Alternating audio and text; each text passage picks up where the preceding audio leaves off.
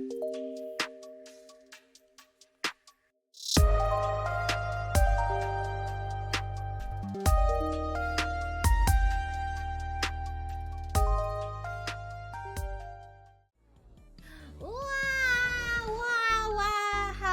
you guys. Wow. Hello. Okay, first things first. Can you guys hear me? Can you guys hear me right now? Hello. Also, this is what I mean. It's like I already checked my facial tracking, and it's you know, it's a little goofy still, but oh well. Are you ready? Yeah, we are going. Okay, first of all, can you guys check the links to see if it's... Oh, the links came just in time. Can you check if the social media links are fixed yet? I decided to space them out, because apparently I didn't add spaces. What do you guys think? Is it fixed yet, or what? Like, do the social media links work, or what? Like, what's the deal? It works. Thank God. That was like what? Like 4 streams? Oh well. Anyways. Oh, speaking of which, I only have like 2 more streams to go before I can qualify for affiliate. I just need to make sure I stream like a bunch more hours. So hopefully we can go for a while today. But if not, I will have to rest up so I can stream a lot longer tomorrow. Okay. So anyways, how are you guys? How's your week going so far? I mean, you guys know that I'm sick. Earlier, apparently, my mother accidentally opened someone else's mail because we got sent someone else's mail. So that's bad. So she has to go down to the bank to give them the mail back. Very sad.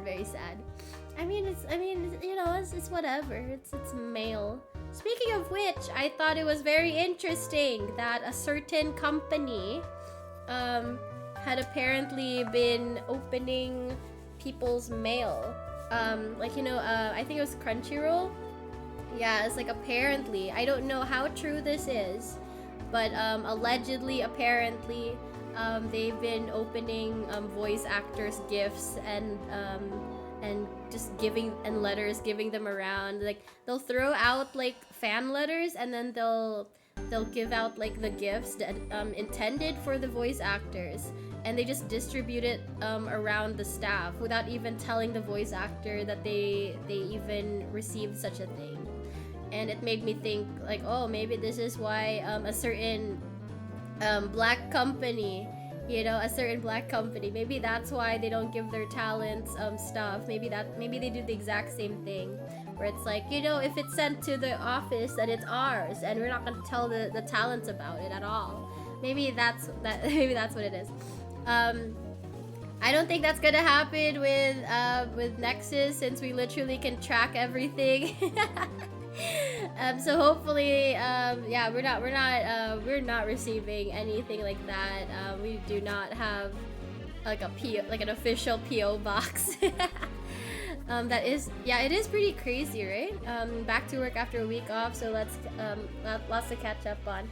Yeah, no, it's like today, like this week is also a lot of people's weeks off because of that religious thing that I mentioned to you guys, which is November 1st and 2nd are religious holidays, or like they're legal holidays for religious reasons. And so that's why my sister's gonna be home this week, so she's gonna be hearing me screaming my head off every day. Oh well.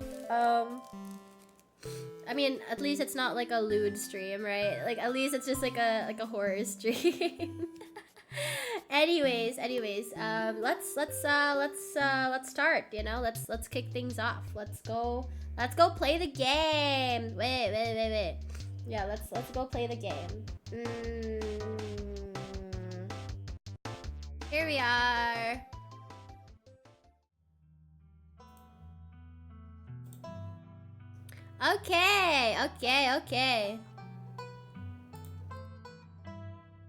Okay. So when will your sister jump scare you while you're playing a game? I'm gonna kick her butt if she does that. I'm I'm gonna hate that so much. Also, look, I fixed the chat. Luckily you can see the text now. So yay. Okay, so hopefully this game goes well. I don't know how fun it'll be when it gets to like the actual scary stuff. So hopefully it goes well. Okay, so content warning. Yeah, that's the thing. I had seen that this game had very interesting warnings, and I was like, uh-oh, ruh-roh, Raggy. Very dangerous. I'm hoping that none of it actually gets me bonked by Twitch. I'm not an affiliate yet, so I have nothing to lose. Okay, let's also, how is the audio, by the way? Before we start, how's the audio? Like, is the music loud enough? What do you guys think? How's the audio? Because I don't want to move on before we sort that out, because it's going to probably get louder at some points. Like, how do you guys feel about the audio? Ugh, I'm so sick today. Audio's good? Okay. Yeah, let's just start. Your name is Anita Dick and Me. No, let's just go with it, Naria. Live in the city of Castania. Oops. Does not impact gameplay. Okay, select 2 traits. Powerful build, tough as nails, the pinnacle of fitness, an imposing presence that commands the room, a mean right hook. No, everyone knows I have very weak arms. Mystical, strange and unusual. You see the threads of reality in ways others cannot. Talk to animals. You can talk to animals. Animals can talk to you. A gift and a curse. That reminds me of the Wild Thornberrys movie. Yeah. Street smart, good at lying, and hard to lie to. Fast talker, you can read people and read the room. No door can hold you. Keen eye, observant with a knack for picking up small details. Empathetic. Book smart, well-read and rational, possess a wealth of esoteric knowledge, and know when to use it. A talented researcher. Hot, extremely good-looking, a natural flirt. People just like you, probably because you're a good person. Well, I think this is important, but I think this, or this. What do you guys think I should go with? Street smart, hot, or book smart? What do you guys think?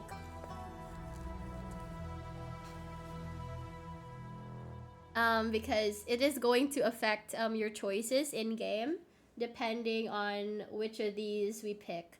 I like this. It seems good to have high perception when you're playing a game like this.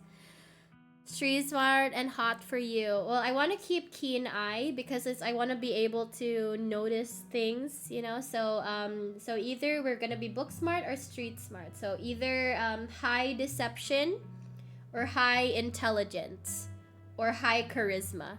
If you guys play D&D, that's what these are basically going to pertain to. So this is, again, good at lying, hard to lie to. So this would be like deception and perception, insight. This one is intelligence, wisdom, and this one is charisma. Should we just click the riz? Should we just click the charisma? What do you guys think? What do you guys think I should go with? Man, I need to drink my tea. I'm so sick.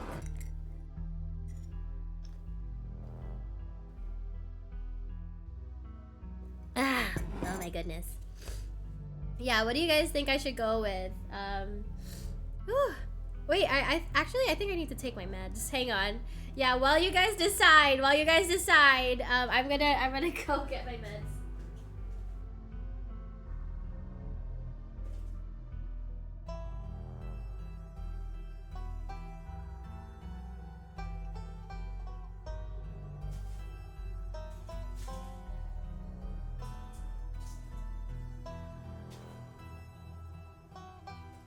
Is it weird to wash down meds with tea? I have no idea.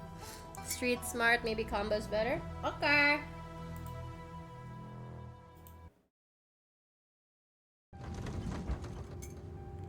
Ugh, gosh. You jolt awake as the bus hits a particularly nasty bump. You feel like you'd only just managed to start drifting off, and now here you are, awake again, and still exhausted. For a moment, you're hazy on the details of where exactly here is, confusing this bus with the many others that came. What is up with these buses and this like god-awful cordy ass like blue print, like, this graphic print that all the bus seats seem to have. Don't actually matter. Yeah, that's the thing. It's like a lot of them don't, but yeah, we'll see. But as your mind continues to reassert its existence in the waking world, the past few days come back into focus. The long-lost cousin. Cousin? The bad news. The 26 hours of bus rides with countless late-night stops and seedy depots. Depots. That would have felt unsafe even in the middle of the day. You wouldn't normally find yourself traveling like this, but your cousin bought the tickets. Oh. The funeral for Pearl and Scarlet, your cousin's mother and your aunt. Seemed like something you shouldn't ignore, even considering your own late mother's rocky relationship with this side of the family. So we're detached from this family, but my aunt just died, and I got invited to the funeral. But it's a little awkward since my mother and her mother, I guess they're sisters. So they had a rocky relationship, so that's kind of bad. Fortunately, the end of the long journey is in sight. You're almost in Scarlet Hollow. The title! The title! So anyway, as I was saying... Oh god. It's Jesse Pinkman. Oh no, he's still here. He's been sitting next to you for the past 5 hours, talking at you without pause. You're not sure he even stopped when he started to doze off. At first you thought he was just being friendly, but that was several hours of a one-sided conversation ago. It was in red too. Yeah! Because it's Scarlet. I get it.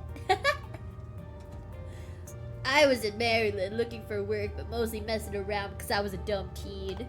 Me and my buddies were doing our usual prank stuff. You know, pushing joggers into the harbor, that sort of thing. What a dick! What the hell? That's so rude. What? You don't do that. Me and my buddies were doing our usual prank stuff, you know, pushing joggers into the harbor. Okay.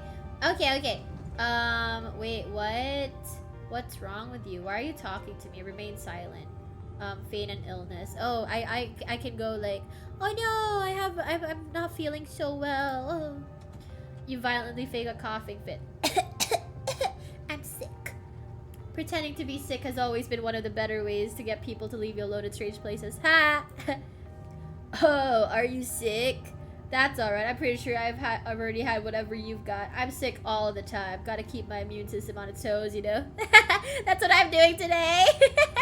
Just to keep things interesting. So this girl comes up to us, swinging her purse, yelling about how she was gonna call the cops or whatever. It was hilarious. She actually hit my friend, and he said it hurt a lot. So I guess she really was mad, not just playing. But she kept swinging, and soon enough she lost her balance and fell into the harbor all on her own. We didn't even have to push her. Rude, but okay. We had a good laugh and fished her out, and her phone got soaked so she couldn't call the cops on us. We wound up hanging out the whole day. She kind of became my girlfriend after that, and we've been on and off for about a year. So it's pretty serious. That's crazy. Imagine harassing a woman to the point where you get like a meet cute.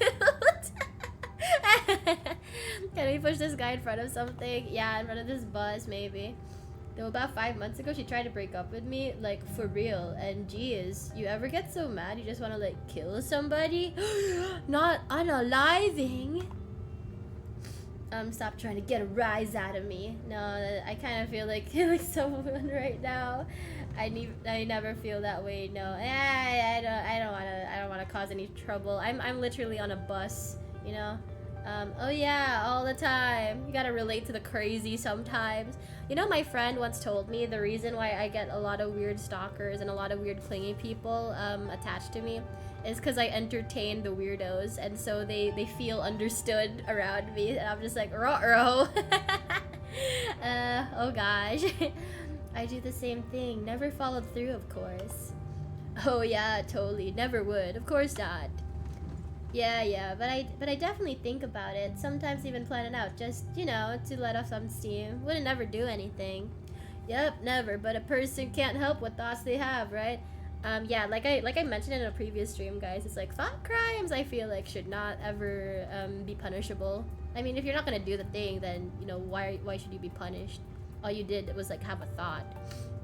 I honestly could have killed that woman. Haha. You mean like the person who's your girlfriend? You attracted all the gray bros. That is true. Anyway, she's giving birth to our son right now, so I'm trying to get up to Virginia to be there for it. Oh, guys, is this how to date women? But I don't know if I'm like into that stuff, so I might just wind up on a bus to New York or something instead. I always wanted to go there. Casually explaining how you're going to run out on your pregnant girlfriend is crazy to me. If he's doing a bit, then we push the bit into the logical conclusion. Do you love her enough to make this work? What's wrong with you? Haha, that's interesting. We'll just go with the first one. You're so worked up by the thought of losing her that you wanted to kill her, but now that she's giving birth to a child you created together, you're planning on running off? Yeah, what the heck? Hi, Cuddle Bunners! Welcome. Even if you love her, think about whether that love is strong enough that you'd be able to handle raising a kid together. Think about how your actions are going to impact his life. Hey, you can't assume his gender like that. It's a baby. It's a fetus. You gotta say they, them, it, she, he/she. He's bored of the bit. Yeah, no, look at him just checking out his DMs. He's crazy. Think about how your actions are going to impact his or her life and whether removing yourself would be better for him in the long run. Yeah, good stuff to think about. Anyways, where'd you say you were headed? Oh gosh, I didn't. Oh, let's act hipster. Just a small town, you probably haven't heard of it. Heard of it before? That's probably Scarlet Hollow, right?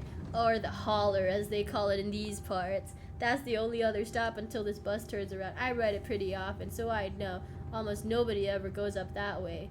Though, actually, I had a couple of buddies who went up there to work in the mine. Miners! There's a coal mine up in the Holler, you see, and there's always a job listing or two on the boards around here.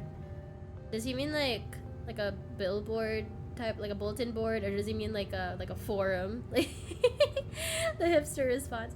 Yeah, I've never wanted to do that kind of thing myself. I like my lungs the way they are, thanks. But my buddies got desperate enough to try it. I haven't heard from them in a while now that I think about it. Oh no, they're dead! They're dead! Something got them! They got!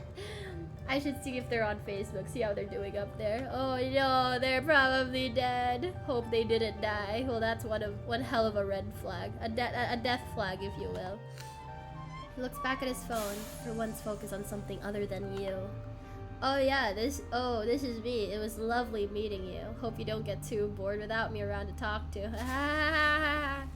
Here, I have something for you. The stranger rifles through his backpack before presenting you with a dripping bag of peanuts. Peanuts! I love peanuts! They're boiled peanuts! I got him at the gas station a few buses back. I noticed you haven't eaten much, so I figured you could use them more than me. Plus, they dripped all over my bag, so I don't want to carry them anymore. Tip. Sometimes picking a dialogue option establishes new facts about who you are. I love boiled peanuts. Take the peanuts. No thanks. Screw you and screw your peanuts. I'm actually allergic to peanuts. Eat the peanuts. Oh, thank you, Ramen. Thank you. I'm just gonna quietly take them. They might come in handy later. Maybe. Have you guys ever had boiled peanuts? They're so good. Like, roasted peanuts are fine, but boiled peanuts have this like taste that I just really, really like. I don't know if it's boiled or steamed, but I like the peanuts that I get from the street sometimes. Not the street, but like, you know, like street vendors. With that, I leave you. Safe travels, friend. Okay, good luck with your baby that you're gonna abandon. Crazy. And just like that, the stranger is gone. Street nuts are the best. I love getting nuts from the street. Maybe you can finally get some sleep. Next up, Scarlet Hollow, end of the line. Almost there. I'm almost there, chat. I'm almost there, you guys. What's that? Schedule. Arrives Monday 11 a.m. Departs Monday 11:01 a.m. Whoa, it's very thorough. It's very efficient. The bus finally comes to a stop. Its brakes squealing as it deposits you in front of the okay. The sign at least reads bus station, but calling it that feels disingenuous. At best, it's a kiosk. It is a kiosk. Though for a small town like this, you're amazed there's so much as a road, let alone a bus that drives on it every week. Street vendors cook yep, they do. I love them. I love peanuts. The driver quickly shuts the doors behind you and starts the engine, kicking up dust clouds as he pulls away, eager to leave you in this place behind. Yeah, I just want to get out of this small town. Hey, Naria.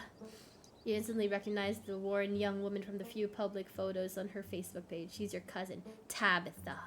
Tabitha. And she looked annoyed to be here. Oh, we'll give her an annoyed voice then. That's gonna be really off. Give her. Okay, so do I give her my condolences or do I just say hey? I mean, like her mom died, you know. I'll just say this. I'm so sorry for your loss, Tabitha. Yes, great, thank you. Let's get back to the estate. I don't want to spend any more time down here than I have to. I'll give her like a lot of vocal fry. I'll try to do that if I can with my voice being shoddy right now. Your cousin turns and motions to an old BMW parked near the bus kiosk. You follow her, clambering into the dusty relic. Cool. Oh, this reminds me. I'm gonna have some sort of driving stream at some point. It'll be fun. I just need to find all the assets for it. It doesn't take much driving before the only signs of civilization are the car you're in and the road you're on. Tabitha maintains an icy silence as she focuses on the road. Yeah, I've literally never met this woman before. Our moms seem to have hated each other and our moms are both dead. So, Board Valley girl. I know. Okay. They can impact relationships and unlock additional story paths, so choose carefully. Okay. How you holding up? Oh my god. So the funeral. I can't believe we've never actually met before this. You have your mom to thank for that. Or had, I guess. Ugh, she's so emo. But I guess, like, you know, her mom died, so. Is there bad blood between us? I wish I'd known about you. Haha, yeah, Dead Moms Club. Though that's just terrible. I guess I'll do that. I don't know why my mom left or what kind of grudge she had against this side of the family, but I'm sorry. I wish I'd known about you. Whatever. What's done is done. She's so. I get it, but it's also like it's so uncomfy. I'm so uncomfy.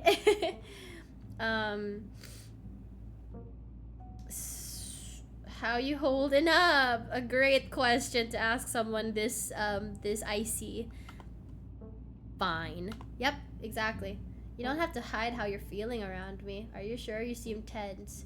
You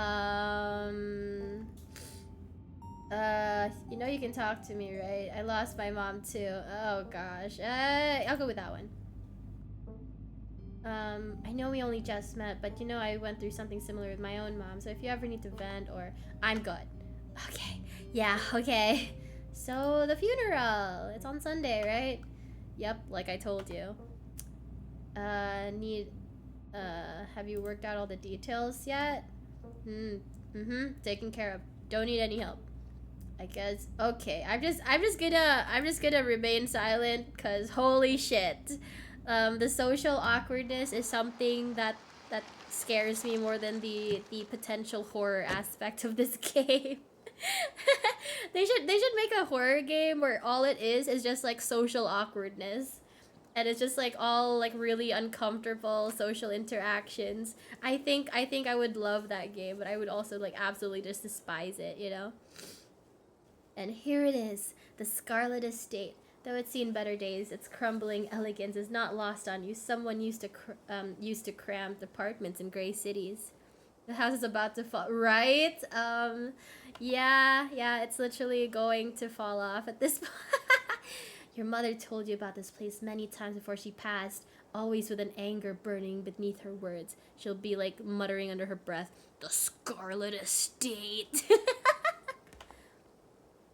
The faded majesty you once imagined didn't quite compare with what's in front of you, or doesn't quite compare.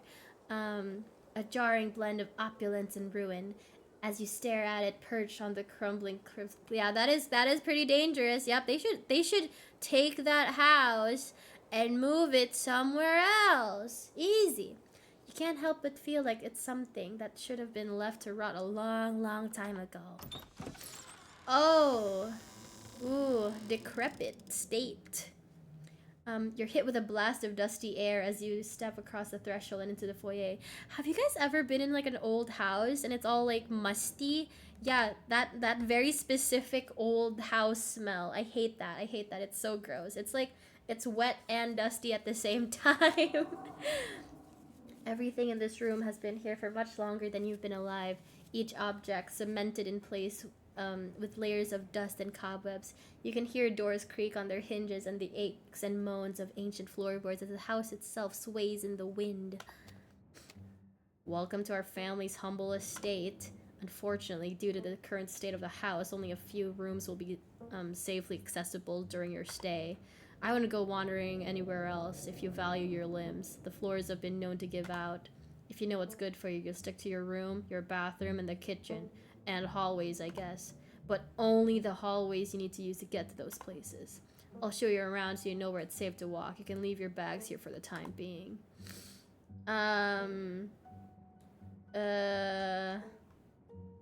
Okay, all of these are bad, so I'm just gonna say, cool, thanks. You have to be nice to the host, you know, no matter how weird it is. You have to be respectful to the host. She's literally housing me. Let's just get this tour over with. Yeah. Follow me. Gosh. You put your bags down and follow Tabitha through a long, dusty hallway. She delicately steps over holes and tears in the floor, and you do your best to trace her footsteps. Yep. Nothing like a house like this. Kitchen. On Wednesdays, a woman from town comes in and does the cleaning. Her name is Janie. I wouldn't recommend socializing with her. She'll tear your ear off. Oh, talk your ear off. If you need any help, or if you need it, what the fuck? I'm not reading. If you need any food, there's fixings for. Oh, I didn't know people actually said like the whole word. I only ever just saw. I would always just see people say like fixins, you know. If you need any food, there's fixings for peanut butter and jelly. Don't touch my mac and cheese or my ice cream. Those are off limits. Fair. Oh, and you can also access the garden through here, but it's pretty wild, so I wouldn't if I were you. Cool. You said someone actually cleans this place. Have you ever actually seen that person? This is so nice. It's nice. Is there somewhere in town to buy food? I'll just say, awesome. I love PB&J. How'd you know is one of my favorites?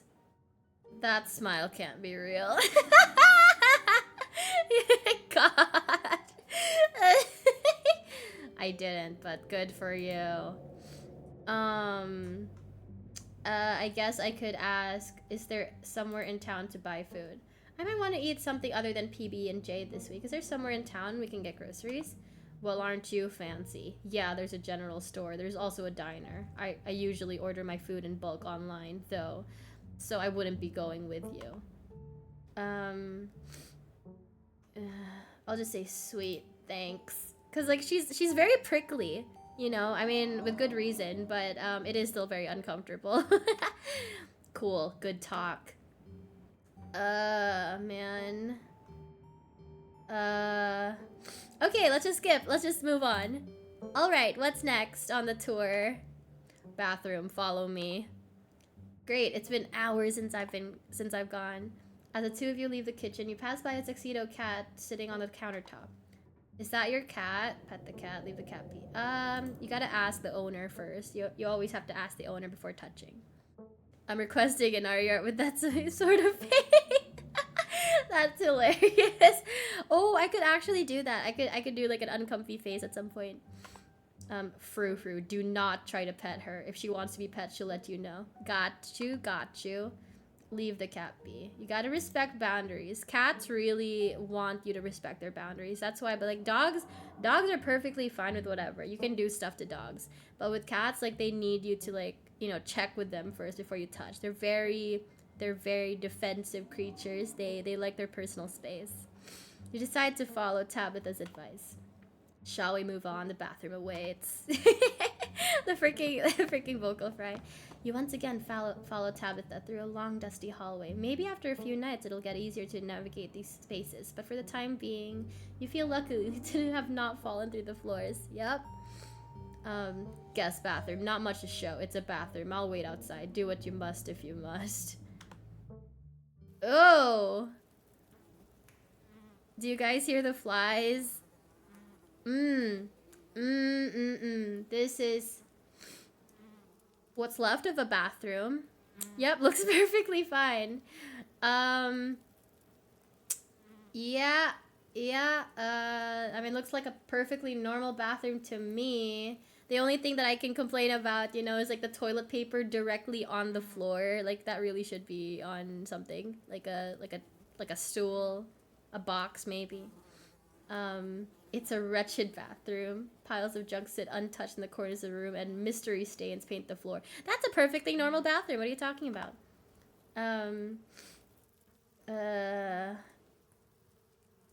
Lift toilet seat. Oh gosh. Okay. Bug skitter from the bowl as you lift the seat. You're good, actually. You aren't desperate enough for this. You know, on second thought, I don't think I need to go. You might as well try since we're here. Okay.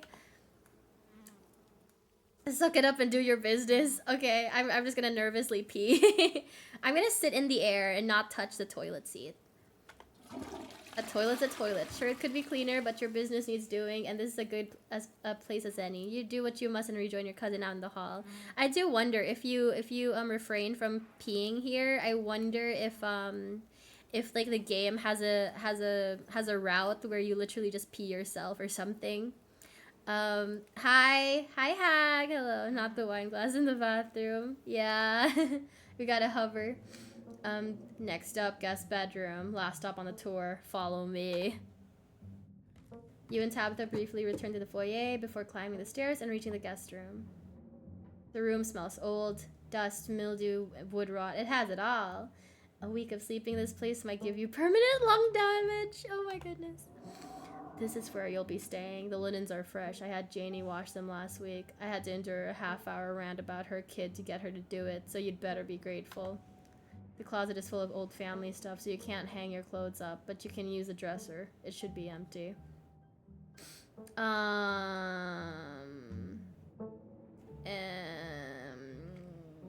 What's with all the boxes?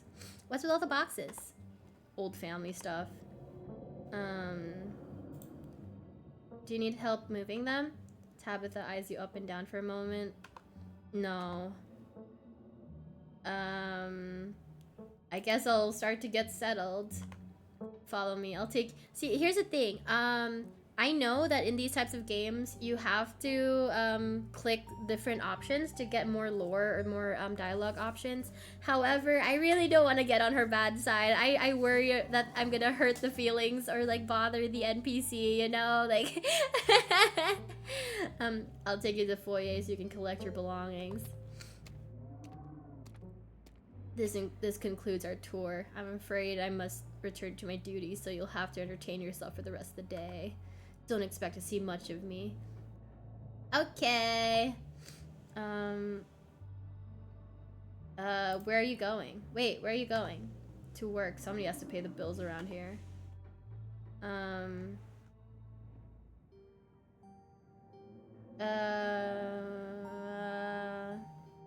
What kind of work do you do? I'm so nosy. What kind of work do you do? I run the coal mine. Oh, that's interesting. Same as every Scarlet who came before. That was how they made their weird money. Like, they just run the coal mine. Okay. He wouldn't really tell you much at this point. Exactly. Except for you and your mom. It requires a lot of time and concentration, so I'd appreciate it if you didn't keep me for too... Okay. Hashtag girl boss.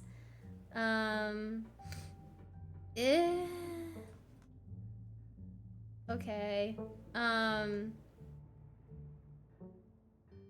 Okay, I'm just... You decided it's best to keep them to yourself. Is there anything else you'd like to bother me with before I leave, or are we good?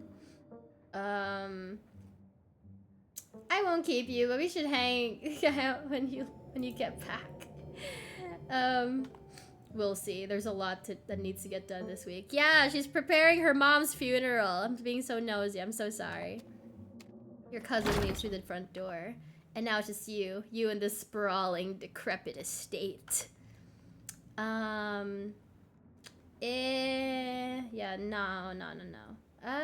Maybe I'll unpack my bags. You stumble, now that your cousin is gone, the aches and pains of your journeys sink into your bones. Yeah, nothing like sitting in a bus for several hours. You stumble back up the stairs to your room, suitcase in tow, eager to unwind before you face the rest of the day. You stand at the entrance to your room. Check the closet. I know she said not to, but oh, no, I don't like that. I don't like that. These kinds of dolls always freak me the fuck out. I don't like these dolls. You can see why your cousin said you should put your clothes in the dresser instead of the closet. There must be decades of family history stacked up in here. Pick up the doll. Nope. Some things are best left untouched. You close the closet behind you. Put your clothes in the dresser. Oh, no. Oh, no. You drag your suit. At least it's not a rat, you know? It's clothes. It's more dangerous than a rat. Annabelle. Oh, no. Yeah, I hated Annabelle.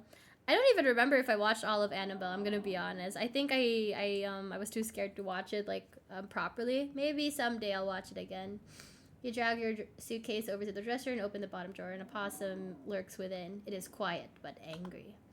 Offer it your boiled peanuts. You hold out your still dripping bag of boiled peanuts. The possum hisses in disgust, stiffens, and begins to drool, feigning death. It literally did not want to take my peanuts. It hates my peanuts. No. You close the drawer. You might as well leave it be. You open the top drawer next. It's empty. A good place as you'll find to put your clothes. Okay. Based on the statute of the house, state of the house, you wonder if you'd have been better off keeping your clothes in your nice clean bag, but there's no going back now. Examine the painting on the wall. This must be an older relative of yours, judging by the dates on the inscription. You've never heard of her, but you barely heard anything about your aunt and cousin until a week ago, so that's not really a surprise. Maybe you could ask Tabitha about this Mary Belle Scarlet the next time you see her. That is, if she's actually in a mood for a conversation. Opossums start to stink when they play dead. Wait, really? Do they secrete something, or do they just legit just, like, lie there for hours? Maybe you could, okay. Look out the window. Oh, you can only imagine how beautiful the garden must have been back in its heyday. If you owned this place, you'd totally get out there with a shovel and some gardening gloves and whip it into shape. Yeah, it does kind of look nice. I mean, like, they were rich enough to have, like, marble statues in a garden. You know, that's how rich they are. Yeah. Okay. You'd go out and pull weeds, chop trees, carve topiaries. Oh, that's a lot of work, man. That's a lot of work. And do whatever you need to do to return it to its former glory. And once it was all done, you'd sit by the fountain, which of course would have a little goldfish in it, and drink a floral tea while enjoying the birdsong. Oh, I should probably drink my tea, actually. I'm drinking lemon ginger tea because I'm sick today. Yeah, you definitely do that. Just not right now. Yeah, that's what I say about every project of mine. You know, I'm busy, you know, just not right now. Yeah, you definitely do that, just not right now. Take a nap, you've earned it. You immediately collapse onto the bed. You're tired enough that being alone in a strange new place won't stop you from passing out. Yeah, like I was dozing off on the bus, you know. Or so you thought. You cough as a small cloud of dust rises up from the mattress.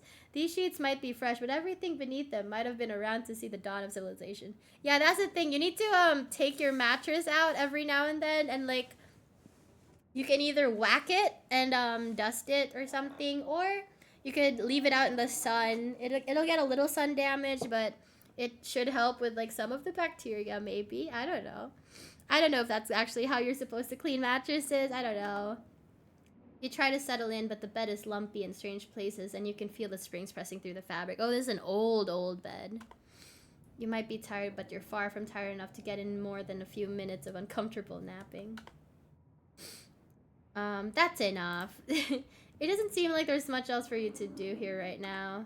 No, we're not trying to get on my cousin's, worst, we're not trying to get on her bad side even more on day one, PB&J sounds good right now. You haven't had anything to eat all day. The only things louder than your stomach right now are the creaks and moans of this ancient place. A PB&J sounds exactly like what you need to take on the rest of the day. You head to the kitchen. You're back in the kitchen, ready to craft a beautiful peanut butter and jelly sandwich. It's a daunting task, given the state of this place, but the aggressive growls of your stomach outweigh your fear of food poisoning. I wonder if these are stuff that they got from the garden, like the flowers, or if they're condolences, right? Because it's like her mom died, so I'm assuming these are gifts from people. Like, this is probably also gifts. Like, this is like a gift basket. This is like some biscuits somebody made, some like cookies or something. So I'm assuming these are like condolence gifts. To get started, you'll probably need to find some peanut butter, some jelly, bread, a plate, and a knife. We're not approaching the cat. Search the pantry. Oh, so this is what she meant by ordering in bulk. Okay. They kind of smell regardless, but yeah, they secrete a sort of death smell when they. Oh, that's handy. Gross. So we've got what I pronounce as GIF, and we have craft with a C this time. I know I pronounce it GIF. Yes, I'm crazy like that. But this way I never lose like the GIF or GIF argument. I like that even in this muted color palette, you can tell how moldy these loaves of bread are because they were like unfinished.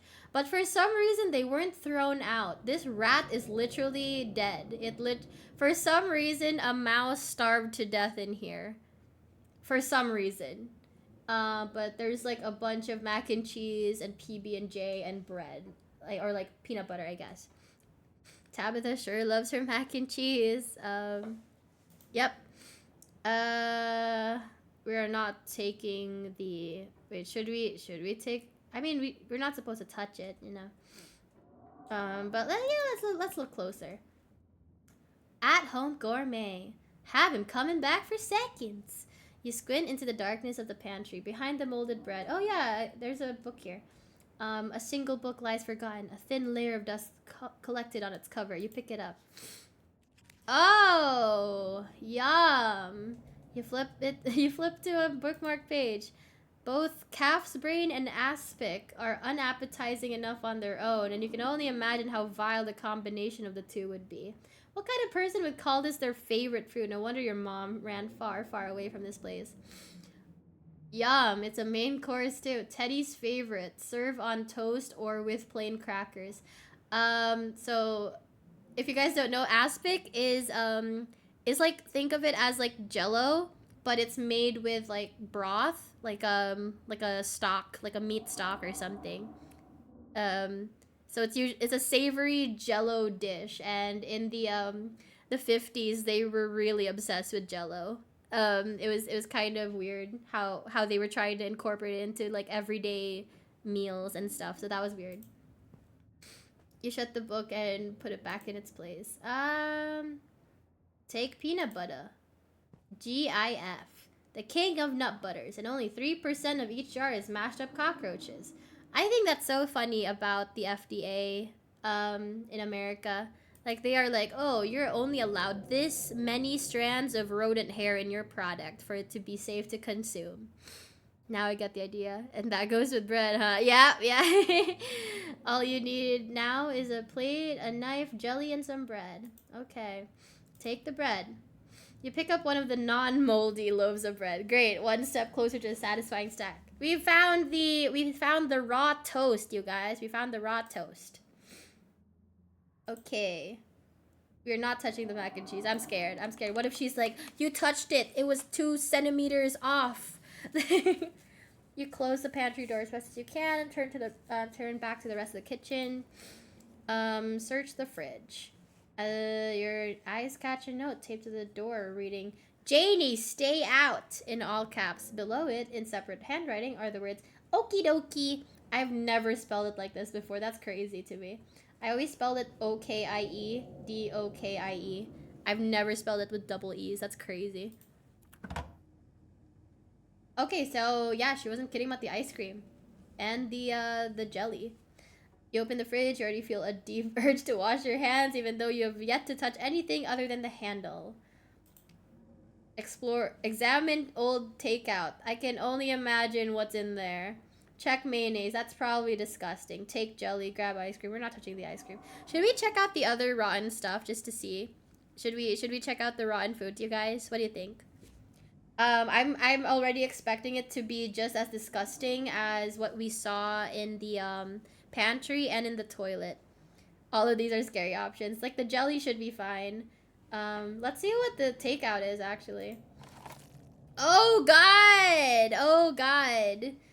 Why did you do that? What were you expecting? This takeout container is disgusting beyond words. A liquefied, wholly congealed... a liquefied mess wholly congealed in its styrofoam shell. You can't even tell what it used to be. Oh god. Ew. This substance doesn't just smell bad. It smells ancient. For God's sake, put it back. Your body reacts before you can even register what you're doing, compelled by a deep primal disgust. You shove the container back in the fridge, pushing it into the depths of the shelves and out of your mind. Hopefully you can forget it exists and move on with your life. Check the mayonnaise. It should be just as disgusting. You know you probably shouldn't, but part of you has to know how old that mayonnaise is.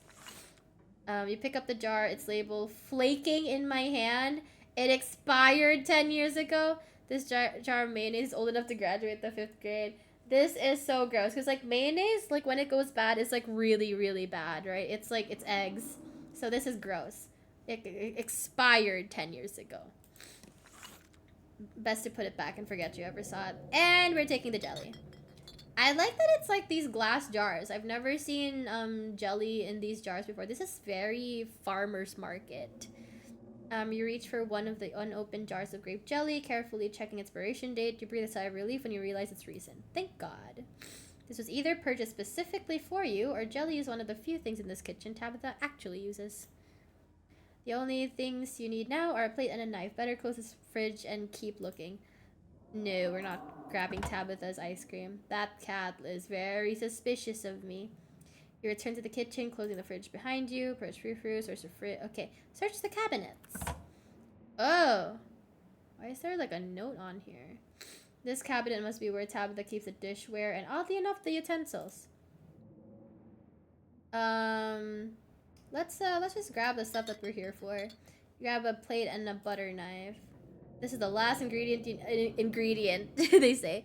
You didn't even get a meme option to eat the mayo line with the takeout. It's that bad, right? We didn't even get to open the jar. I thought we'd see some really nasty mold, but I wasn't even sure if it was going to be in liquid state or solid state, you know?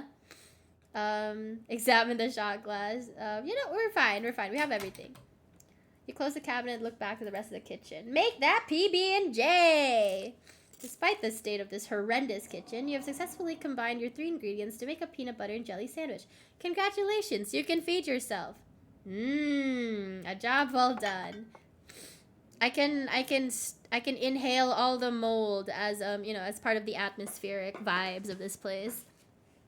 All that hassle and took you less than a minute to eat. The rest of the day lies in front of you. How fast was I eating? Less than a minute. Search the pantry, search the cabinets, check out the garden. She said I was allowed to come here. This garden was reclaimed by the wilderness long ago. It may not be very safe, but who's to stop you from venturing deeper? We can do this another day. We can do this another time, honestly. Wait, should we explore the garden or should we just like go into town? Cause like I know like she asked about it, so like what do you guys think? Should we go into the garden or should we return to the kitchen? What do you guys think? Cause like, do you want to check out the garden now or hope that there's an option to check it out later? Because I mean, like, these types of games, there's always going to be an option to revisit anyways. So, like, should we just move on, or are you guys curious? What do you guys think? I'm so sick. Hang on. Like, I wish I... Oh, you know what? I should have put my tea on, like a tea, like a self-heating mug. I should have done that, because, like, now my tea's kind of cold. Okay. You know what? I kind of want to, like, speed up the process. Let's just do this. We will visit the garden another day. You're done here. Congratulations, blah, blah, blah. What do you want to do next? Investigate. Nope. Might as well head to town. Why would I explore the kitchen some more? There's not much left for you to do here other than head out, blah, blah, blah, blah, blah. If you'd have known you'd wind up having to walk all the way back to town, you probably would have just asked Tabitha to leave you at the bus stop, especially with how unhappy she seemed to see you. If only you could wipe the slate between the two of you of a clean and bury some of the tension. Though maybe her mother's funeral isn't the best time for something like that. Oh, my social media links are working. Yay! Then again, maybe it's the perfect time. Continue down the path. It's really pretty out here. Continue down the path. Finally, you made it back to town. The holler, as that guy in the bus called it, has probably seen better days. It still has the feeling of an idyllic country town, but its sidewalks are cracked and many of the storefronts are boarded up and their windows dusty with age. Man, this town is really, really weird. It's a ghost town almost, but there's people here. A chill breeze sweeps down the lane and you shudder, suddenly feeling as if you're peering into a grave. An animal! A person! Sorry about that. Gretchen can be very slippery when she wants to be. She loves to get loose and cause havoc.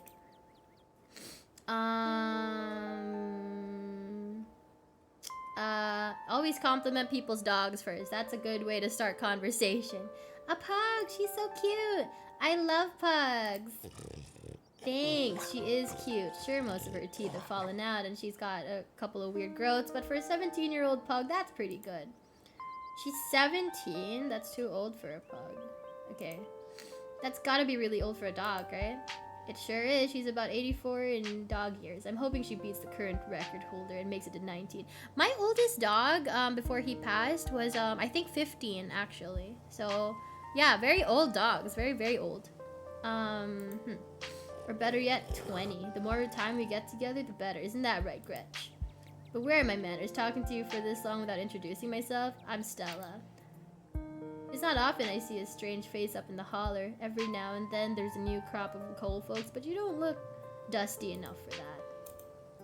You're in town for the funeral, are you? The Scarlet funeral? Yeah, let's just introduce ourselves. Hi, I'm Inaria. You must be Tabby's cousin, right?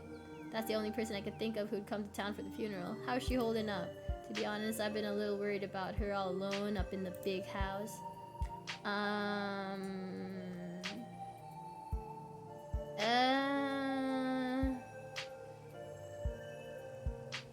Even though we just met a couple hours, I'd be lying if I said I wasn't worried about her. Let's be nice. Let's be nice. Even though we just met a couple hours ago, blah, blah, blah. She's always been a little rough around the edges, but I figured she'd probably be having a rough go of things. She and her mom are really close. So, to think she's been up in that old mansion all by herself. Wait, so her mom also lived in that house? It wasn't... Okay. It'll probably be good for her now that you're staying there, even if she doesn't think so herself. Are you two friends? Oh, it's probably closer than most people have gotten to being able to call her a friend. The school here is really small, so everyone had to at least get along with everyone else. She was a grade ahead of me, but everyone knew her, especially since she's a Scarlet. How rich are these people? Or at least how rich were they? We wound up bonding a bit when we were both in the school's production of A Midsummer Night's Dream. I was Puck and she was Mustard Seed. Yeah, you would be Puck, wouldn't you? As you might have expected, she was more than a little prickly, but I managed to soften her up a bit in the end. But then she graduated, and that was that. Oh, if you just got to town, you must be starving. I was just on my way to the diner for a coffee, and they've got amazing biscuits. My treat. Free food! Yay! Yay! The pleasant aroma of greasy breakfast food hangs heavy in the air. In contrast with the empty, lifeless atmosphere of the family estate, the diner is filled with the comforting din of human life. Oh, all of which grinds to a sudden halt as the patrons realize that a stranger has entered the establishment. Uh-oh. Oh no, the real Slim Shady has stood up. Quietly slide into the nearest booth, pretending that you didn't notice everyone in the diner gawking at you like that they just seen Bigfoot. No need to be so shy. They don't meet many strangers. It's kind of a big deal when someone new wanders into town, especially since, well, they probably all know what you're here for and by extension who you're related to. Even if you don't know anybody, it's not easy keeping secrets in a town this size. As you settle into the booth, you can't help but pick up some of the murmurs of conversation around you. Let's eavesdrop. Stella turns to Gretchen while you take a quick look around the diner. At the counter, two policemen and a woman you assume to be the owner shoot sidelong glances in your direction while whispering to each other. That must be Vivian's kid. Never thought we'd actually meet her. Looks so much like her.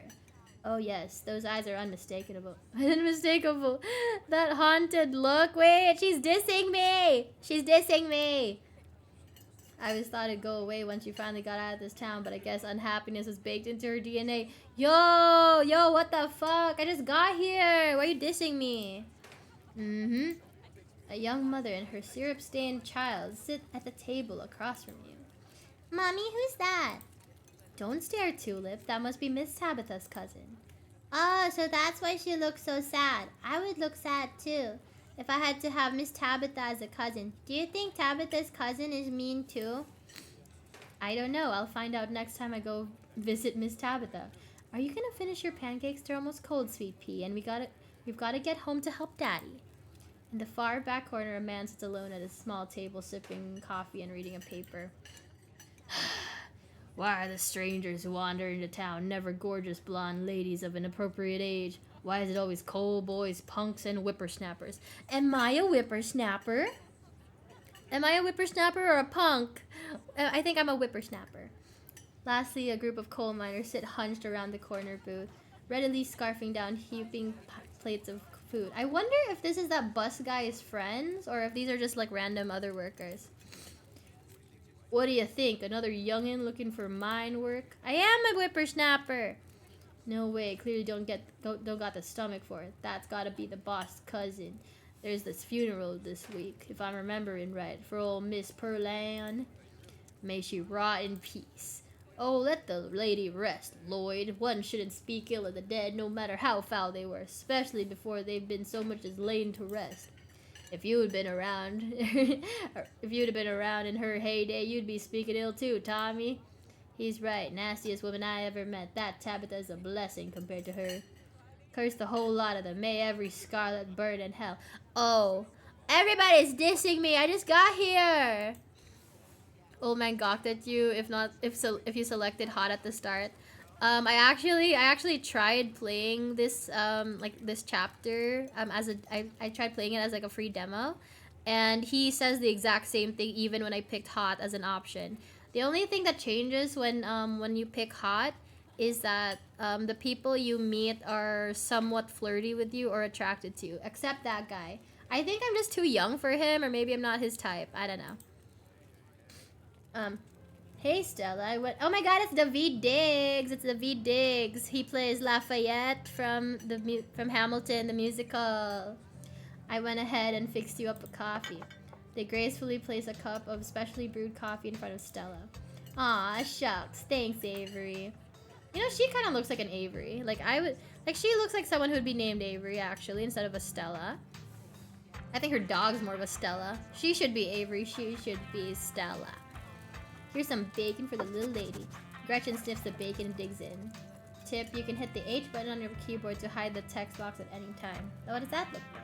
Oh, look at the cute doggo eating the bacon. Anything for you? Isn't bacon bad for dogs? It actually is, though. It's like, I mean, it's one of those things where just a little wouldn't hurt, but you shouldn't be feeding your dogs a lot of bacon. I don't know why, though. Maybe it's like cholesterol or something. I ate pretty recently. No, we're gonna eat something actually fresh.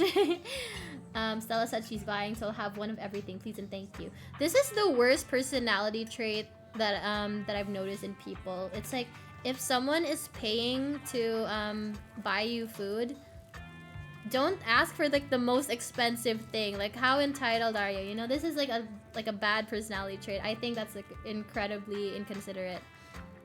If you face the final boss Cthulhu and you could offer him the peanuts, I would love that. I'm gonna keep the peanuts on me until the end of the game just to see what happens. How much is the coffee? Order a coffee, order a biscuit. Order a biscuit and coffee. That would be a good, you know, that's a good, like, decent breakfast meal, you know. Could I have a biscuit and coffee, please? I heard they were really good. Best in the county. Avery pours the fragrant brew into the empty mug in front of you. They linger after pouring your coffee, turning to you nervously. Oh, and I'm sorry for your loss. Thank you, David Diggs. Before you have the chance to respond, they're gone. They vanished without a trace. Glad you took my advice with the biscuit. You won't regret it. Anyways, the funeral's not till Sunday, right? That gives you quite a bit of time to slum around town. I'm trying to think if there are any cool events going on this week. There's always the reading adventure at the library, which is supposed to be for little kids, but I do it every month anyway. Oh, and I'm pretty sure Avery's throwing a party Saturday night, so that's a fun thing to look forward to. And there's the weekly Sunday potluck. That should be right after the funeral too, so it'll be a special occasion. Is the potluck like a church thing? Would it be weird for me to come if I'm not a member? No, the Sunday thing is coincidental. It's actually hosted by the library. Not too many people go to church around here, if I'm being honest. They're heathens! A non-religious community in the rural south? Exactly! That's gotta be unusual. I know, we seem like... She said it! We must seem like such heathens. But there are plenty of God-fearing folks in town. They just aren't the biggest fans of the local church. Fair enough, you know. Well, the building's okay, but the pastor's another story. Ooh. Ominous. There's just something a little off about the guy. You'll get what I mean if you ever meet him. And unfortunately, you probably will. Anyways, those are all the big events I can think of. As for the day-to-day, any idea how you want to kill time for the rest of the week?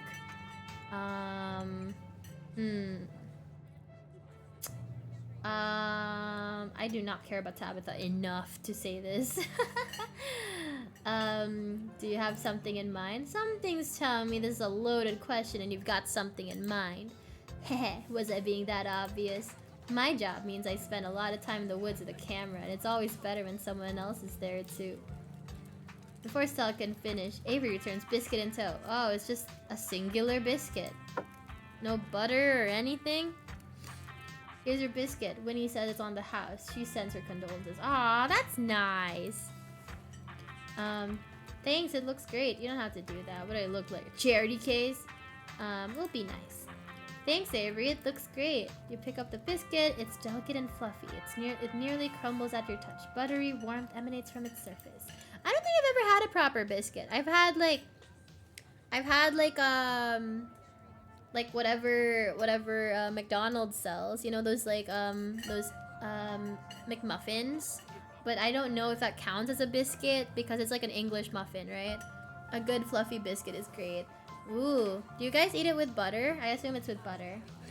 You take a bite, it melts in your mouth as if it was nothing but butter suspended in a thin matrix of dough. What do you guys eat biscuits with? Because we don't have those here, really. Truly, this is a perfect biscuit. I was shocked when I found out about biscuits and gravy. I legit thought you guys were dipping crackers in turkey gravy. Biscuit from Church's Chicken. What do you eat it with? Whoa, I've had better. This is the best biscuit I've ever had, but that's not saying much. That's a little backhanded, so I'm gonna just say, whoa. This is a really good biscuit. Wow. I'm so glad you like it. Avery lingers at the table for a moment. So, has Stella mentioned she's famous? A celebrity? Ha, oh Avery, I'm not famous. Look, if you're not gonna go around tooting your own horn, you know I'm gonna do it for you. Stella sighs.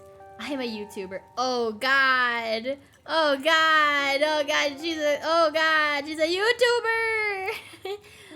Wait, what? Wow, that's rad. Oh, okay. How does that make you money? Ugh, you and everyone else.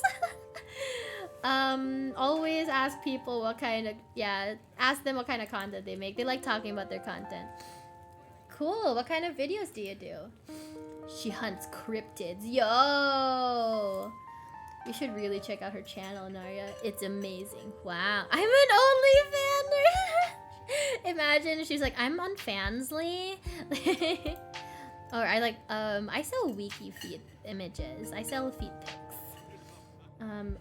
Wait, how did you know my name? Oh, sorry. It's just that most people in town know about you. Sorry, I'm sure that must seem creepy. Ah, well, I guess the cat's out of the bag. The Hollow's a small place. Everybody knows everybody, and that includes extended family. Yeah, it's understandable. They gossip.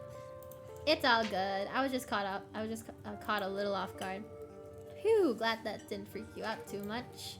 Yeah, and don't worry. Nothing Perlan said about you'll stick. That's for sure. You can just make a good first impression and wipe the slate clean with the whole town. Oh god, what was she saying about me? Ah, geez, look, I'm sorry I said anything. Hey, don't worry about it. Perlan was a gossip and would do this sort of thing with everyone. Spreading weird little rumors about folks was kind of her trademark. Yeah, maybe it's good she died. Maybe that coal miner was right. Hello, what events are transpiring? Hi, Munchie. We're basically, we're gaming. We're gonna go hunt some cryptids, I guess. On the hunt for Bigfoot for the feet pics. Exactly. That's her true content. That's where she really gets her money. Anyways, weren't we in the middle of talking about Stella's illustrious YouTube career? I guess we were, weren't we? I think the best video to start with would be the river one. Not the lake, but you know, the controversial one. Oh yeah, the Catawba River Runner. I didn't expect much out of the footage at the time, but it wound up being my most popular videos by far. So the River Runner is a cryptid that's only known from a single sighting. 2 Boy Scouts thought they saw something big and weird in the Catawba River. And that's all I had to go on. But then I wound up catching this on camera. Oh my god, she has got a YouTube channel! I'm so sorry. It's okay, anime. It's okay. You have piqued my interest thus far. We're trying to see like what kind of cryptids we'll catch. Stella pulls out her phone and shows you a clip of something in a river. Ew, it's like a vagina. Like, ew, I'm sorry, that was rude. River leading to other worlds, spooky. Despite the shaky camera footage, you can clearly make out the shape of a creature's head and its relative body proportions. You're pretty sure it's a cat, and a big one at that. I know, I'm sorry, chat. Some folks said it was a beaver, but if that was the case, it'd be at least twice the size of any beaver I've seen. See? She's saying words that can be misconstrued as inappropriate and sexually charged. It's not just me.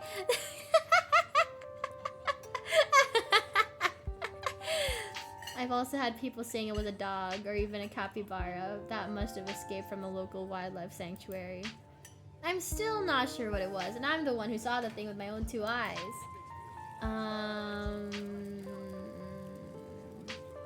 I mean, I said that I thought it looked like a big cat.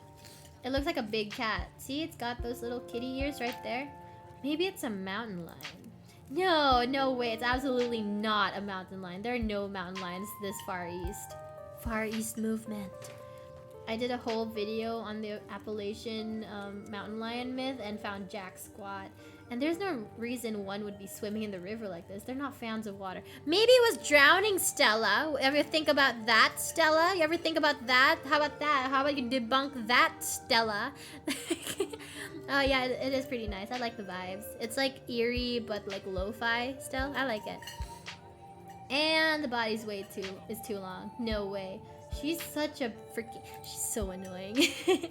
Personally, I'm a fan of the capybara theory. I'm sure it's not like any local sanctuaries where we're missing one, but there's always people keeping exotic animals as pets. Kind of a sewer gator type situation. Did you guys ever buy into that myth, that urban legend type of thing, where it's like there would be people who get like baby alligators as pets, and then when they get too big, they flush them down the toilet? like a goldfish situation, and then those alligators are just scurrying around the sewers in like New York or something. Do you guys ever believe that? I thought that that was just like, oh, is that just like an American thing? For a lack of better words, it looks like a vagina. Yeah. Exactly. Some exotic pet owner set it free, and now it will forever roam the Catawba, confusing Boy Scouts and YouTube commenters for years to come. So, speaking of things to do around town, I was actually planning on filming this week's video tonight. I was wondering if maybe you'd want to come along, guys. Should we be a feature in a YouTube video? It's a pretty easy one this week. We wouldn't even have to camp anywhere. I'm gonna go after the... Wait, no spoilers. Whoops, sorry, Avery. I like that he actually... I like that Avery actually likes her content. Like, that's nice. It's okay. I probably should get back to it instead of standing around chatting with friends. See y'all around. He's nice. Now that the coast is clear, I'm going after Skunk Ape. Okay. Isn't that just worse Bigfoot? I'm just gonna say, what's Skunk Ape? It sounds explanatory, but I have to know what her explanation is. It would increase viewership. Yep. Go meet the Jersey Devil. I've seen videos about the Jersey Devil. It's weird. What's a Skunk Ape? First of all, it's Jersey, so it's already a bad time, you know. It's like Bigfoot, but smellier. Most Skunk Ape sightings are from Florida. Florida? But while I was doing research for last week's video, I came across a report where a lady from a town over claimed to have seen one on her deck, playing tug-of-war with her dog. Could have been trying to eat the dog too. The smelly foot, yeah.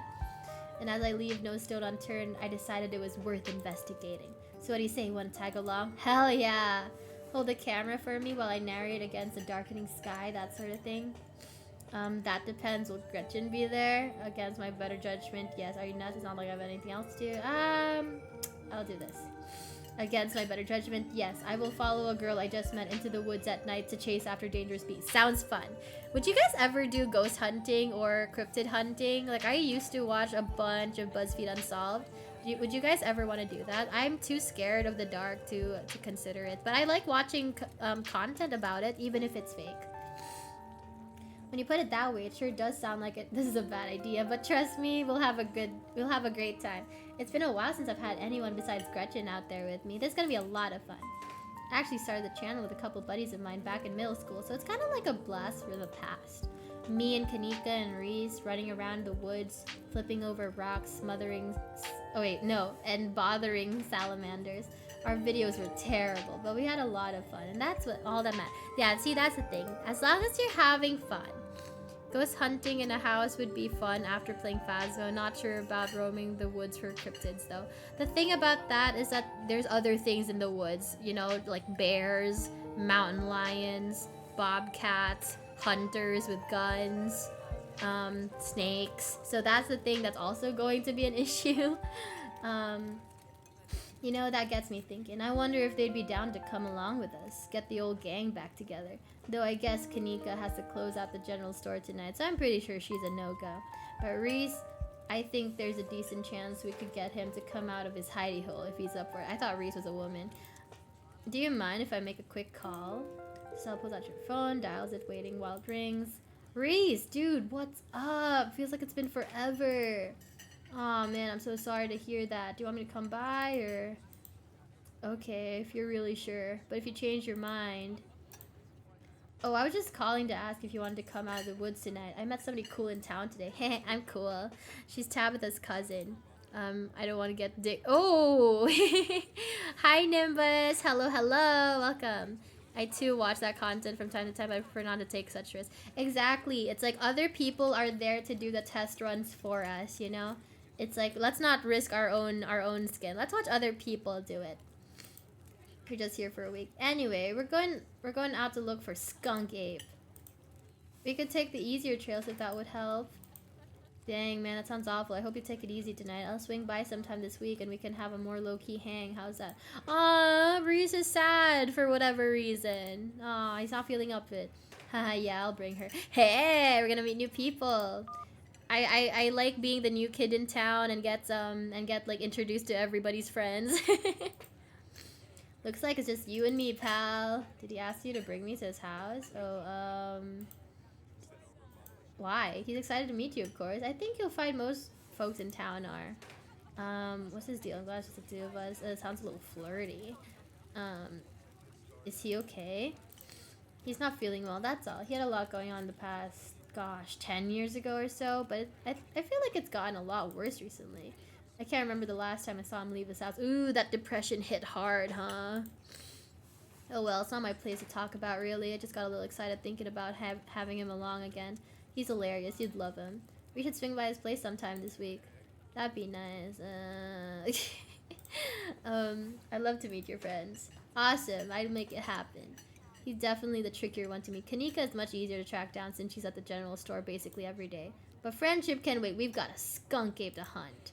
So we should probably head out if we want to make it up the mountain before it's too dark. Come on, let's blow this popsicle stand. Okay, this is gonna be so lame, but I actually say this. Ironically, I say, let's blow this popsicle stand whenever I'm hanging out with my friends or my siblings. Like, is that lame? I know, I do it as a joke, but I don't know, I just think it's so silly, you know, like calling people rapscallions or scoundrels or fiends or whatever. It's like, it's such an old-timey way of saying things. So yeah, yeah. You pause before getting up. Maybe it's time to make a good first impression. After all, it seems everyone in town has heard awful things about you from your now deceased aunt. Leave a tip. Leave a generous tip. You can't afford to leave a tip. Don't leave a tip. You didn't even spend any money. No, let's leave a tip. They gave me free stuff. And pull out a single crumpled dollar bill and a quarter.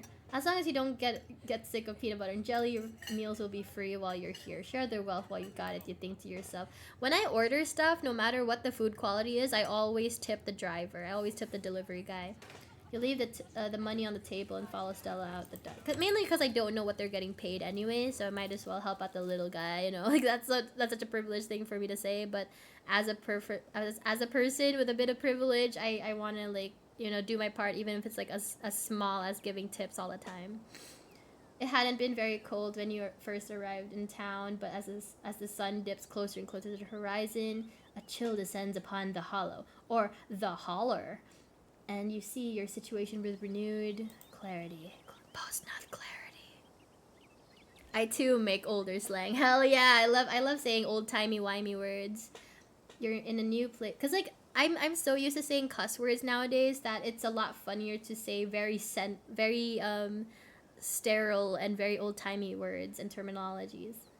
You're in a new place far from civilization and the people you know, following someone you just met into the dark forest in search of monsters.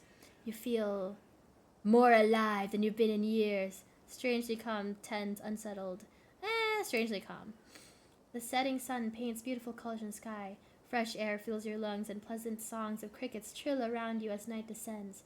This is where you're supposed to be, with Stella by your side. That's a little gay. That sounds like a lesbian thing to say. Are we going the Stella romantic route, or are we gonna get friend zoned? Like, what's the deal here? A sweet smile on her face, and Gretchen plodding along in front without a care in the world.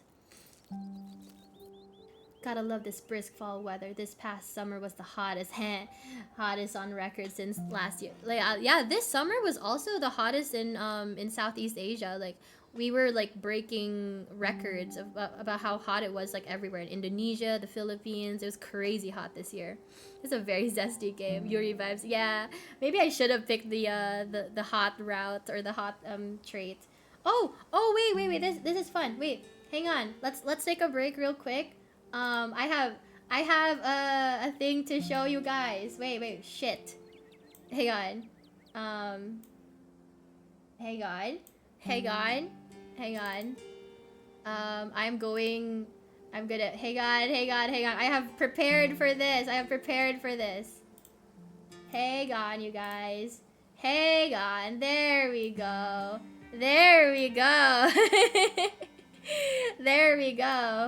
Yeah, let's do that. And this is a surprise. Ta-da! We're paranormal investigators. Yeah, hell yeah. Okay, let's go. Yeah, all right. Okay, now we can go hunting. Now we can go hunting. Yeah, we're hunting zesty ghosts. You know how it is these days. Each summer is the hottest yet until the next summer, which always finds a way to be much worse. Yeah, these days it's been kind of like that too. It just feels nice to feel it's just nice to feel a chill in the air and see the leaves change, like normalcy is restored, if only for a moment. Nature is healing. Sorry if that was a bit of a bummer. We should talk about something more fun, like skunk apes. Hell yeah! Are you really expecting fun? What's the weirdest thing you've seen out here, other than cryptids? Other than cryptids, of course. Oh gosh, that's a good one. Let me think. Well, there's always the deer I saw stealing baby birds out of a nest and eating them. That was pretty messed up. Yeah, did you guys know that a lot of animals we think are herbivores are actually opportunistic animals? Like goats, deer. They can eat small things like baby birds and chicks and mice. I saw a squirrel eating a mouse once, so that was crazy. It's weird because like they're so close in species, I think, right? It's like if a gorilla ate a person. That's what it was like. But I think most people know about that these days. I've seen tons of videos of other deer doing it, so I'm not sure if that counts as weird anymore. Oh, Tetanus Lake. Oh, that's a great name. That's definitely the weirdest. It's a 5-foot deep, 30-foot wide pile of old cans and bottles and assorted garbage with grass and trees growing on it, so you could barely tell it was there until you stepped on it.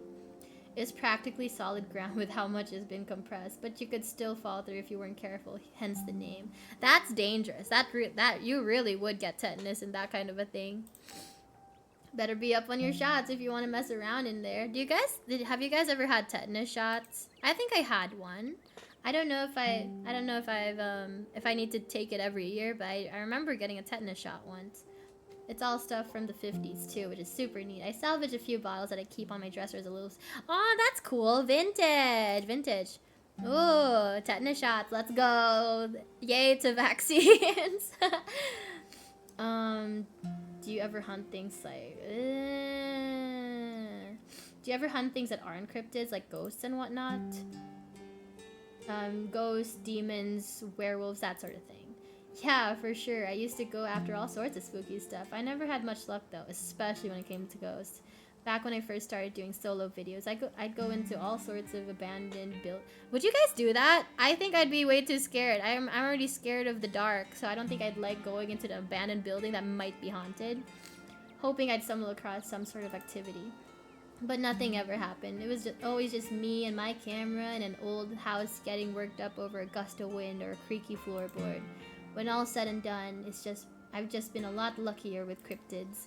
I want to believe in ghosts so bad, and I can't rule out the possibility that there really are true sightings, hauntings out there. But if there are, sorry if I'm like stumbling over my words. I'm kind of sick today. I have a cold, so my vision's a little blurry.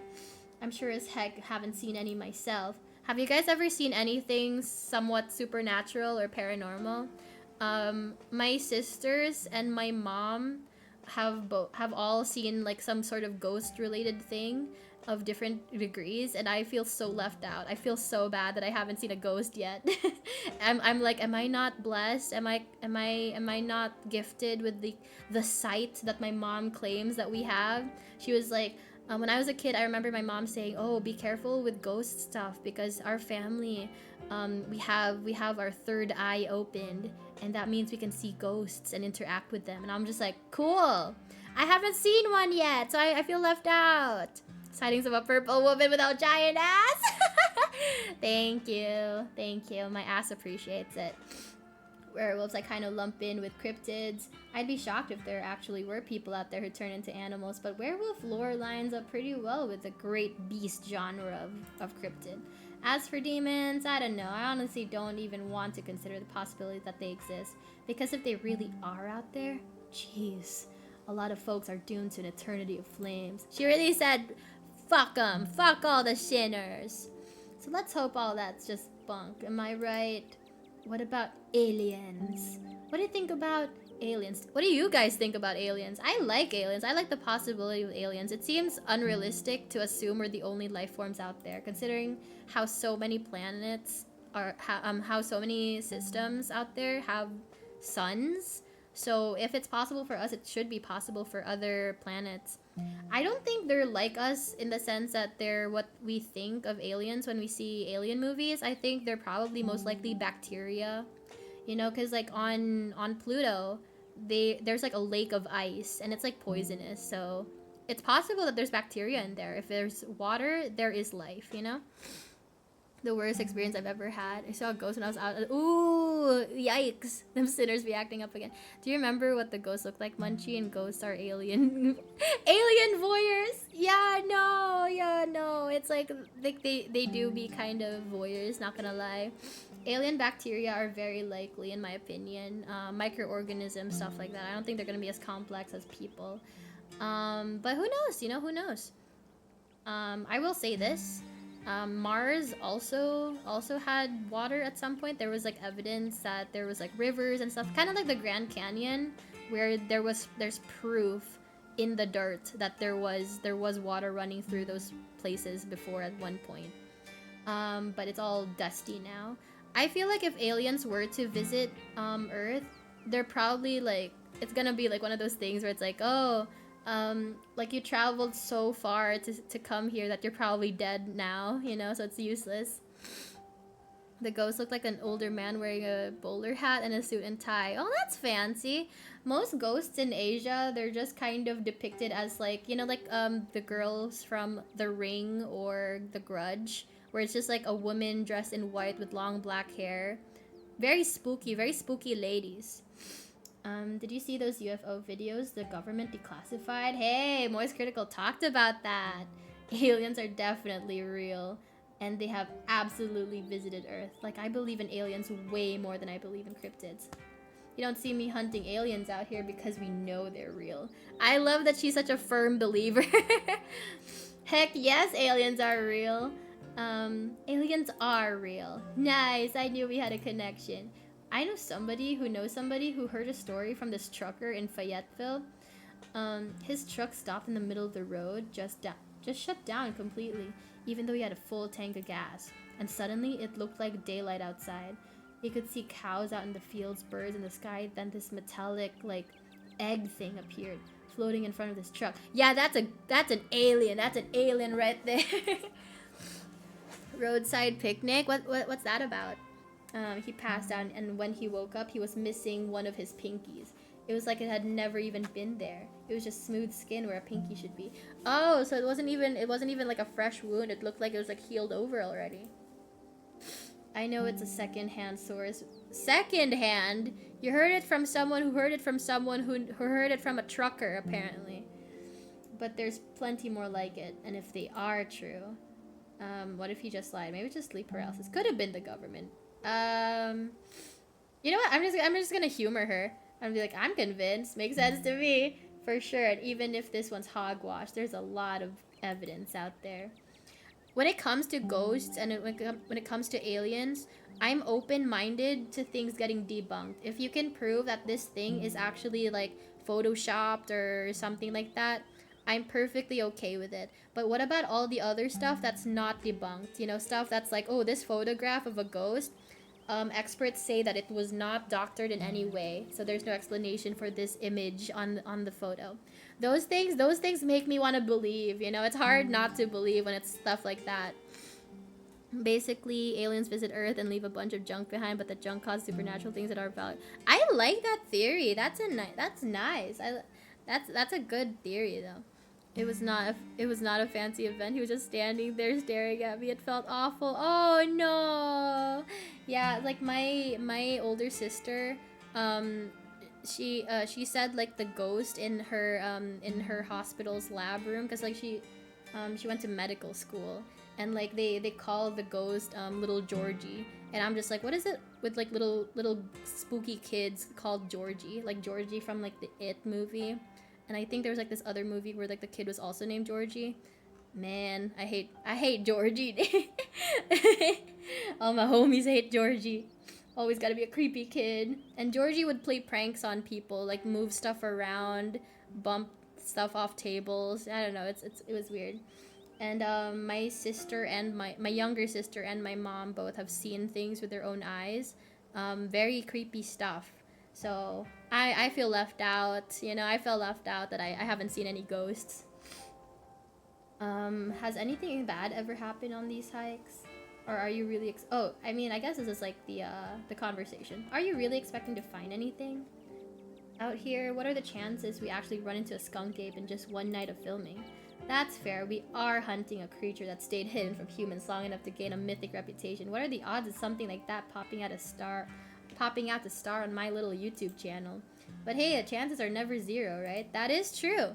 The chances are low, but never zero. Has anything bad ever happened on these hikes? You know, just curious. Let me think.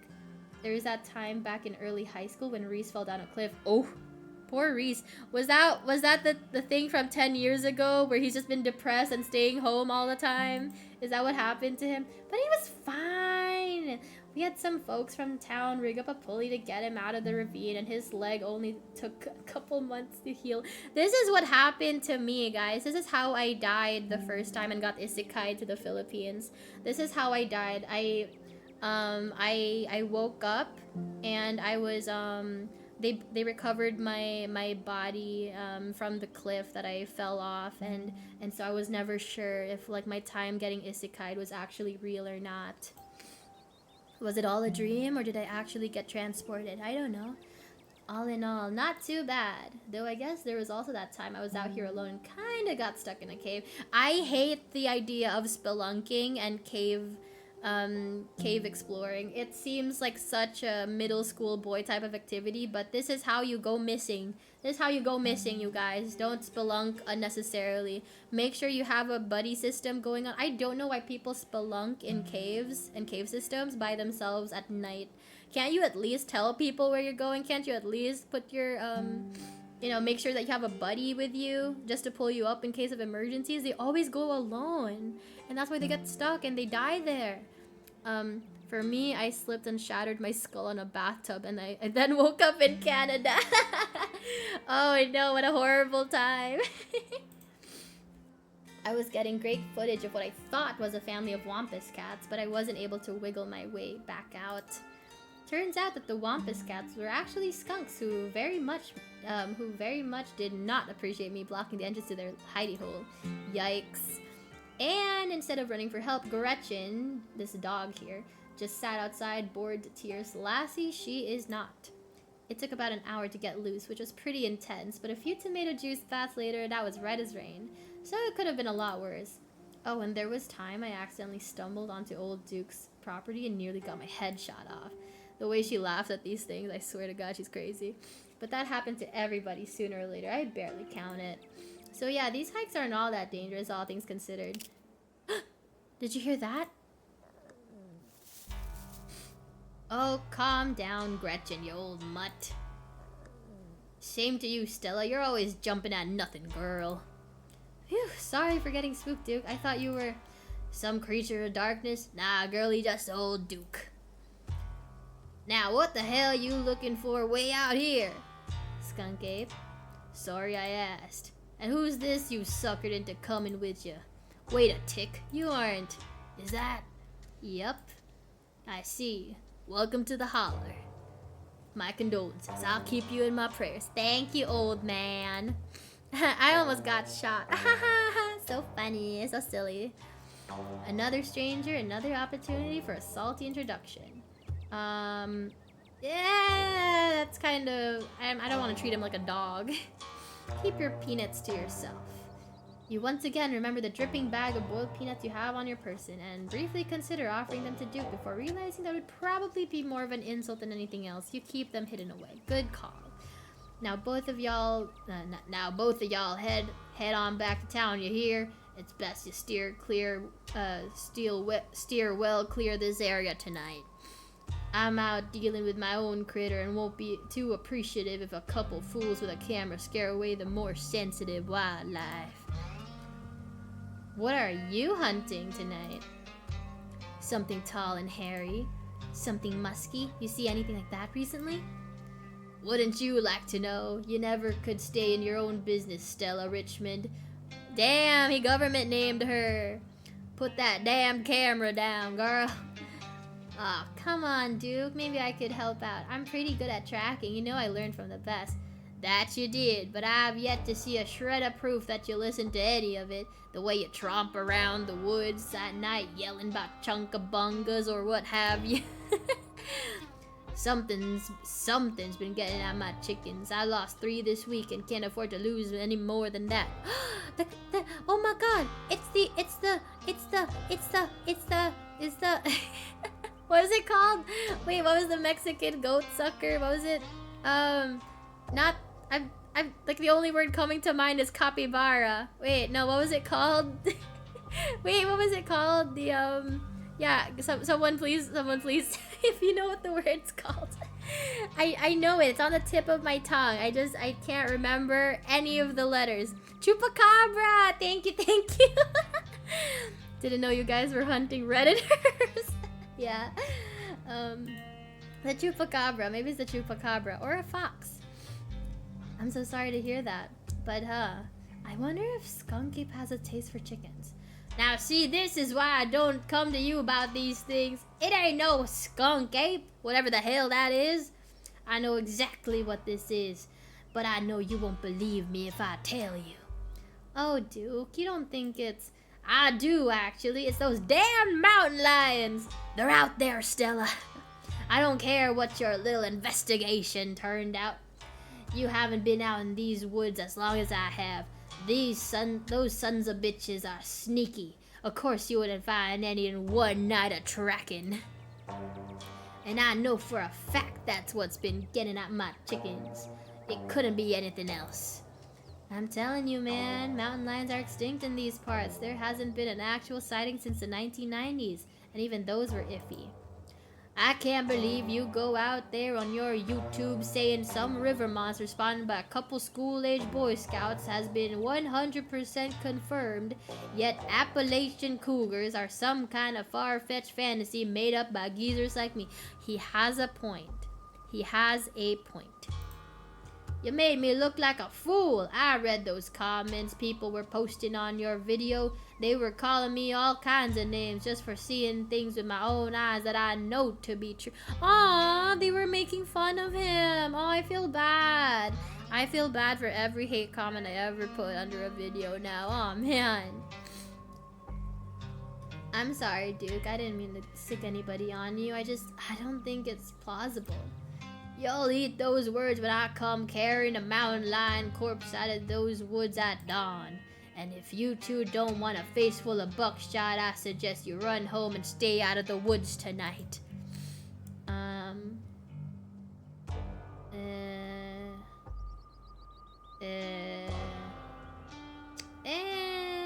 Don't butt in. This is between Duke and Sal. I do not want to be involved. You stand awkwardly by as the two continue to argue. How goes the spook? It's been fine so far. I think we're gonna get to a spooky part because we're gonna go investigating at night now. We're gonna go in the woods. Duke, you're just wasting your time. Give us just one night out there to see what we can find, and I'm sure we can get to the bottom of this. Yeah, right. You'll get some shaky footage of a raccoon and claim it's a heretofore unknown creature that has heat ray vision or some such nonsense. I know what I'm looking for, and there's no way I'm backing down. And Arya, toxic e-girl confirmed. I'm sorry, when I see a video about a weird shady company, whether it's a video game company or a film studio, I can't help but commentate, you know? I can't help but comment on like their weird business practices. But I wouldn't outright just like insult someone to their face under their own video. I usually just like, yeah, I don't know, I feel bad though. But I've gotta film tonight. The video needs to be out by tomorrow evening so I can keep on schedule. If I miss an update, I might lose my new sponsor. Who knows what that'll mean for my career. She's got sponsors? Maybe she is famous. You ain't the only one on a schedule.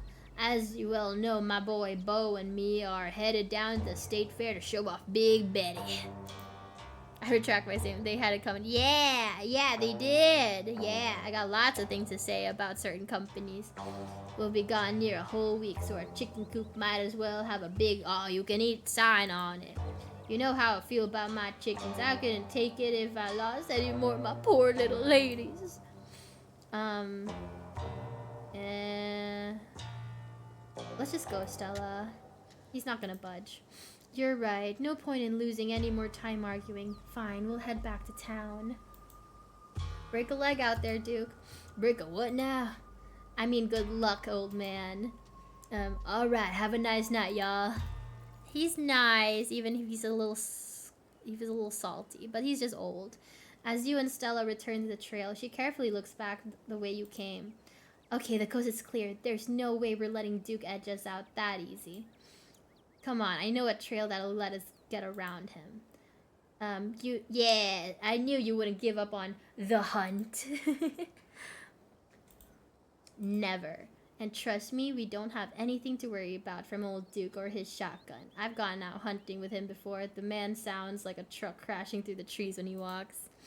Even if we do cross paths, we'll hear him long before he catches wind of us. The trail's just up this way. Let's go. Oh, Lord, we doing it. We're going hunting. Yeah, see, she's got a camcorder.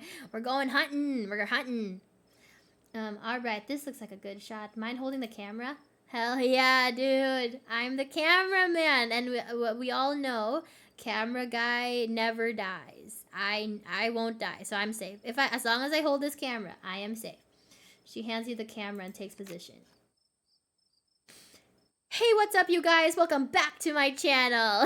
Hi, it's me, Stella, back here again with my best assistant, Gretchen. Ahem.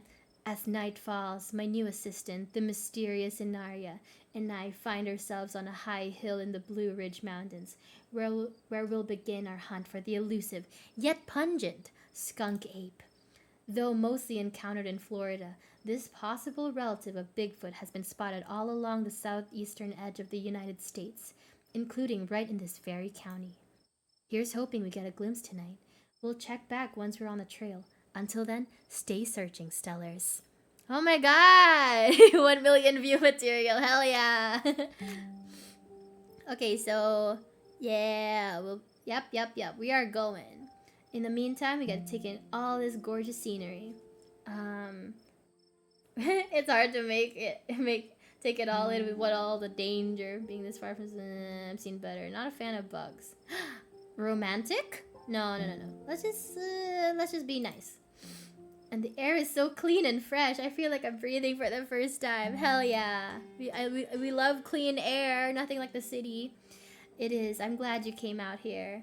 Gretchen has no appreciation for beautiful mountain vistas, and it gets old saying wow into the empty expanse every time I come out here. It's nice to have someone to say wow with. You know, that's all you really want in life. Oh shit, did you hear that? Your quiet moment with Stella is broken by a loud, percussive snort. It went shh. What was that? What did I say that? Haha, no need to panic. That's just a sound deer make when they want to warn the rest of their herd about big, scary predators like us. Let's check it out. Oh, I didn't know deer made noises like that. As you and Stella hear the footfalls of animals retreating into the woods, she reaches for her flashlight.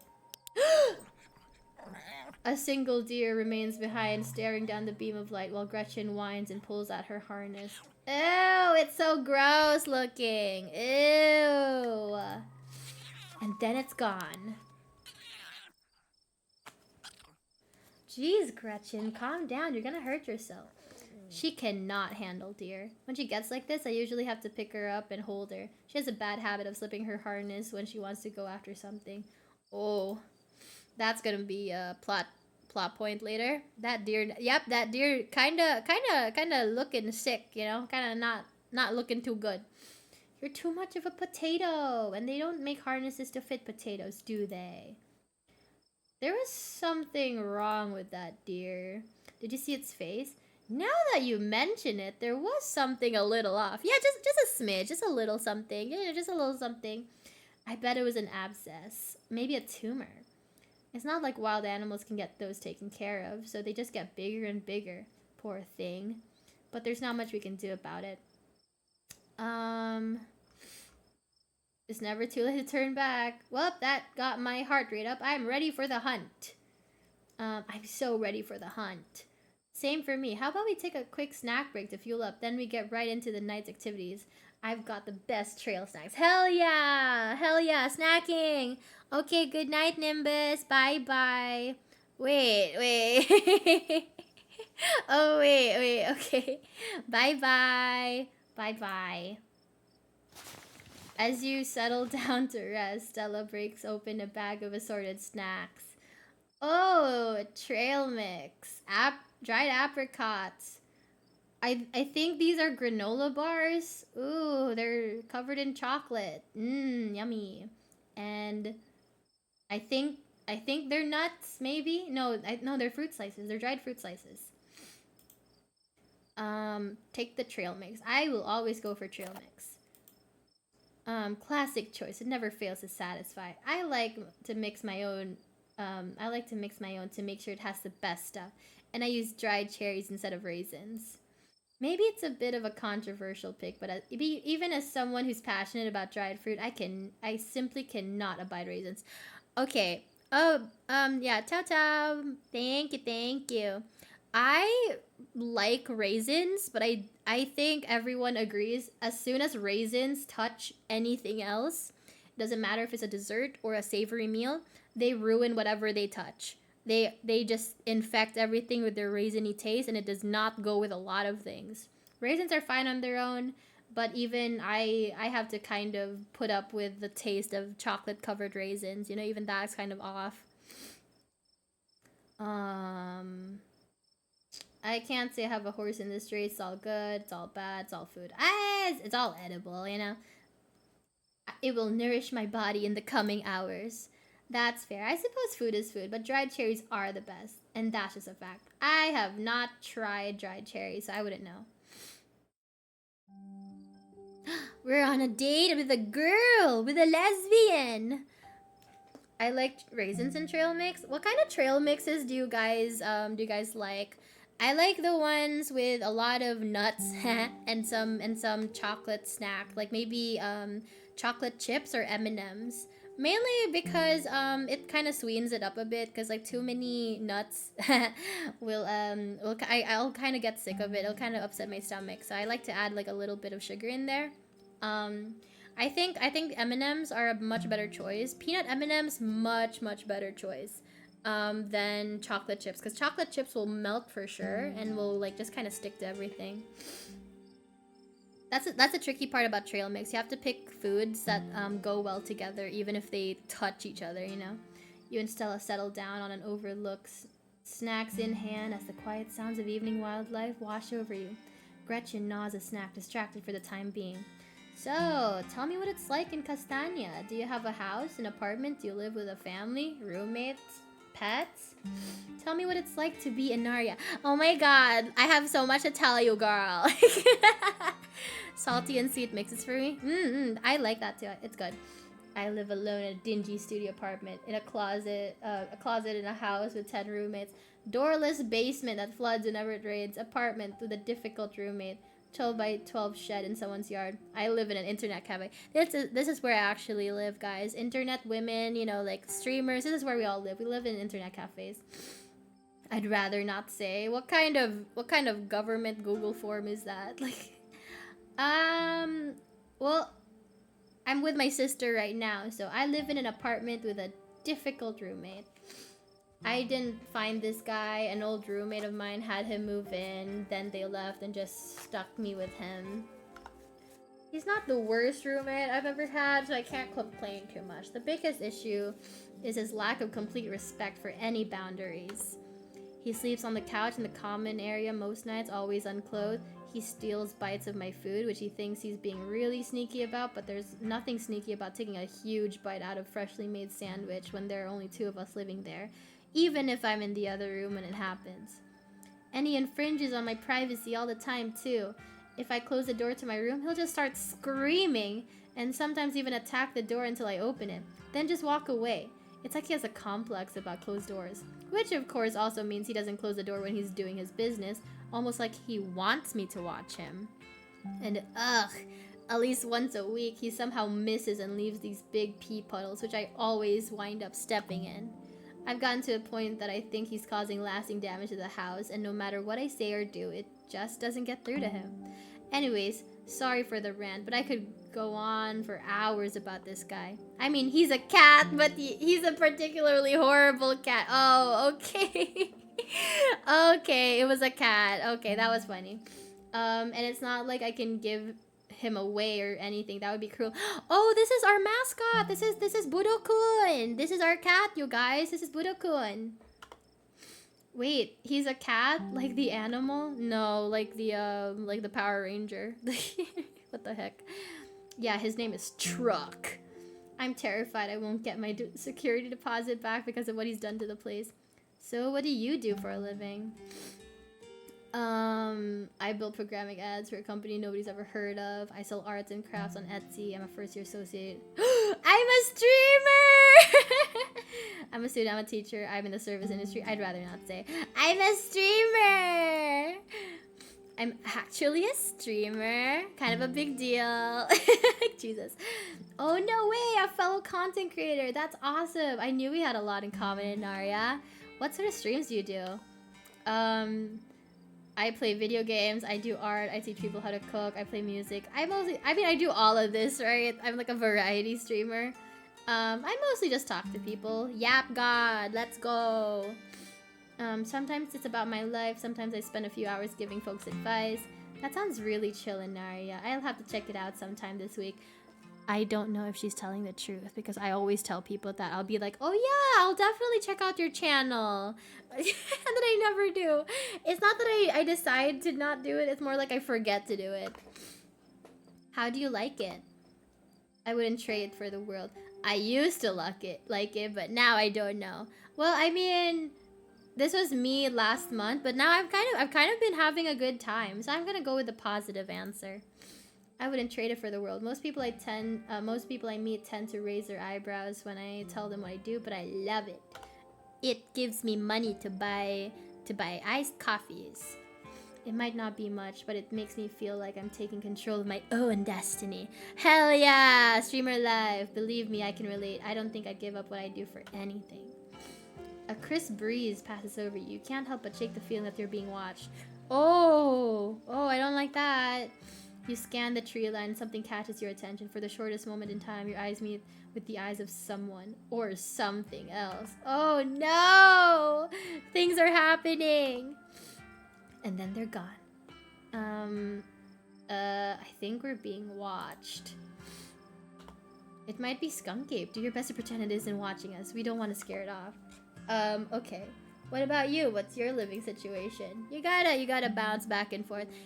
Making good conversation. A lot of people ask me how I can talk for so long and make conversation with people that I don't know that well. You have to think of a conversation as a game of tennis or badminton. You kind of have to go back and forth, right? If they ask you what you do for a living, answer, and then they can ask you follow-up questions. But then you have to, like, you know, go out of your way to ask them a similar question or the exact same question, just to keep things going, just to relate to things, you know, something to talk about.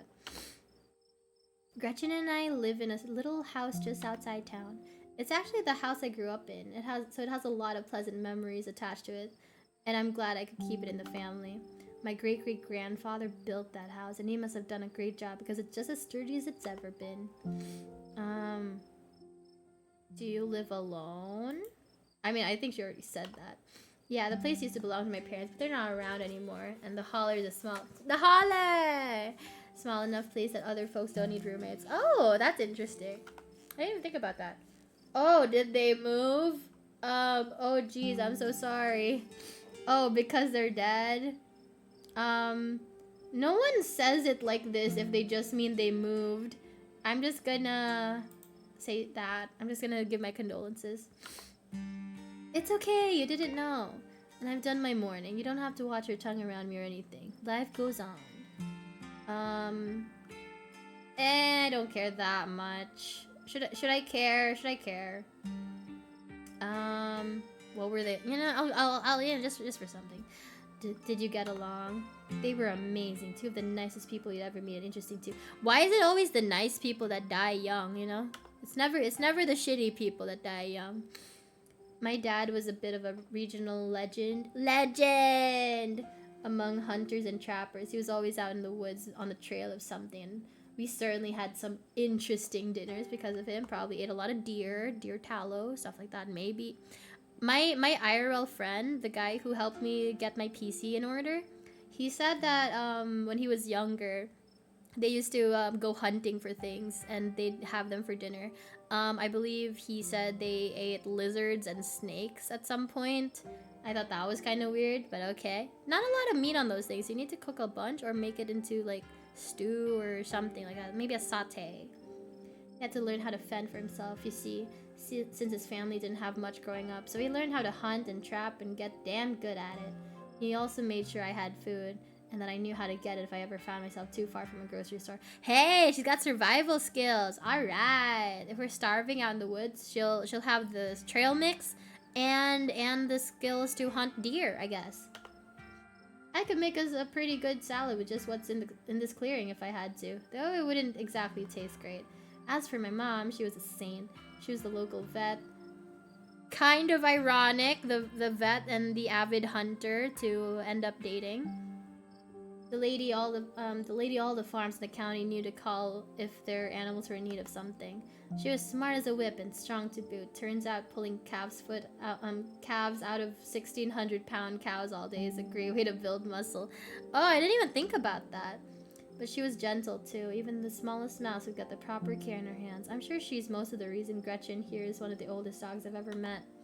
So yeah, those were my parents. No need to overshare. I literally asked. I can relate. My mom died pretty recently, so I get it. It's alright if you ever need to talk about things. Aw, thanks, Naria. That's really sweet of you. I am sweet, aren't I? How are you holding up? I'm okay, hanging in there. It was a long time coming, so it wasn't a surprise. I don't know how long ago my mom died, because like my cousin's mom, like my aunt, she just died recently, but I don't know when my mom died. And it's not all bad. She doesn't have to be in pain anymore. That's a relief. Oh, so she was like sick.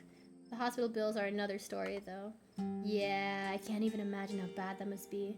It's just salt in the wound at that point. Oh, that was a nice noise. Whoa. Stella immediately packs her bag and slings it over her shoulder. Stella, Skunk Ape! I'm just gonna say that. I could hear all sorts of wildlife just a second ago, and now it's all quiet. You're right, whatever made that noise, made that sound is close. Here, hold Gretchen's leash for me, and let's check this out. Okay. You and Stella inch towards the tree line as she shines her flashlight into the woods. Oh, I heard a chicken! As you approach, a series of weak clucks call out from a nearby bush. Maybe Duke's birds weren't eaten after all. Oh, did you see that, you guys? Did you see that? Oh, that was weird. What the hell was that? Hold on, I gotta play that back. Holy shit. I'm guessing it must be maybe 2-3 feet tall. Doesn't look hairy either, so I think we can rule out Skunk Ape. But whatever it is, it has one of Duke's chickens. It looks like it's headed north. Let's go after it. I wasn't bored with this whole thing, but now that we found something, what have you gotten me into? Do we have to, cryptid hunting thing when I thought it'd just be a spooky jaunt in the woods. I never thought we'd actually, like, find something. Now is not the time to hesitate. If we're catching this thing, we gotta go now. Stella sprints into the You gotta be careful when you run in the woods, by the way. You're gonna trip on stuff. And there's animals around, leaving you no choice but to run after her, Gretchen excitedly pulling you along by her leash. Oh, yeah, that's what I mean. She tripped. Oof. Are you okay? Haha, yeah, I'm alright. I just tripped on something weird. Oh no, that poor thing. It must have been one of Duke's. Oh, Jesus, it's still alive. Investigate the chicken. You move towards Stella to get a closer look at the chicken. Well, that does not look like a normal chicken. It looks kind of fucked up. Don't let Gretchen too close. She'll try to take a bite if you don't stop her. You hold Gretchen's leash close to your chest. She seems nervous, squirming slightly against her harness. Examine the head. Its poor little chicken eyes look up at you, glazed over, but still rolling around in their sockets with unfortunate life. Ugh, it's like it's partially alive. Ugh. That's the worst state. I hate it in horror films when like the thing is still kind of alive and like the person hasn't died yet and like they're suffering. I hate that. Bad vibes. Examine the wing. Looks like this is what Stella slipped on. The wing is barely still attached, but that seems to be the least of the chicken's concerns. Yeah, it's looks like it got mangled pretty bad. Examine the growth. Oh god, here we go. Oh! Good god, at first you thought it might have been a tumor, but this is something else. The skin is stretched taut, the growth pulsing beneath. Oh my gosh, is this like a fetus or something? Is this like an alien? Or something like that? Oh, maybe it is. Maybe it is a thing.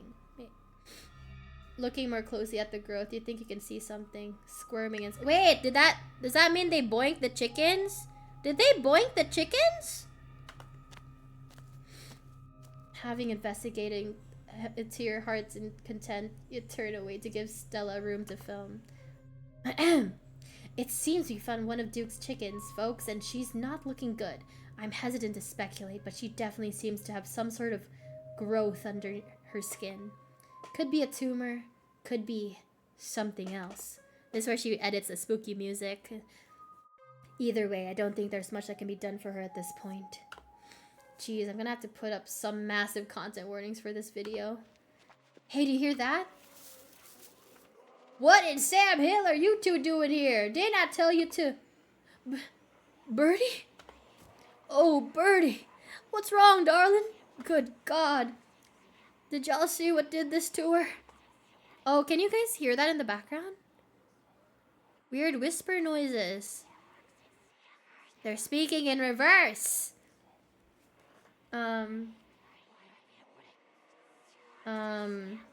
We caught a glimpse of something earlier.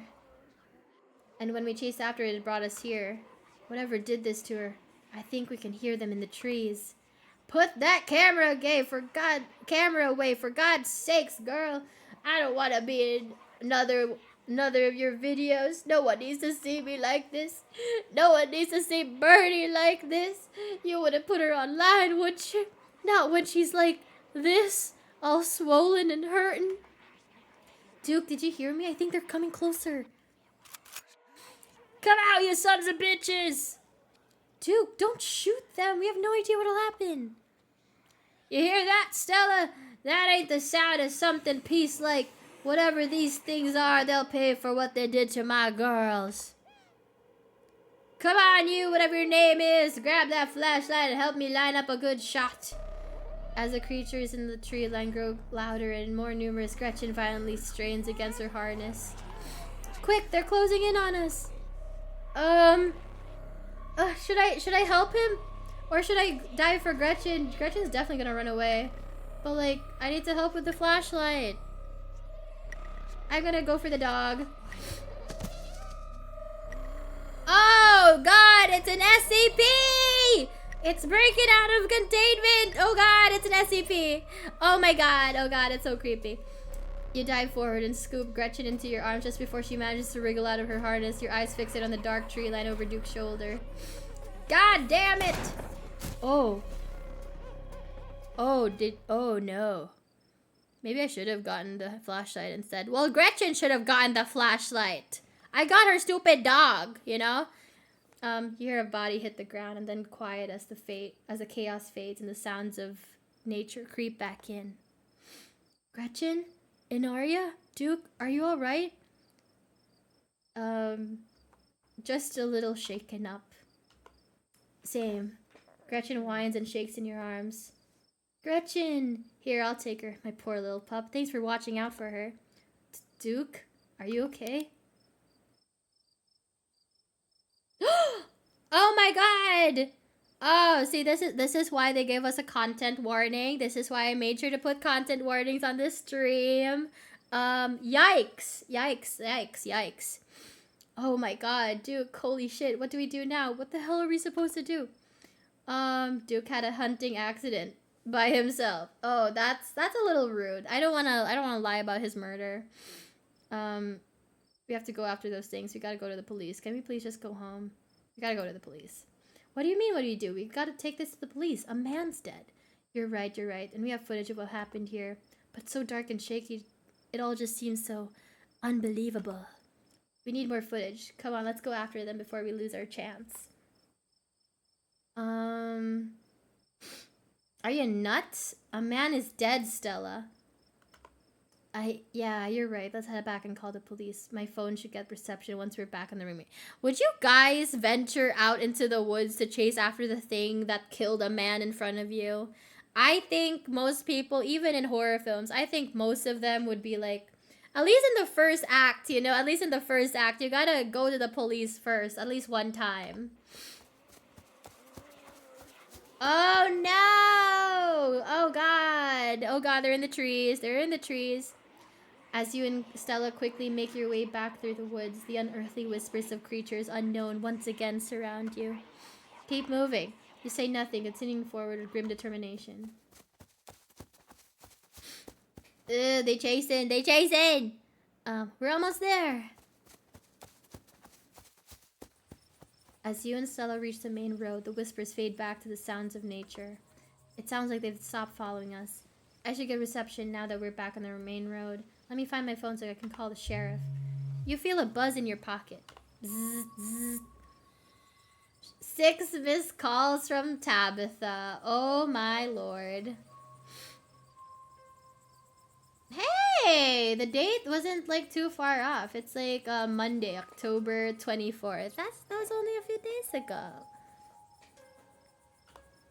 And 13 text messages. Oh, that's not good. Yikes. Nothing like getting all these text messages from your mom or whoever your caretaker is. Yikes.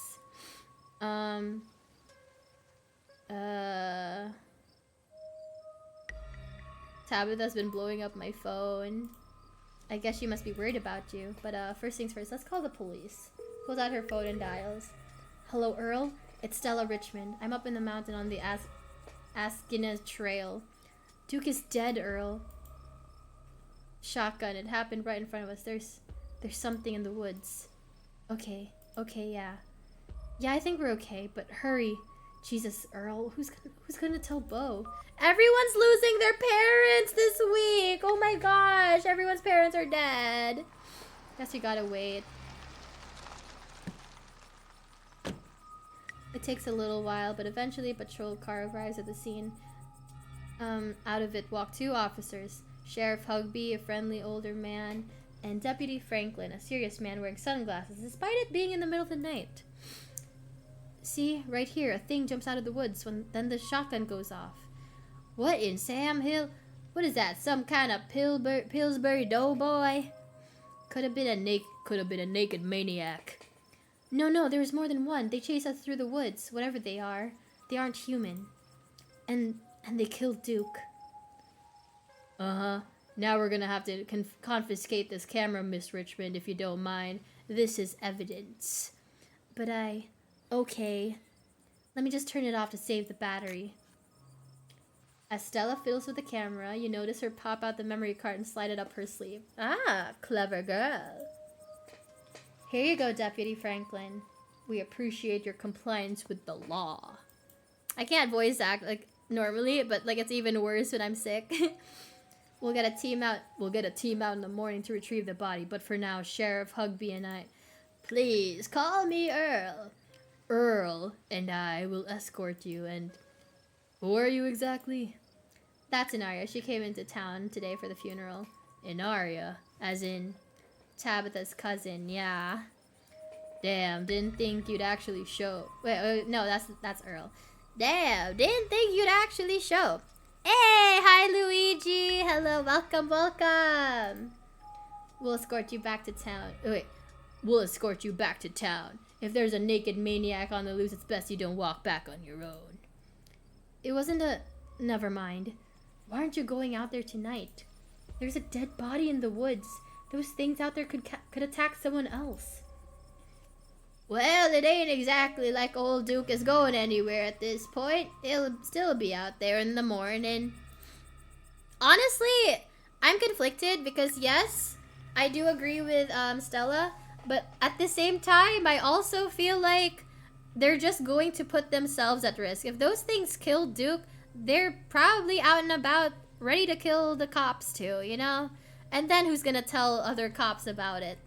So yeah, maybe it's best to wait till morning. I assume those things are nocturnal. Spooky things are always nocturnal. We only have a skeleton crew at the moment. Okay, yeah, they only have like a few people on staff. Monday nights are Derrickson's bowling nights. Oh, yeah, Monday. We'll be on alert for any more reports of naked maniacs, but retrieving Duke will just have to wait. Now, if you'll kindly step into the vehicle, we can return you safely to your home. Do we have to ride back with you? We can just walk. Those creatures left. We'll be fine. I'm afraid I'm going to have to insist. For your own safety. Right. Sure. Stella sighs. Okay, thank you. You can ride up front. You can ride up front with me, little lady. That is, if your mama permits. Sorry. Sure, Earl. You can hold Gretchen on the way back to town. Ah, that poor doggo. I wonder if we dove for the flashlight and helped the old guy. I wonder if the dog would have died, because he definitely would have ran off if we didn't catch him. Because he's a squirmy little thing, you know. He was gonna run off for sure. The cops usher you and Stella into the back of their squad car. You're just about the cutest little thing, Miss Gretchen. Yes, you are. Sheriff Hugby pats Gretchen on the head affectionately, but she remains wholly focused on Stella. A worried look stretched across her little pug face as Hugby scratches behind her ears. Stella is unusually quiet as the car makes its way down the pitch black. Yeah, I wonder why. She went rigid the second she sat down, muscles stiff and unmoving as she stares out the window, jaw clenched. Hey Stella, you good? She doesn't respond. Place a comforting hand on her shoulder. I don't think Stella's okay back here, fellas. I guess we saw a man die. I don't know what to say either. You reach out and rest the palm gently on her shoulder. She jumps slightly at your touch, but you can feel some of her tension ease and hear her let out a self-soothing sigh.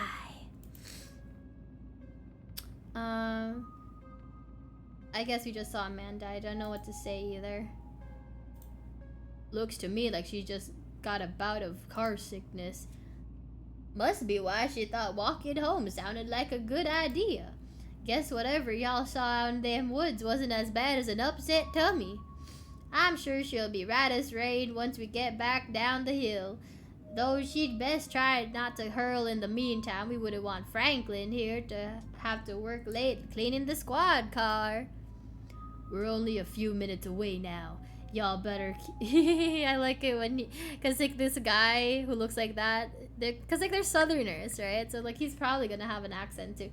Y'all better keep it together until then. Soon the rumble of gravel beneath the tires give way to uneven pavement, and the car comes to a stop in front of a small cottage. You two stay out of trouble. We'll have this sorted out in the morning. Just get a good night's sleep. Thank you, Deputy Franklin. And you, whatever your name was. Inaria? Sure. You're in town for the funeral? Good. Don't you go leaving before then. I imagine we'll need to ask you a few questions about everything you've seen tonight. Stella, keep an eye on her for us. Make sure she doesn't get into any more trouble. What? I'm a victim here! I witnessed a death! How is this my fault? A lot of ain't y'alls and fellas. Yeah. Like y'alls, all y'alls. Y'all have a good night now. Yeah, they talk so silly. Y'all have a good night now. Bye, Gretchy, and y'all have a good evening. If any bugaboos give you trouble, you know how to get in touch. And here you are, back in town, away from the woods, with no one but Stella in sight. They couldn't have dropped me off at my house? Okay. Holy shit.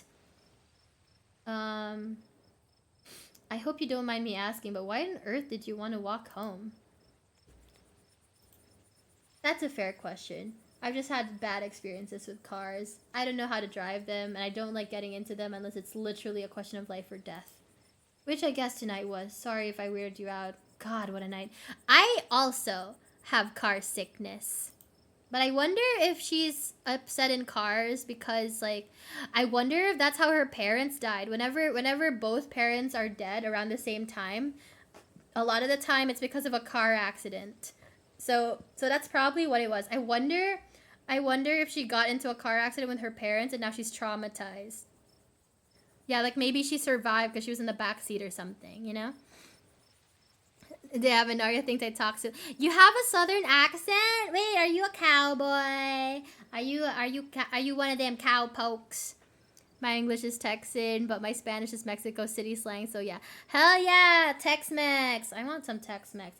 I should buy some chips and dip later. Yeah, I kind of want some chips and dip later. They seemed a little blasé about everything. Why did I ever agree to go? That's a little mean. How are you holding up? They seemed a little blasé about everything. They sure seemed a little blasé about a man's death. I can't believe they're waiting until morning to even start looking for him. Who knows what those things are doing to his body right now? They're decorating it. And what's worse is I think they've implied that you're a suspect, even after we showed them all that footage. Right? It's crazy, right? Like, what the heck? The truth will get out. They have to pin it on somebody. Even if they don't believe that footage, those things are out there in the woods, and something tells me they're not going away. Yeah, no kidding. But it's okay, I'm not going to let anything bad happen to you. Oh my god, I love you, lesbian girlfriend. I was there. I filmed the whole thing. At the very least, it'll never hold up in court. And it won't get to that point either, because we're going to do a little investigating on our own. God damn it, woman! You know what? Maybe I will break up with this lesbian. Maybe I will. We've got to find out more about those things. If we can get clearer footage, or better yet, trap one of them, there's no way they can blame you for what happened. To clear my name, I don't think it's worth it to die in the woods, you know? I don't think it's worth it, not gonna lie. The library doesn't open for a while, but I've read every book on cryptids they have and never came across anything like this. There is someone in town who might have some useful information. My friend's mom. Her place isn't far. We should head over now before it gets any later. Man, I wanted to go home. Okay. Sure, why not? Let's keep this nightmare going. I should check in on Tabitha. I should probably text her. My friend's place on the... Damn it! I can't even text her. I should have texted her earlier. Ah, man. When you put it like that, sure, let's do it. Awesome, let's go. I hope she's still awake. Oh yeah, this is the general store person. Stella knocks on the door. Ah! What is that? Out of the corner of your eye, you spot a shadowy figure staring at you from across the road. You didn't hear it approach. Slightly gets Stella's attention. Oh, silently. You tap Stella's shoulder and subtly direct her gaze to the shadows. What? It knows my name? Oh no! Oh no, no, no, I don't like that. Who the fuck are you? And why do you know my name? Stalker. Before you can respond, the door behind you swings open. An older woman stands in the entryway. Go home, Wayne. I can't help you tonight. You look back and the figure is already gone. What is up with people and disappearing without a trace, you know? Disappeared into the shadows of the night. I'm sorry about that, Stella. Some people just can't be helped. What brings you out here so late? Oh, I did her voice wrong. And who is this? Hi, I'm Mrs. Forsyth. Oh, no. Oh, wait, no. Hi, Mrs. Forsyth. This is Inari. Is it okay if we come in? Of course. You're in luck. I just put on water for hibiscus tea. And for goodness sake, you can call me Sybil. You're an adult now, after all. You know, Even as adults, me and my cousins still have to sit at a different table from our aunties and uncles. You know, you're still the kids at the end of the day. Welcome to my little nook. It's nice to finally meet you, Inaria. I was so sorry to hear about your mother. Vivian was such a lovely soul, and she's been sorely missed on the holler, and now poor Lan is gone as well. Oh, interesting. So my mom, Vivian, was apparently a really nice lady, and she and her sister Pearlan did not get along great. And I hear Pearlan was kind of a bitch. So maybe that's what did her in, and that's why Vivian ran out of the town. She was one of those emo songs from the 2007s, you know, those Midwestern emo bands that are like, they just sing about like wanting to get out of this town and all that, and never feeling understood. Do let me know if there's anything you need while you're in town. Yeah! Can I have some money? Can I have money, please? Offer Sybil your boiled peanuts. That was a bit weird. You knew my mom? Of course, dear. She was a good friend of mine for many years. She was such a lovely woman. You should come by sometime. I can delight you with unsavory tales of her youth. I don't know what I'm gonna tell my kids if I ever have kids. Am I gonna tell them about my VTubing days? I don't know. Maybe I should lie. Maybe I should tell them that I used to play for the NBA. I don't think... I'll just be like, well, I mean, you know, I was like, no one ever really watched the women's basketball, so that's why you don't see clips of me. That's all, children. They'll be like, why are you so short, mama?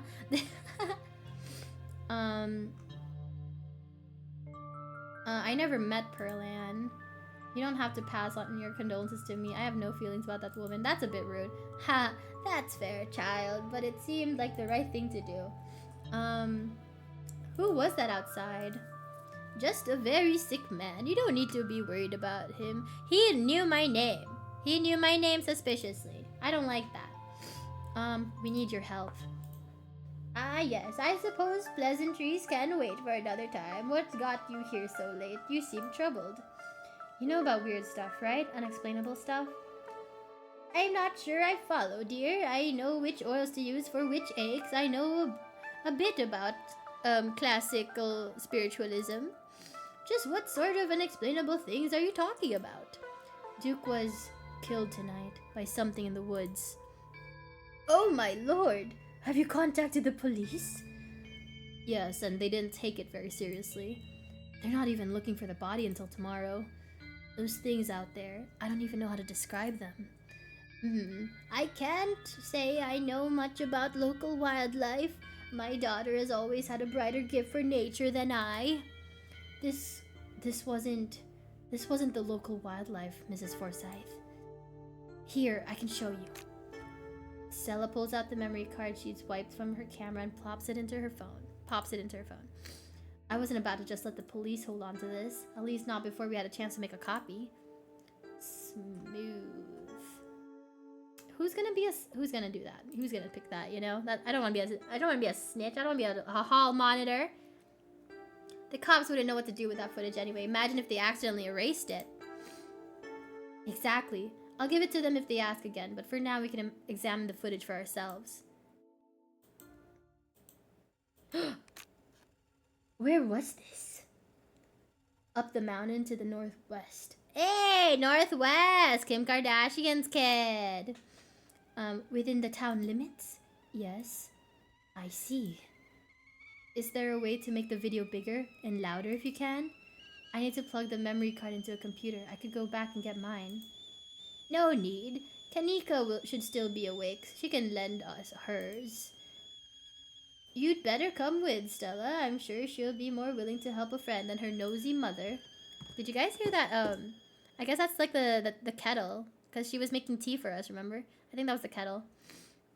Kanika's door is covered with stickers, their edges frayed from recent but failed attempts to remove them. This is a childhood room someone was unhappy to return to. I have stuff like this at like in my bedroom. Like my cupboard or like my bedside table has like a bunch of stickers that I put on when I was a kid, and I had definitely failed to rip them off. Those are very strong adhesives. I think I can get them off with acetone, but I haven't tried yet. I keep forgetting. Kanika, come on out. We could use a little help. Oh, she's biracial. What, Mom? Oh, hey, Stella. And Gretchen, who's a good potato. And a stranger. What are you doing in my house?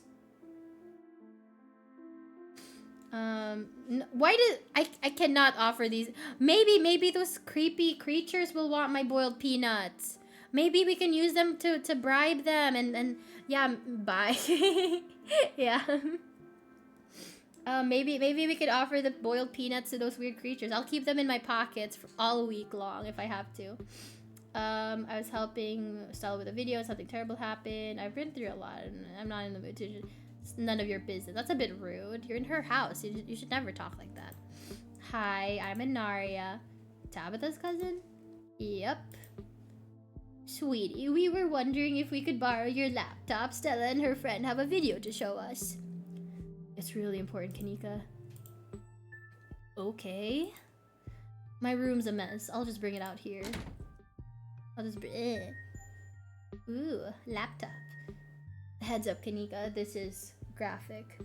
Dude got killed out in the woods tonight. It's on the recording. Wait, are you serious? Duke's dead? We can watch this without you. You know I have a harder stomach than any of our friends. I'm pressing play. Silence washes over the room as the video plays.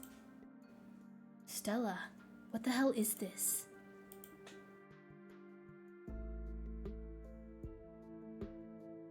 I'm sorry either of you had to see this, but Inaria and I have no idea how to make heads or tails of it.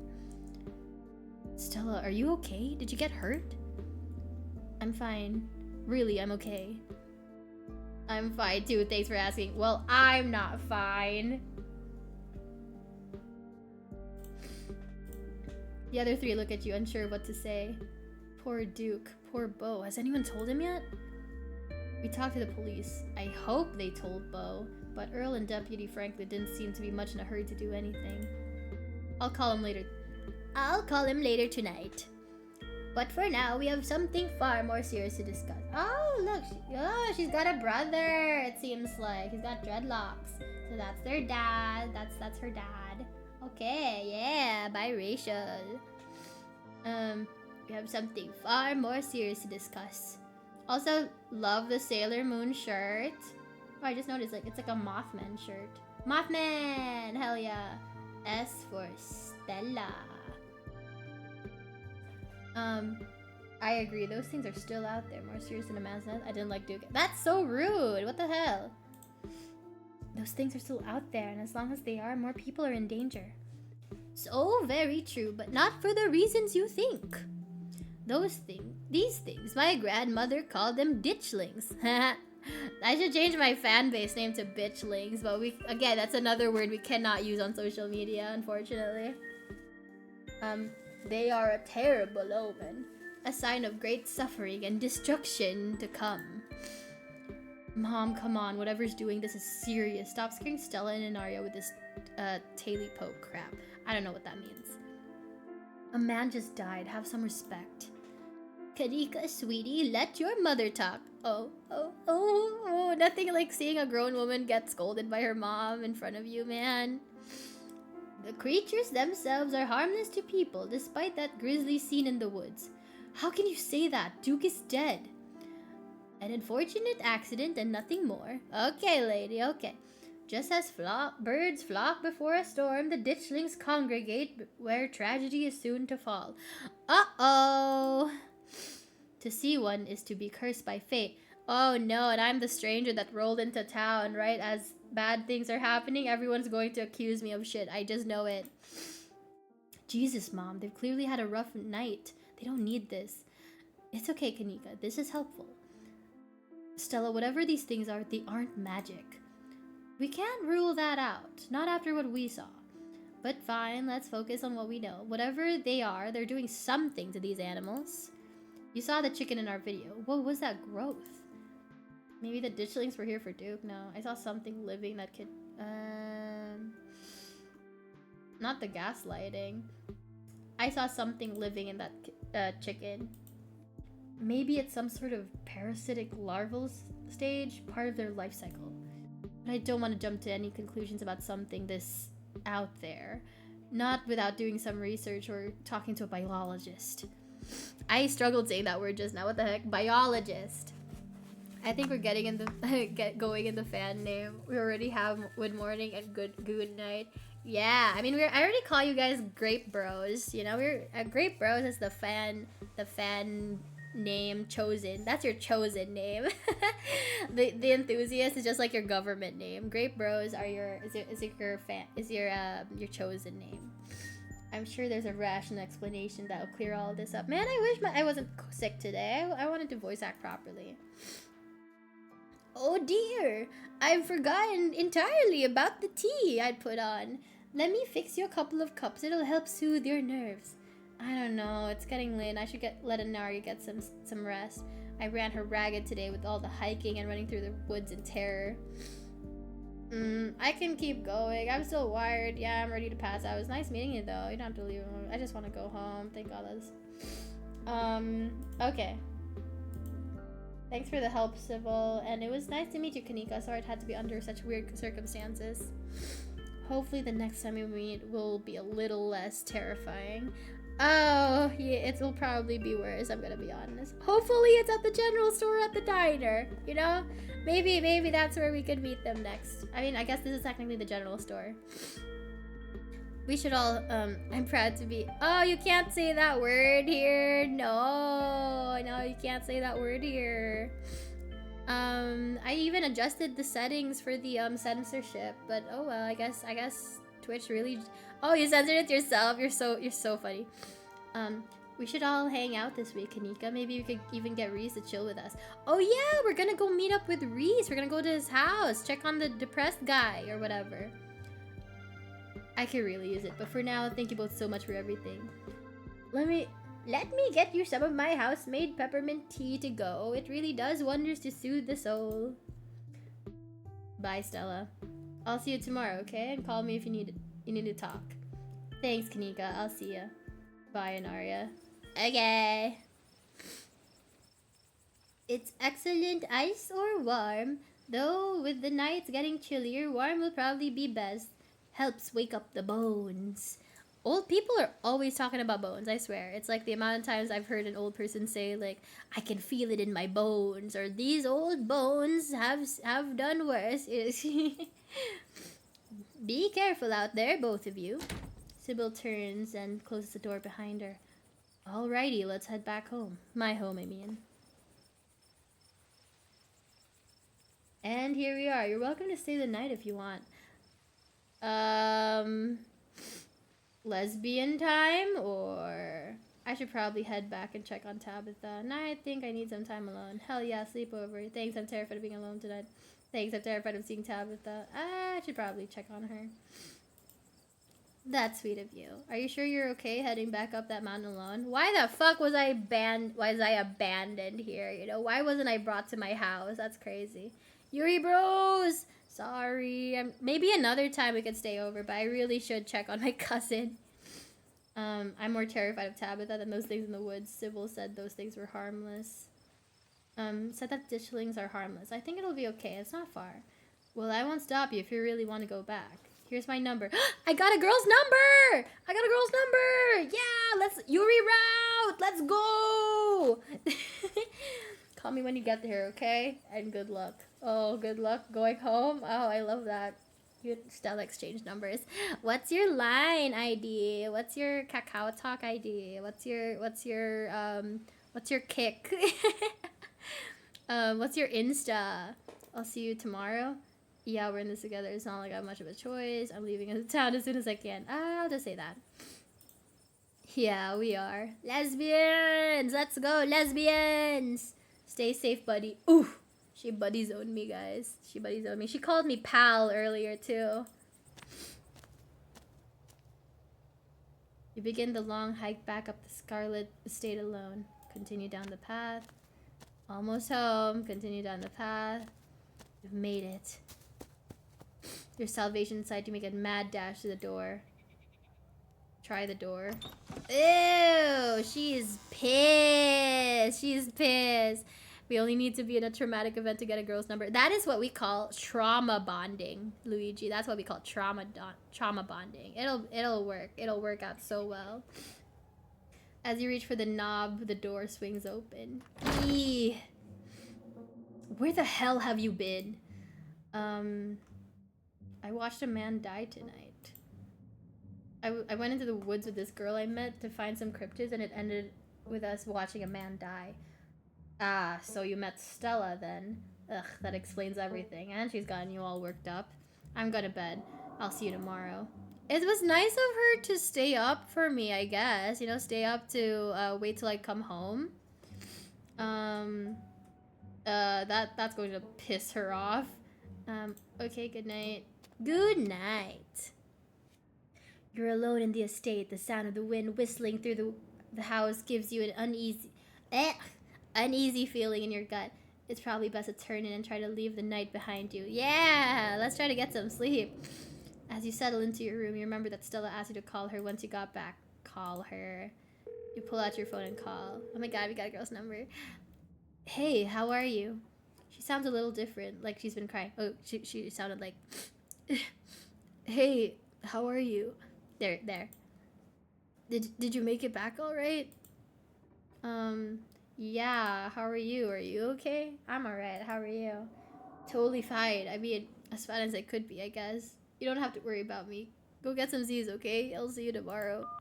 Man, she could not get out of that call fast enough.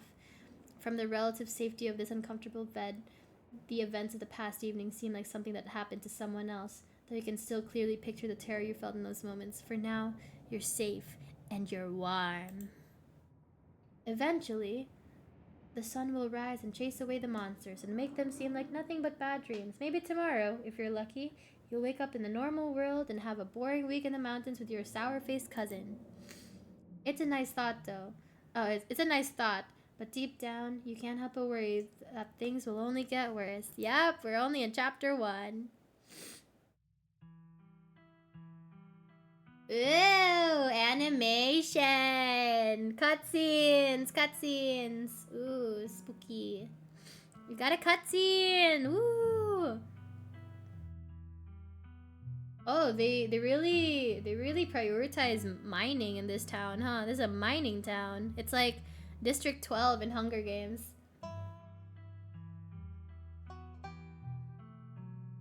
Miners, yeah, it's like this is the only type of miner that I want to hang out with, you know, the coal miners.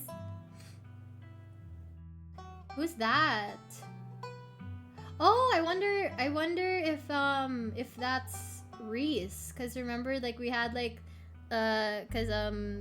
cause Stella had that weird depresso friend who never left his house. I wonder if that's Reese. Oh, bloodstains. Nice. Yummy, yummy. I love that. I love seeing bloodstains. What are those? Llamas? No, alpacas. They're alpacas. Llamas are not as fluffy as alpacas. I think these are alpacas. Jack-o'-lantern! Jack-o'-lantern! Oh, are we gonna go into one? Are we gonna visit the coal mines? I didn't think we'd actually have to like explore those later on, but you know, oh gosh, we're gonna have to explore the coal mines, I guess. Oh god. I don't like that.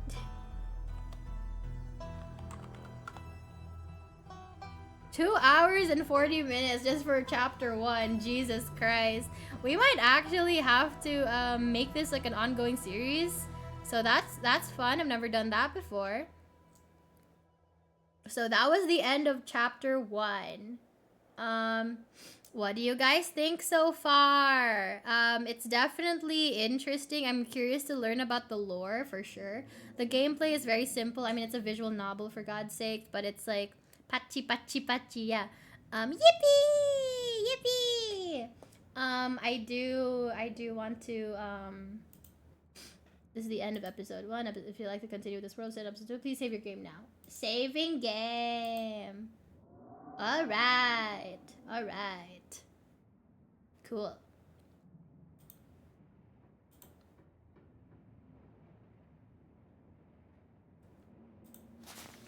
Do we have anything? Oh, they're not giving us any doohickey. Oh, there we are. Took some boiled peanuts from a stranger, found an opossum living in my dresser, watched Duke die in the woods and called the police, met Stella's friend Kanika and her mother Sybil, and learned about ditchlings, returned to my cousin's estate before going to bed. Okay. Okay, guys, do you want to keep going until, you know, we all get tired? Because I think, yeah, I mean, it's good to end here, but it's like, maybe I can, you know, we can keep going. What do you, yes, you're still on. You guys want to keep going? Okay. Would you like to recap of episode 1 before you start episode 2? Nope. You open your eyes. The sun has risen. Riz! The birds are singing. You're still alive, and for now, you're safe. For now. You just came back. Oh, we just finished chapter 1 anime. Your gaze wanders across the room, to the window, to the walls, to the sweat drip down my balls. Ah, you bitches crawl. Oh, ski ski, goddamn. Oh, ski ski, motherfucker. Sorry. Every time I see this phrase, that like it's like a Manchurian candidate type of a thing. I'm like a sleeper agent. I'm gonna head to bed now. Catch up with the VOD. Okay, yeah. I'll probably play for another half hour or an hour. We'll see. But I think, like, you know, as I just wanna see what else goes on around here. Or should we just make this like 1 episode per stream thing? What do you guys think? I mean, I streamed 2 hours. What do you guys think? Should we just make this a series where it's like for 2 hours we'll just play 1 chapter? What do you guys think? We could just do that. I mean, it's late for you guys anyways. And I'm sick. I think we could just end it here. Yeah, more Inaria, more goo, and more fun. What do you guys think? We could just keep going. Okay. You wonder if the monsters... I'll keep going until something else interesting happens. You wonder if the monsters are lurking there, right now just beyond the trees, ready to pounce as soon as you leave the crumbling estate. A familiar unease settles into your gut, tangling into a knot of anxiety, wriggling as the events of last night play out in your head. You can't help but remember Duke. Oh yeah, that old guy. The episodes will probably get longer for a single stream, so up to you. Yeah, okay. We'll see until I can't handle it anymore, because I'm sick, but not so sick that I need to, like, go to bed. Slumped against a tree, pieces of him scattered across the clear. Ew! Yeah, his brain was blasted out of his skull. Half an hour I can hang in there. Yeah. You can go to sleep with me talking your ear off. You're not sure if you'll ever feel okay again, but after what you've seen, but you can't stay in bed forever. Okay, so when we checked, it was like 2 hours and 40 minutes. So maybe by the 3rd hour, or by the end of the hour, we can cut it. You know. Hunger pulls you from the clammy depths of the mattress. Oh, I don't want to check on the possum, man. Look out the window. I'll text Stella. New friend. You can't imagine she's holding up very well. Yo, what up? How you holding up? Might take her a minute to get back to you. In the meantime, look out the window. Looks the same as before. Oh, that's new. This is suspicious. Is this Wayne? Or somebody else? What do you guys think? That's a new person. Looking, watching. I mean, I like being watched, but this is kind of different. You creep towards the window, careful not to be seen by whatever might be lurking in the garden. For a second, you thought you saw movement. It could have been an animal, it could have been something else. Whatever it was gone now. It was probably Wayne. Hi, Luigi. Leave the window. Maybe you'll head out there and investigate after you finish waking up. Yeah, it always takes me like half an hour to actually properly wake up. That's why whenever I have a stream, I like to make sure I have like 45 minutes before I have to stream to like wake up. I always set my alarm like an hour to 45 minutes to an hour before my stream starts if I really need to sleep. Poke around the closet? I mean, I guess. Still creepy as before.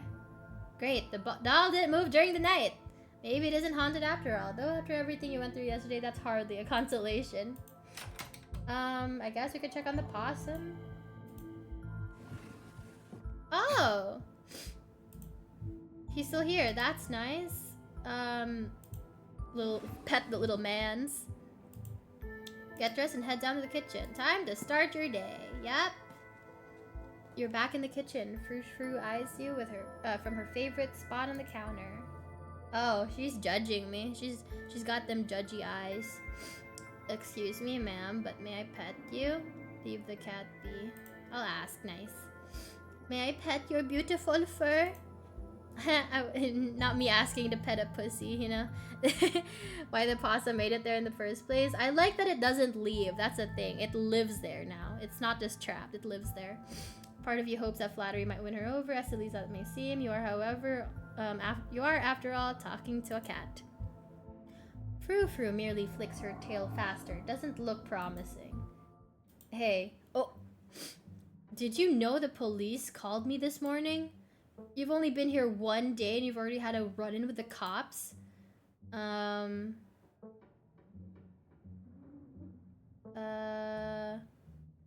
I cannot say that.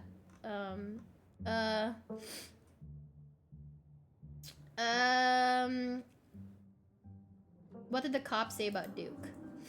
Did the cops say anything about Duke? Did they find the body? Body? They didn't say anything about a body, but apparently he never went home last night. And they had quite a few questions about you and Arya. Before you asked, don't worry, I told them that you're an upstanding citizen. I'll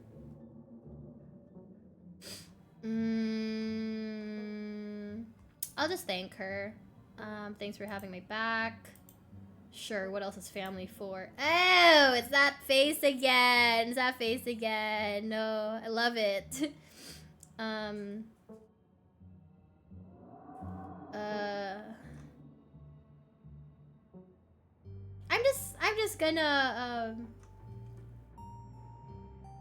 I'm just gonna apologize. I don't really want to say anything else.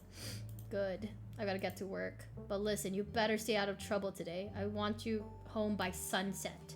I don't want to hear complaints. Just do what I ask and we won't have any more problems. Fair enough. Fair enough. Because she's basically my caretaker, you know? So, of course, she's gonna be naggy about this. Tabitha takes a few steps towards the door. Sunset.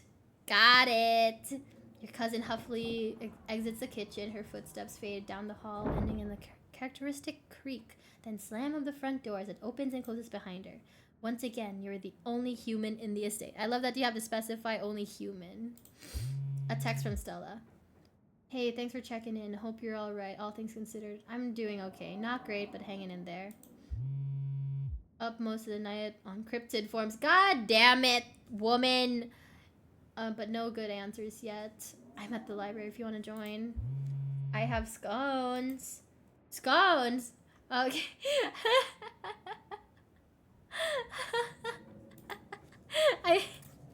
I'm so easily bribed by food, man.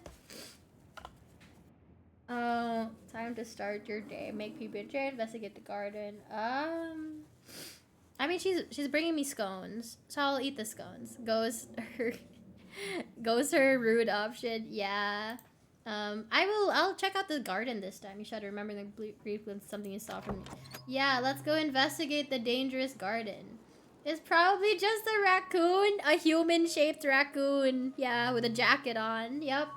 But the uncertainty of what you saw gnaws at you and compels you to investigate, if only to prove that it was nothing. At the very least, you don't see anything now. Investigate further? Hell no, go back inside. Yeah, we're just gonna go back inside. We can wait till tomorrow to delve into the lore, you know? You've been through enough in the past 24 hours. You'd rather not put yourself in another potentially horrifying situation. Yeah, I got scones to go too. Head back inside, trying to figure out what to do with the rest of your day. I mean, I got scones. Group of 6 raccoons standing up. Exactly, that's what it looks like. That's exactly what it's gonna be. It's just gonna be raccoons in a coat. The walk back to town, much less pleasant today than it was yesterday, when you didn't yet know that the woods were full of monsters and strange men who know your name. That is true. You stare anxiously into the darkness between the trees, searching for any signs of movement, but the woods are still, at least for now. Continue down the path. Autumn-tinged mountains, probably blah, blah, blah, blah. More like a cage. Yeah, this is kind of, yeah. Not many places to escape to. Your phone buzzes in your pocket. Oh my god! Another woman! Stella sent you an image. Look who I found at the library. I said she was up all night thinking about the video. Adding you to a group text. Oh god, I'm getting added to a group chat. No, gosh. I'm only here because it's quieter than the store, or was, lol. And I'm trying to figure out what animal that could be, because I don't buy into this harbinger of doom stuff. I don't know. I think they definitely looked weird. We know what animals they are. They're ditchlings, and they are harbingers of doom. I like to think that that's what happened to the miners that that bus guy hadn't heard from in a while, like his miner friends. Maybe they either got killed. Well, I guess they said that they were like harmless. Maybe they got turned into them. Maybe they got turned into those guys. Sent a message to Stella. Yeah, I'm only. Oh, okay, never mind. What a weird thing to. I've never seen a group text like this where it's like you can see who DMs who. Sounds like they're having fun. Dang, I need those scones on my way. Let's not get ahead of this. The dishings aren't real, Stella. Send a heart emoji. I thought I told you I'm out. Oh, I didn't say that. I need those scones. BRT. Oh, B right there. I was like, Bert. I burnt. Almost back to town. Oh, hey! It's Sybil and Avery. You made it to town in one piece. One Piece? I love that. I love that show. No creatures jumped out at you. No scary men blocked your path. The sight of other people is comforting, helping you forget the things you've witnessed as if they happened to someone else. Oh, hey, Anaria. Hey, David Diggs. We were just talking about you. I stopped by Sybil to pick up her new tea blend, and, well, you're the biggest thing to come into town since the coal mine. Folks have been absolutely buzzing about you. I hope good things, but probably not. You went out with Stella last night, right? Did something happen out there? She barely even waved when she walked by. We just got some really good footage. Tell Avery the whole truth. I'm traumatized, not really ready to talk about it yet. Cheese knows you much. I hardly know you. I'll just say Duke had a hunting accident. We bumped into Duke a couple times while we were out there, and he had a hunting accident. Whoa, what? Is he okay? No. I'm afraid Duke is no longer with us, Avery. Holy crap, I can't believe this is the first I've heard of it. Has anyone told Bo? Bo being his son, I believe. Yes, and is taking it as well as you can imagine. I'll be going up to check on him today, the poor lad. I can't believe you had to see that, Anaria. Me neither! Tell you what, I'm on break for the next half hour. How about you swing by the diner? Winnie can fix you up some of Sybil's new blend and try to calm your nerves. It's chaga and lemon balm. It's chaga and lemon balm. It's always helped me on the bad days. And if you need to talk about what happened, I'm all ears. Anyways, it's up to you. See you around, Anaria. See ya, Sybil. Take care now, Avery. Now, what do you want to tell me, you old woman? Alright then, keep your secrets. Funny meme. I see you're a private person. I can respect that. You never know how someone might respond to hearing the truth of what you encountered last night. I'd better get back to it myself. I'm glad I was able to catch you this morning, if only to see how you were holding up. Please don't hesitate to stop by if I can be of any help. Do you know anything else about ditchlings? I know you said you didn't know much beyond these stories, but I'm afraid that's still true, but I'm sure that you and Stella have what it takes to get to the bottom of things. I'm so sorry to cut our conversation short, but I've got things that need tending to. Yeah, she's got a store. She's got a general store, guys. She's a busy woman. She's an entrepreneur. Stay safe and God bless. You probably have a bit of time before you're needed at the library. Swing by the diner? Head right to the... I mean, they got breakfast for me. Women! Oh, that's the people we're meeting. Alright.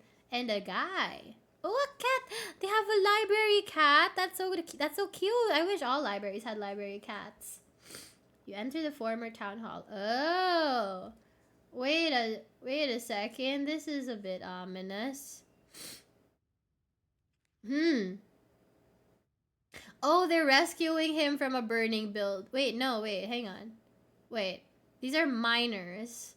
They've got a guy tied to a thing. There's women crying. Wait, what the heck? Wait, what the heck? Cats catching the rats? Exactly. Reading adventure. Oh yeah, for the library event. What once must have been a stately foyer has since been converted into rows of shelves. Meeting rooms and offices long ago gave way to assorted reference collections and reading areas. Oh hey, you made it! You head over to Stella and Kanika's table and settle in. You made it. Glad you could join us. Oh, she looks she looks so different without a jacket on. How will I know she's a tomboy without her sports jacket? Glad you could join us. Morning, Inaria. You look tired. Yeah, the estate isn't the easiest place to get a good 8 hours. It's hard to fall asleep at night. Ooh, cannot make this joke. There. It was pretty hard to fall asleep last night, all things considered. I can't say I got a wink myself. Yeah, same. Anyways, I guess we should get started. Oh, it's a... Hey there, strangers. And literal stranger. Introduce myself. Hey, I'm Inaria, Tabitha's cousin. I'm in town for the funeral. Oh, I should have known you were a Scarlet. You look so much like Vivian. Not that I knew her very well. I was still a little kid when she left. How old was my mom? But that Scarlet resemblance, it's, strong. Yo, what the fuck? People are always insulting me to my face. Maybe I should have gone for the hot trade after all. Cause like that lady at the diner said I have my mom's tired looking eyes. And now this guy's like saying it in such a weird way that I can't help but think that it's like an insult. I'm Oscar Gutierrez, chief librarian and only librarian. Mood. Oscar's amazing. He practically built this library from scratch. Everyone here is so old. Yeah, I'm a little jealous of what the kids around here get to grow up with. They don't know how good they have it. Back in my day, back when I was in elementary school, all the library had were a couple shelves of boring books donated by old people. Y'all are too kind. But speaking of kids, have either of you seen Rosalina around town? I don't want to be a helicopter dad, but she hasn't been answering my texts, and I wanted to make sure she isn't getting into trouble out there. Is Rosalina a teenager or like a kid? You know the crowd she hangs around with. She's probably a teenager. A punk. She's a punk. They're good kids at heart. I'm sure they're just up at the old Maxwell place doing teens. Oh yeah, they are teens. Teen stuff. I went up there plenty of times in my day, but I'll be sure to keep my eyes peeled. What's the old Maxwell place? Is this great old fuck, not the abandoned spots again, man. It's this great old abandoned spot. We used to hang out there when we were teens. I can't believe I used to be so reckless. The floors there were like Swiss cheese. I should really have a talk with Rosalina when she gets home. Yeah, we're not gonna talk about ditchlings in front of strangers. I'm sure she's fine. You might not want to let her run off like that anymore, though. It's not as safe as it usually is around here. Is that so? Kanika's right. There's some weird stuff going on out in the woods. That's actually why we came in today. Have you ever heard of creatures called ditchlings? Oh, I guess we're not keeping a secret from the librarian. They're a type of cryptid that shows up around places on the brink of disaster. They kind of look like if the Pillsbury Doughboy was a creepypasta. Oh, creepypasta mention! Hell yeah! Oh yeah. I think this town is in North Carolina. Yeah. They mentioned that mining spots, abandoned buildings. Yep. Cause like I mean they're still miners. You know, my cousin Tabitha and the miners at the diner, they still work. So it's not like it's abandoned. So I wonder if we're gonna go to like some old house or something, like the one with the bloodstains we saw in the cutscene.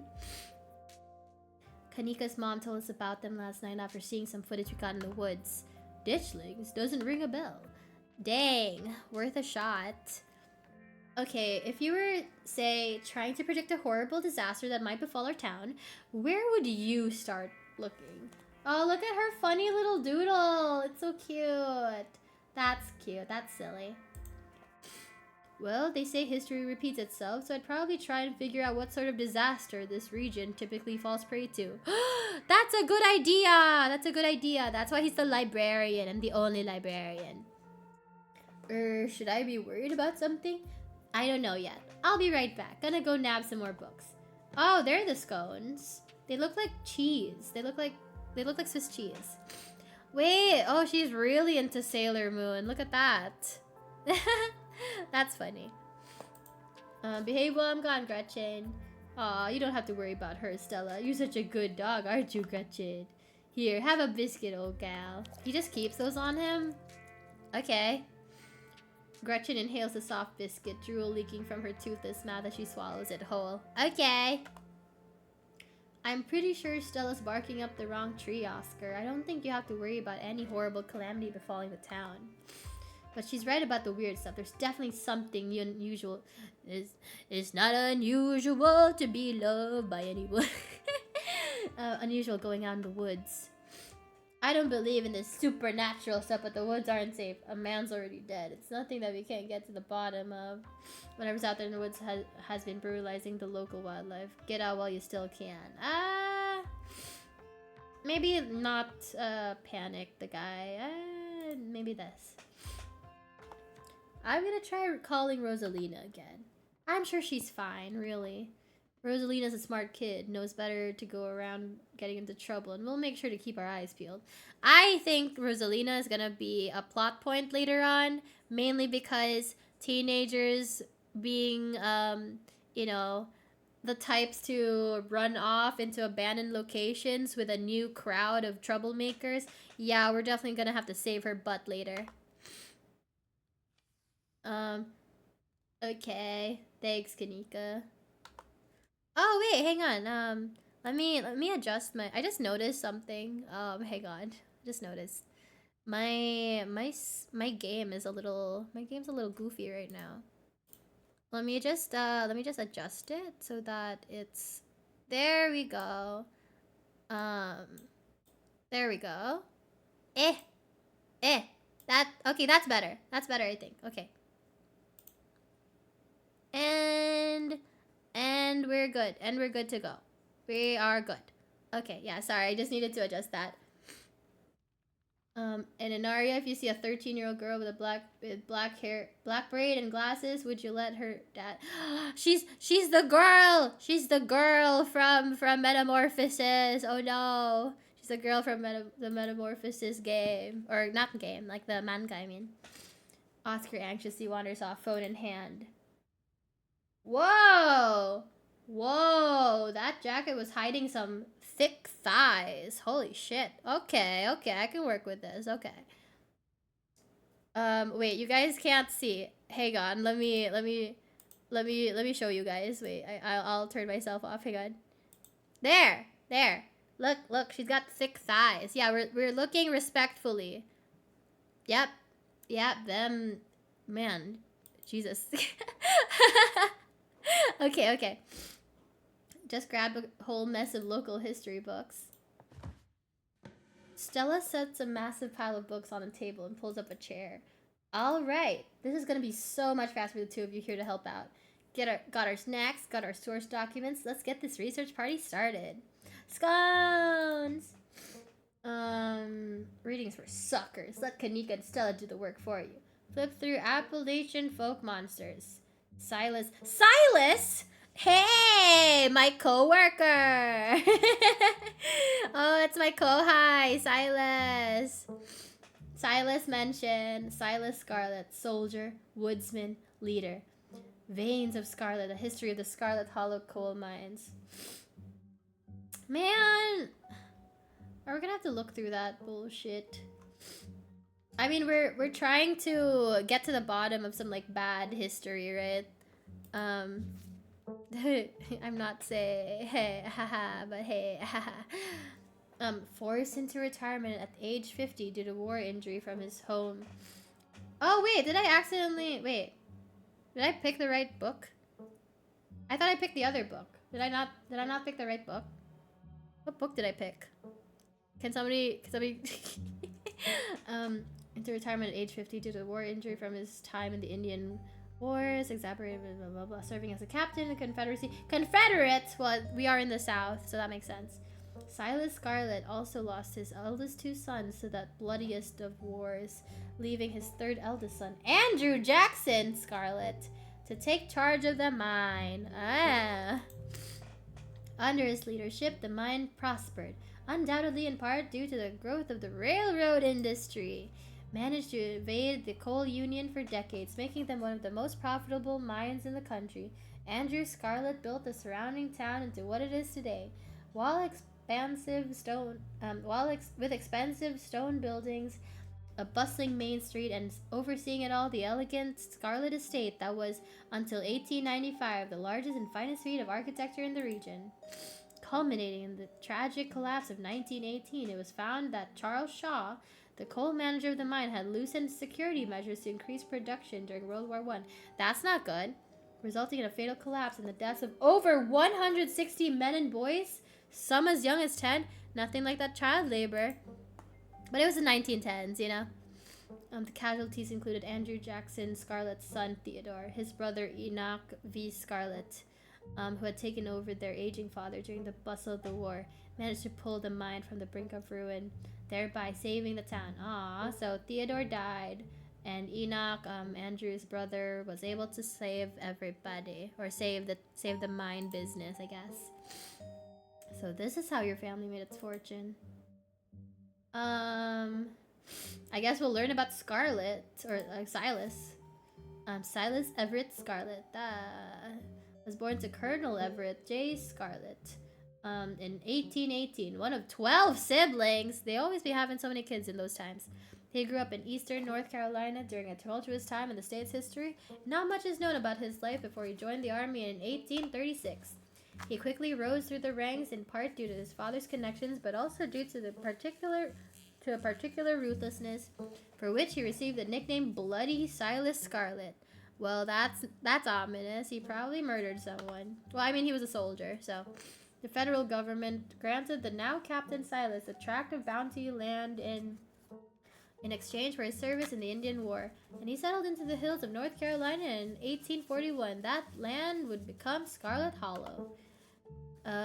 This actually happened with my family as well on my mom's side, where my grandparents on my mother's side actually they started a whole area together. Like they found like this, they bought this large piece of land, built a house there, had extensions to the house where their kids and their kids' families decided to live in. They had their neighbors, or like so their extended relatives, like distant relatives, decided to move onto their plot of land as well. And those relatives got their relatives, and more relatives came, and it just became kind of like this, where it's like a whole town or something started from like a family just building a house somewhere. So that happened to me too. Yeah. So that's cool. That's cool. So yeah, we also have like a thing where the place is named after my mother's maiden name. So that's cool. Or I guess it's not my mother's maiden name, but like my grandmother's maiden name, or my grandfather's I don't know. I don't remember. Yeah, it's really interesting. Like my grandparents had a lot of money when they were still living there. But it started as a simple log cabin built by Silas' own two hands, occupied by his family of 10. Silas, his wife, Mary Joseph Scarlet, that's weird, and their 8 children. Logging business brought many workers and fellow landowners to the hills, but it wasn't until Silas discovered rich streams of coal running underneath. Hey, they're playing Minecraft! They're playing Minecraft! It always starts with logging, and then you get your tools, and then you mine for more minerals and stuff. that Scarlet Hollow was really put on the map. He saved what he could and bought the surrounding hillside at a great discount, cleverly hiding what he knew about the land's true value. Thus, he had all the resources to found Scarlet Hollow's now famous coal mine. You're finished with this one. Appalachian folk monsters. A few entries catch your eye. Wampus cat. She mentioned Wampus cats earlier. I don't know if I want to read that. Oh, Talipo. Yeah, I didn't know about that word either. A large cat-like creature with a loud, howling voice, often said to sound like a woman crying out in pain. Tommyknockers, enigmatic cave-dwelling creatures primarily known for causing mischief. We might have to check this out, I'm gonna be honest. Talipo, a small creature with a long tail and wide yellow eyes. Let's check this out. We might have to explore the caves later. Maybe this will come out. Tommyknockers originated in Cornish. Hey, Cornish mythology, spreading to the United States when Cornish immigrants began working in Appalachian mines. They're named for the knocking that can be heard from seemingly within the walls before a cave-in. Oh, interesting. According to some, the knocking serves as a benevolent warning. Others believe that the creatures take stolen hammers to the supports of mines and collapse them on whoever is unfortunate enough to still be inside. They're traditionally thought to be impish, leprechaun-like beings, but some claim they are the spirits of dead miners forever cursed to haunt their final resting place. She mentioned the Wampus cat, she mentioned the Talipo, so let's just look them up. Oh, maybe this is what Duke was looking for, cause Stella was sure that that there's like no mountain lions here, but she also thought that maybe it was a Wampus cat. So maybe it's like, it could be both. It could be maybe a Wampus cat was mistaken for a mountain lion, and that's what Duke saw, or something. I don't know, or maybe it's the other way around. Often linked to Cherokee legends, some cite the Wampus cat as originating with the story of a woman who sought vengeance against a monstrous cat demon for driving her husband mad. She hunted it down and, wearing a bobcat mask, tricked it into using its own vile magic on itself, freeing the people of their region from its evil. Others say the creature comes from the story of a woman who wore the pelt of a wildcat to witness forbidden hunting rites. The hunters of her village gathered to perform the rites, and she watched in secret from underneath the cat's pelt, but was soon discovered. For her indiscretion, she was fused with the pelt and transformed into a creature that was neither human nor cat, forced to wander the wilderness alone, feared by all. Her calls are those of great sadness and serve as a warning to anyone who dares go against tradition. That's us! And a Talipo. It's like a dog! Wait, remember, some people think that, the thing that they saw, at the river or whatever, at the lake, they thought it was maybe a dog. I thought maybe it was a cat. Oh, maybe it was like one of these creatures. Maybe it was one of them. There was a hunter who lived in a tiny cabin in the middle of the woods, all alone with his hunting dog.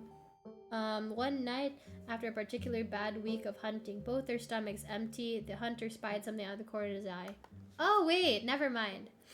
Some small creature had gotten into the cabin through a hole, and before he could even figure out what it was, he'd drawn his gun and fired at the thing, his hunger guiding his actions. But it was quick and ran back through its hidey hole and out of sight, leaving only its long black tail shot off by the hunter's rifle. Well, that could be any animal, you know? Guess this'll have to do, he said to his dog, and threw the tail in the pot to cook a soup. He and his dog ate well that night, the tail filling them both up. The hunter crawled into bed, satisfied, his dog curled up at his feet. He woke up to the sound of long nails scrabbling across wood. His dog was nowhere in sight. No, the dog! Oh no! Only a rumpled spot on the covers where he'd been, and in the gloom he saw two big yellow eyes staring right at him. I want my Talipo! A high, hoarse voice. Oh. I want my Talipo! A high, hoarse voice croaked from the darkness. Go away! He screamed at the thing. But it stepped closer to him, still shrouded in darkness, the sound of long claws dragging across hardwood accompanying its movements. I want my Talipo! The creature growled again. I'll get my dog after you! The hunter squeaked, his voice catching in his throat with fear. But there was no dog to be seen. I want my daily Okay, that hurts. That hurts because my throat is kind of scratchy today. Before the hunter could so much as scream, the creature leaped from the darkness. Long claws stretched out towards the hunter. No one is sure what the creature did to him that night, but the next morning, all that remained of the hunter, his dog, and his cabin was a chimney, standing alone in the woods. Oh. Weird. He closed the book and put it back. I think I'm all done. Let's check in. Alright, if we're going with what Kanika's mom told us last night, I think we can rule out any natural disasters as what brought the ditchlings here, but not nuclear incidents. Looks like our state has a history with those. What about y'all? Find anything? Oh, the cat! Before you can respond, a handsome black cat leaps under the table. Stella quickly slams her book shut. Oh, hey, Pixel. Oh, that's a cute name. I like that. That's a cute name. You might want to close your book. He loves to rip up any paper he could find. Ha, don't worry, little guy. I didn't forget your treats.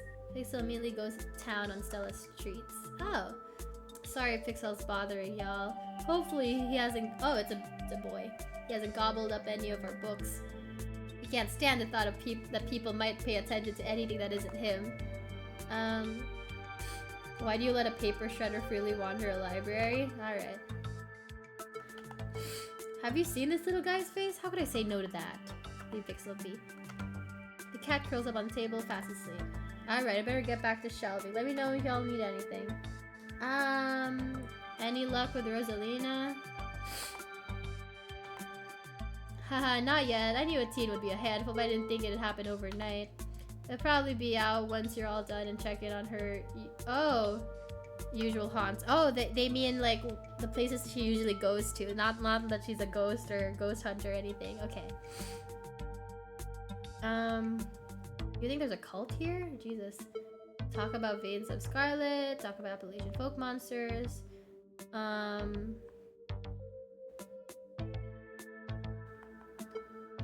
What were you saying about nuclear incidents?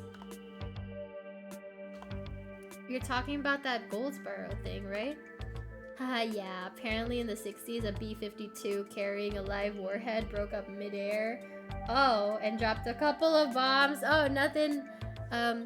What art thy traits? My traits are, what was it? It was keen eye and street smarts. I wanted to go for hot, but I didn't think that was very useful in this investigation. Okay. Fascinating bit of history there. The first of the two bombs landed upright after its parachute got caught in a tree. Thankfully, it didn't go up. Oh God! Why are you or are you taking a video of me? I'm filming the women. I'm filming the women. We're vlogging for her YouTube channel. At the time, the government claimed that the bomb was unarmed, but it later came out that the only thing preventing a detonation was a single electrical switch that failed. That's so dangerous! Noise. Yes.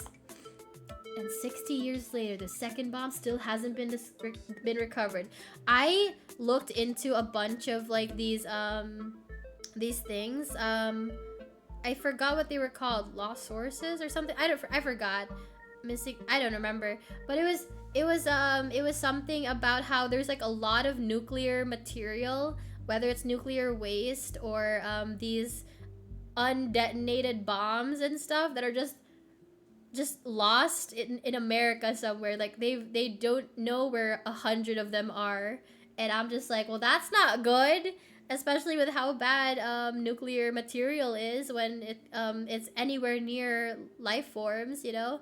That's not good at all. So yeah, I buy this. I buy this in America. It's conventional explosive disintegrated in midair. But most of the nuclear material was made unrecoverable by flooding. Oh, that's really bad. That actually would explain a lot of the weird animals. All the tumors and stuff. That might be caused by the nuclear waste. Law and Order? Nah, more like Chernobyl. If I remember correctly, they just buried it and sealed it up. Oh, okay. Well, that's good. You should seal it up with concrete, not just like dirt that can be dug up. I don't think disarming nuclear bombs is part of our skill set. So the nuke made the ditchlings. If the bomb is somewhere else, why would there be so many dishlings here? Oh god, we're screwed. Case closed. Looks like we got it, folks. I don't think so. Goldsboro is almost 400 miles away from here. I don't know what a mile is. I'm sorry. Look, you never know with radiation. We actually know quite a bit. It just melts you. It doesn't make monsters.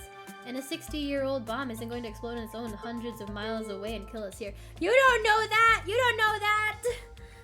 Who knows? Who knows what they're capable of? A country having so much weapons that they forgot where they kept some of them. That's what I hear. Yep, that's exactly what... Yeah, it's crazy how much nuclear waste is just like out and about that nobody knows where it's located. You know, that's kind of dangerous to me. It's bad enough to know that some countries in the world have access to nuclear weapons, but at least we know where they are, you know? Having a bunch of nuclear waste that's like, you know, really, really high on the radiation scale, like the fact that it's just like out and about in the woods somewhere, or like in someone's backyard, I don't like that. That's kind of scary. You never know, there could always be a whole underground society of bomb-worshipping mutants just waiting to blow it up. I've missed this.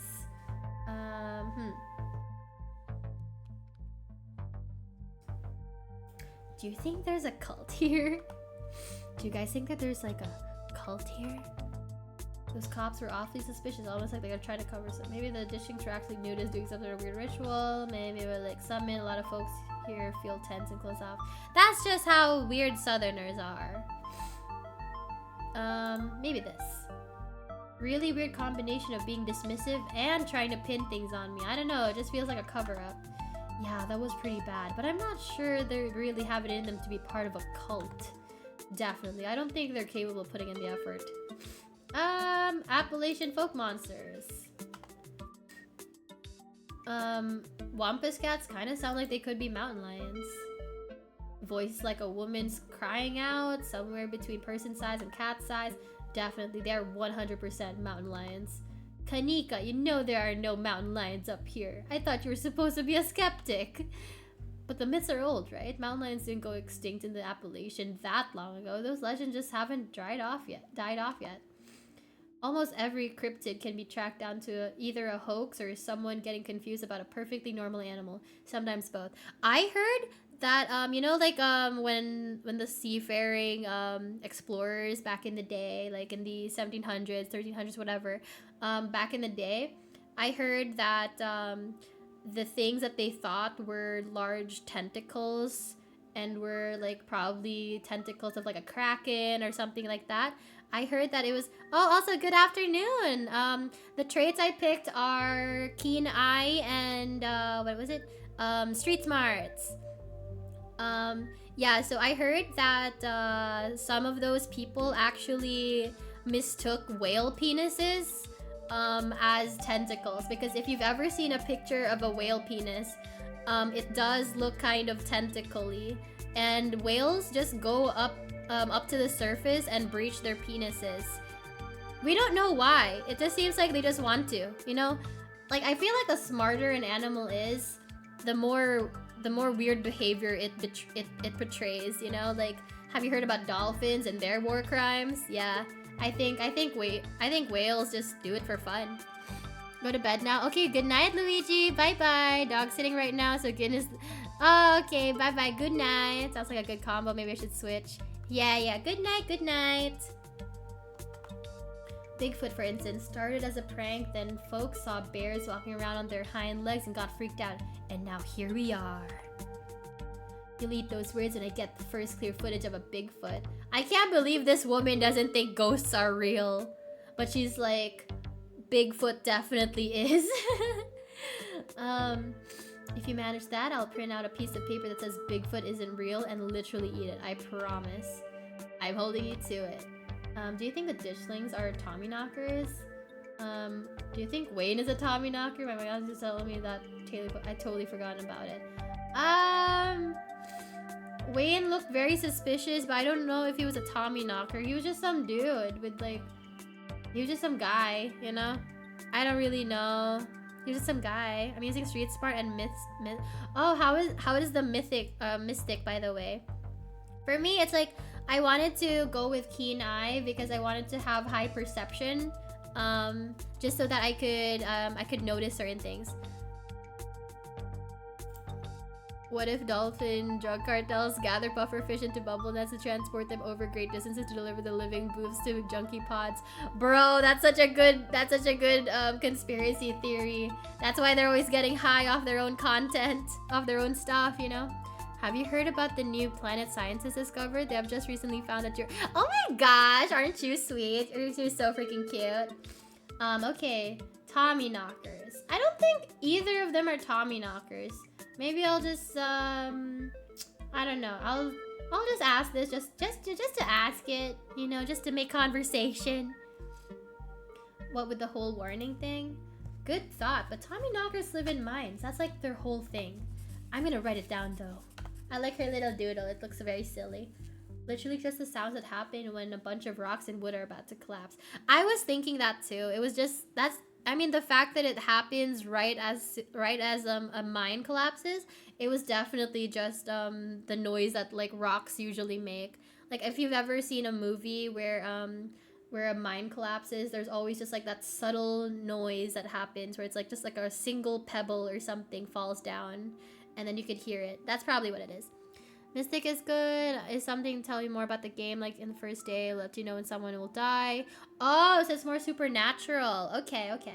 So it's like having a psychic sense. I kind of like acting like, you know, there's just like a normal person with just like observational skills, you know.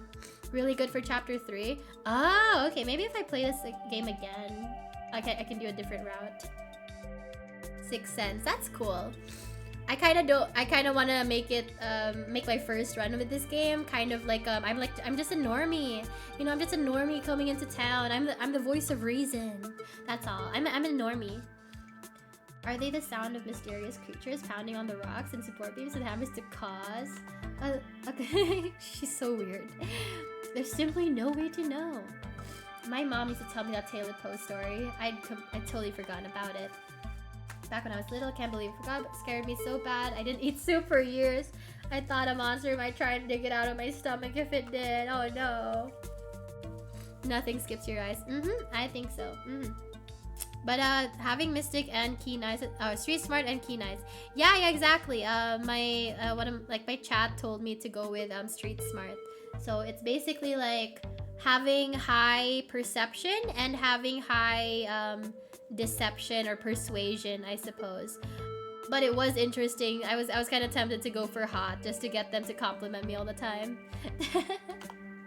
I would have been rolling in bitches. Now I know that's just because chimneys don't burn down and wooden houses do. Oh, you know, that does actually make sense. Yeah, that doesn't mean it's not a chimney from Taylor Poe. I've camped out there a couple times, seen some pretty spooky stuff. You gotta stop doing that. That's how you get haunted. I think this game related to horror, so mystical is good. Yeah, maybe in a different route. But it's like I kind of like acting like as just like a normal person that has no idea what's going on, and it's kind of cool, you know. It's like there's always that one character in a horror film that's just like, what's going on? What, like, we should research. As opposed to that one weird spooky kid in every like Stephen King film or story that's just like surprisingly in tune with supernatural stuff, you know? And they can see the future and everything. And that's nice and all. It's just like I think going in there blind is actually pretty interesting too. Yeah, I watched that video. You saw raccoons. You're gonna get rabies one of these days chasing after wildlife like that. What can I say? I like to live on the edge. Let's move on. Talk about the face of Scarlet. Wayne's kind of a weird dude. The creep who keeps coming around my mom's tea room. He snuck up on us last night and called out Inaria by name. Yeah, there's definitely something wrong with him. Maybe he's sick. Maybe that has something to do with what you saw in the woods. I don't know. I'd buy it. Talk about Veins of Scarlet. So about the coal mines here. Tanika visibly shudders. I get cold sweats just thinking about being in a place like that. I feel for the guys who work up there. I would never. Yeah, I could never either. It's scary. It's dark and musty. You could die, and people have died. 160 deaths in a coal mine accident is so bad. Hot is cool. It helps a lot in chapter 4. Is it gonna be a love interest type of thing? We'll see. We'll see. Speak for yourself. I love a good... I don't even know what that word means. Crevasse? Crevice? Is that how you spell crevice? I don't think so. It's crevasse, right? That's crevasse. But what does it mean? Which one did you choose for romanceables? Honestly, I haven't met all the side characters yet, so I haven't checked. I'm kind of low-key thinking maybe Reese, mainly because I vibe well with Stella, but I don't know. I think I kind of want to friend zone her. Although I did get her number, so that's pretty cool. I kind of want to check out like Reese because like that's like the third friend that, or like that's the second friend that we haven't met yet. And apparently he's been like stuck in his house for 10 years because something happened 10 years ago. And I'm just like, ooh, a recluse, a depressed guy, I can fix him. Ah, man, okay. Union busting, mine collapse from poor working conditions, color me shocked. Oh, that seems kind of rude to say. People died, man.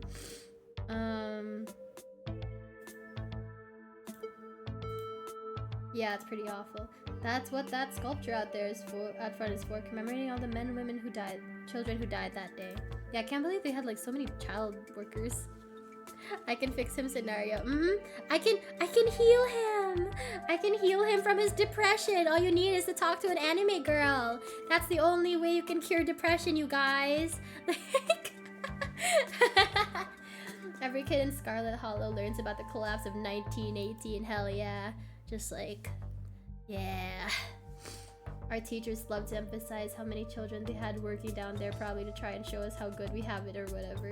Oh, love it when teachers do that. When I was a kid, my teachers used to talk to us about how they banned what we call corporal punishment. And it's basically that thing where a teacher is legally allowed to beat a child to discipline them in schools. And I remember when I was 8, my teacher told me, told us about how they banned that, so it's no longer legal in the country. So I thought that was interesting, but it did freak me out hearing exactly how they would perform these punishments. There was like this thing about a kid kneeling for several hours, a kid that got locked in a closet. Very bad times, very bad times. That could be what the dishings are warning us about. Another collapse. Writing it down on the list of potential disasters. Yeesh. Stella, that's morbid. And besides, it was all Charles Shaw's fault. The labor market is way more strict now. There's no way you could get away with the kind of safety cutbacks he pulled. Absolutely. Absolutely. Y'all don't actually think the mine's about to collapse, right? Haha, no, I don't think so. Phew, had me worried there for a second. I totally believe it. I had to give Tabitha any credit, but the mine is safer now than it was back then. Still, what a horrible thought. Okay, bye anime. Good night. I hope you sleep well. Mwah. You never know. What happened after the mine collapse? I assume people died. The book just kind of glosses over that. 160 men and children died. There was a union for a little bit, but didn't last. There's not a whole lot written about the past century here, which is very strange. Bye. Mwah. Yeah, the Scarlet Hollow mine isn't exactly the most ethically run business. Yeah. Oh wait, my family runs the business. Tabitha's in charge. Oh no, my cousin's in charge. That means, oh no, we need to fix up the mines with whatever little money we have, and then we fix up the house and we can have money again. We can be rich again. We're orphans. We need money. No offense or anything. I'm sure Tabby runs the mines better than Charles Shaw did. Still hasn't let the union in though. There's a reason she and I don't talk. You guys seem to really have a bone to pick with Charles Shaw. Yeah, I don't need to ask about this. I know why. I agree with Stella. Maybe the Dishlings are warning us about another. What if the Dishlings are coming from the mines? What if there's something toxic in the mines poisoning the town? Wayne seems sick. Ooh! And also the animals are sick. They're all gross. They're all dying. That choice is... Yeah, oh my gosh. The Dead Moms Club. I did not choose that option. That felt way too inappropriate considering how Tabitha was already so uptight about it. About everything, you know? She was tense. Her mom died. We're planning her funeral this week. I don't think I should make jokes about it. Because my mom's been dead for a while, but her mom just died, you know? What if there's something toxic in the mines poisoning the town? Wayne seems sick. Honestly, that sounds like one of the most plausible explanations we've had so far. I'm so smart! What about the Ditchlings? I don't know, maybe there's some sort of parasite down in the mines. Maybe it infected Wayne, and maybe Wayne infected the local wildlife. He did wear a jacket that looked like the miners' coats, so I assume it was something to do in the mines. Yeah, that could work. We should check out the mines. Everything for plot, right guys? Everything for plot. We should check out the mines. Between Wayne and the old collapse, it seems like the smartest place to start. Good idea. There's an awful lot of mines related stuff in my notes. We can poke around, find out if anyone's seen anything weird. Just to clarify, you two are suggesting we go to question some of the miners, right? We are not poking around unprepared in the actual mines, right? Oh, I just noticed her shirt. Ghost Tracks. San Antonio, Texas. Right? Yeah, totally. 100%. I would never. We don't even have a good reason to go down there. Good, let's keep it that way. You know how I feel about mines. I promise, Neeks, we're just going to question some of the miners. And if that question gives us a good reason to poke around, say, a cool abandoned coal mine, then we'll cross that bridge when we come to it. You can cross that bridge when we come to it. I am not going underground. Fair enough. Fair enough. You know, it's dangerous. People die there. People die down there. I'm just messing with you. We'll stick to the surface. The surface is where the dangerous creatures are. Yeah, and hopefully we can find out what's wrong with Wayne while we're at it. Maybe Tabitha can help us out? I'd rather not. We're not on good terms. I get a chance to get to know Tabitha a little better. I'm sure Tabitha's going to love that we're snooping around. Let's stay under the radar. If we're doing this, let's do our best to stay under the radar. I'm already in hot enough water with Tabitha as is. That sounds like a good idea. We'll be super sneaky, I promise. I can even keep lookout. Look at us going out on a caper together. I miss this. I miss it too. I mean, sure, it's not under the best circumstances, but I've been so wrapped up in running the store, I didn't realize how much I miss being able to hang out with you. Aww, friendship. Friendship is magic, you guys. Though there is something missing. Reese. Aha! We're gonna talk to the depressed man! Yay! We're gonna fix him. We're gonna fix him up, and we're gonna get rid of his depression by being anime women.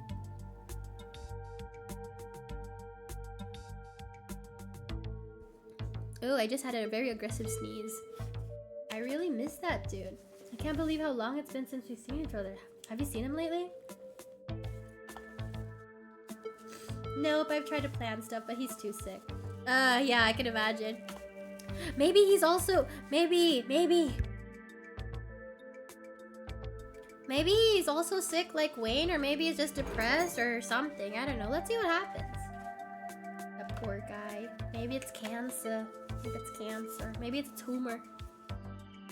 You know, we could just pop over and surprise him. I mean, he did invite us. So it's not like we're coming completely unannounced. Yeah, we can fix him. We have to fix them. He seemed excited to meet Inaria. Maybe he'll finally get to leave his little cave.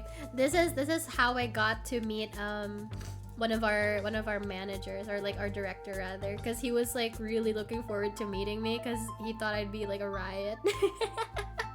Yeah. Hell yeah, let's do it. Whenever I hear that someone wants to meet me, I'm just like, yeah, let's meet. I'm excited. Like, I will grace you with my presence, good sir. We'll let you know if we run into Rosalina. Oh, right, the teenager, right. Reese's home stands at the edge of the forest wall. What is up? I hate I hate the woods, man. I hate the woods. It's like, all I see is that if at night something spooky happens, I'm gonna be scared because it's like, look at that.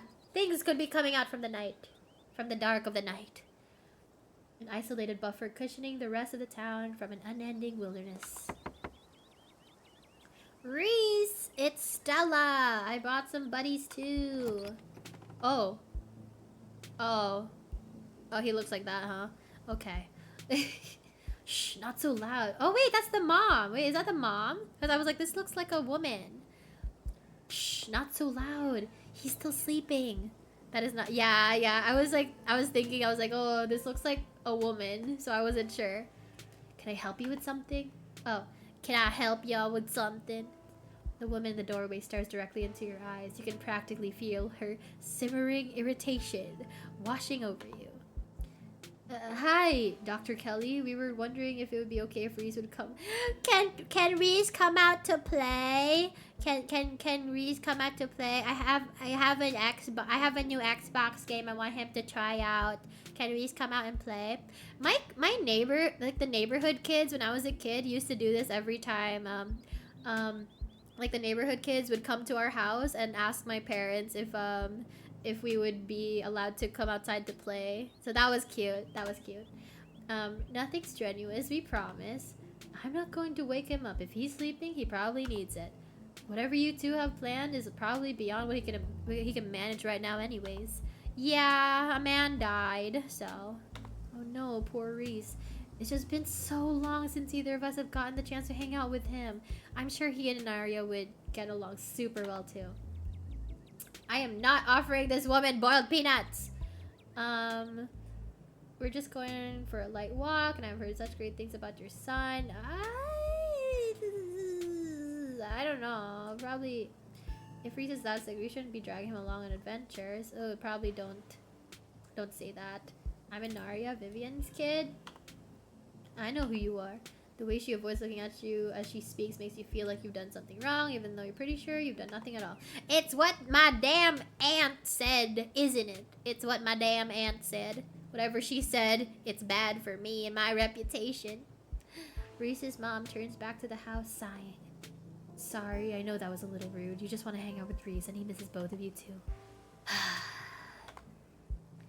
He's actually feeling his best around mid-afternoon. Why don't you come over tomorrow? We can have some supper and y'all can hang out for a bit. Useful since she needs to interact with people a lot. Yeah, I just keep thinking, am I gonna be rude to the neighbors? I don't promise that he'll be perky, but I'm sure it'll brighten his spirits to see you two again. And I suppose you can come too, Inaria. Thank you kindly. That'd be great. I can bring a side dish. Maybe deviled eggs. Does he still eat those? No, eggs are a little much for him. They don't settle well. You can leave the cooking to me. I know what he can handle. Okay, I'll bring soda then. That's not... Okay, yes, fine. You can bring soda. Nothing with caffeine. Ginger ale, preferably. Oh, and leave the dog at home. She might cheer him up. You know, they have those therapy dogs in hospital. No dogs. Thanks so much, Dr. Kelly. We'll stop bothering you now. See you later. Dr. Kelly nods in acknowledgement and quickly shuts the door. The sound of several locks clicking into place can be heard from within. Oh gosh. Oh, she really doesn't want us to stay. God, that woman makes me so nervous. I remember she used to be so nice and carefree when we were kids. I just noticed her outfit is so nice. I want to dress like this. This looks really cool. I have some parts already. I need to get a hat like this though. I've always wanted a hat like that since I was a kid. She always had the best stickers when we would get our shots. Maybe she's just stressed about Reese. Yeah. Or maybe she's just nice to kids. Either way, I guess it's just the three of us. You gonna drive? Did we come here by car? I thought we walked. Yeah, sorry, I don't like the thought of going up there without the van. Cool, I'll take my shortcut then. It shouldn't take long for me to get... Oh, right, because she does not want to be in a car. So we are going to drive up there with Kanika, I guess. And Stella's gonna walk, I suppose. You're welcome to tag along, Anaria. Don't worry, I won't be offended if you'd rather ride with Kanika. I'm sure you're probably sick of the woods. I don't know. I mean, I don't really know Kanika that well. I'm gonna stick with Stella. Either way works for me. I I know this is probably like maybe her parents died in a car accident. So I'm gonna wait till later in the story to ask that. I'll walk, I suppose, into the woods again. um, we'll meet you there. Those are options indeed. Also, that pug has a death stare in his eyes. Yeah, that's just how pugs look, honestly. They always look like that. The woods are calm and serene compared to last night, though you can't help but get the feeling that danger lurks just beyond the tree. Yep. Yeah, because they live there. They live there still. Thanks for coming along with us, with Gretchen and me and Amin. I hope I haven't seemed too cold about everything that happened last night. The truth is, I'm barely keeping myself together. I just don't know how to let it out. Duke died out here last night, and I can't stop thinking that it may have been my fault. Well, shucks. I wasn't gonna say anything, but if only I died for that flashlight. If only I didn't drag you along into the woods. I mean, I saved your dog, you know. The only thing, Duke died. Yep, Duke died last night. Here's my thing. I saved the dog, right? I saved the dog. Stella. Stella should have helped with the flashlight if I went for her dog. Or she should have gone for the dog while I went for the flashlight. Either way, Stella was useless. And I'm gonna be honest, even if we weren't there that night, because Duke did tell us to go back, he would have died regardless, I think. I think he still would have tried to shoot at those things. So I'm pretty sure he still would have died. I like to think... Reed! Oh my god! Reed! Thank you so much! Thank you. Asoroy code. Hello. Thank you guys. We are currently on day 2 of this game. Hi Raiders. Hello to all the newcomers. Hi. Welcome. Oh my god, my freaking socials just came up. What good timing. Hi, Rado. I'd like to think that Duke probably would have died whether or not we were there that night. So newcomers. That's what I call everybody who's new to my chat. But yeah, so unfortunately, that happened. He died. Not our fault. I think he would have died regardless whether or not we were there. I think if I dove for the flashlight, he might have survived, but yeah, he's not my friend. I don't know him. I'd rather save the stupid, ugly dog, you know? The game's been interesting. The game's been really fun so far. I'm kind of nervous about later on in the story, but you know. Anyways, hi you guys. My name's Inaria. I'm a VTuber, as you can see. I'm just here doing some investigating, and I'm sick today, so... Aside from 5 romanceable characters, there's a few hidden... There's hidden romanceable characters! Man, I really should have gone for the hot trait. My traits, for those of you who know about this game, my traits that I picked are Keen Eye and Street Smarts. Get well soon. Thank you, hero. It's like there's a guilt boiling under my skin. But the only way I can process what happened is by turning off that part of me that feels things. She's so emo. When I'm around other people, it's like I think of Duke dying as just a thing that happened. Like it's just part of another video. Damn. Because if I actually admit to other people that I feel something, then I'd have to admit to myself that what happened is my fault. Oh no. This is what she's like when she doesn't have her varsity jacket, you guys. She becomes emo. It was hiding the feelings away. Oh no. Of course it's not your fault. It's a little your fault, but he would have died regardless. But if you didn't hesitate last night, we might have gotten out of it. I don't want to say that. I don't want to hurt the NPC's feelings, man. This is a little romantical sounding, doesn't it? This probably is like a romance flag. I've played enough dating sims to know that that's probably a romance flag. I will pick this one. Neutral. I mean, what was the guy doing? He was out in the woods hunting mountain lions because he thinks that they were the ones killing his chickens. So he got attacked by a thing and he died. And I think whether or not we were there that night, I think he would have died regardless. So I'm just using that as an excuse to not feel guilty about his death. I'm gonna be honest. It's nobody's fault. It's my fault. This is Gretchen's fault. It's Tabitha's fault. It's nobody's fault. Me and Gretchen have gone into those woods at night dozens of times by ourselves, and nothing like this has happened before. How could you have known? Thanks, Inari. I think I needed to hear that. Oh, did you hear that? A twig snapped. The conversation comes to a dramatic halt with you, Stella, and Gretchen all whirling around to face the source of the sound. A bird! Oh, it's like... I don't know what bird that is. It's red, and it kind of looks like a blue jay, except it's red. So I don't know. Whoa, calm down, girl. It's just a bird. The same probably goes for the two of us. Haha, I guess we're all a little on edge. Let's hurry to the mine. It shouldn't be much farther. Oh, it's getting twigs for its nest. That's cute. Cardinal. Oh, yeah, right. That's why they look familiar. Thank you. Kanika casually. Look how cool she is. Look at that goth babe. Thickums.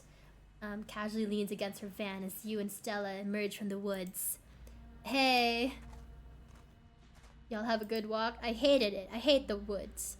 The males are usually red while the girl... Oh, yeah, I think I've heard of that.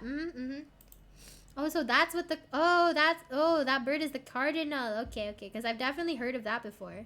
They're both cute because they both have the same eye painting. Yeah. Not that you were missing out or anything. You didn't run into any of those creatures, did you? Nope. That makes sense. They're probably nocturnal. I thought that too. Glug glug, reminder to drink water. Okay, I'm gonna drink some. I have tea with me. It's lemon and ginger because I'm sick today. I don't know if I should feel relieved or disappointed. But we're all here. What's the plan? I guess we just go talk to people. I guess so. Is this what mines look like? I don't know. I thought it would just be like a hole in the side of a mountain. I don't think it'd actually have all this, but I guess this is like industrialized, you know. I should probably be on a lookout duty. I'm a bit of a persona non grata in the mines.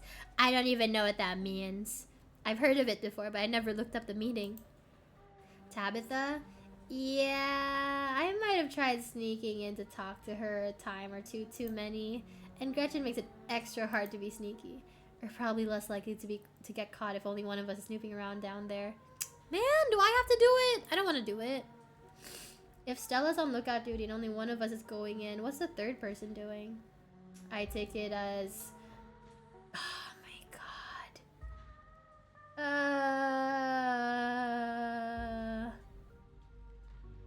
God damn it, I'm gonna have to do it. Damn it. I take it I'm the one of us you're talking about.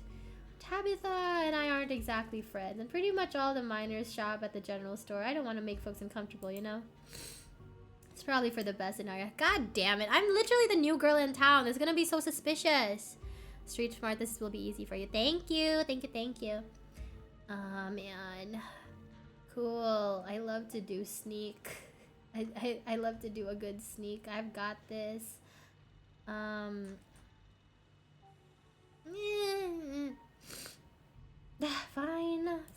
Fine. You're gonna do great. Thanks. So the plan, you know those cheesy old rom-coms where somebody wears an earpiece on their first date? Whoa, do you have some kind of surveillance setup in the back of your van that I didn't know about? What? No. I have a pair of earbuds with a really good mic. We can just do a group call. The modern solution. Kanika hands you a pair of earbuds. We can feed you questions if you get stuck, and Sel can give you a heads up if Tabitha's headed your way. Oh, great. I love it. I miss doing this sort of thing with you. You're so thorough. Ah, thanks. I do my best. I guess we should part ways and start the call, yeah? I'm nervous.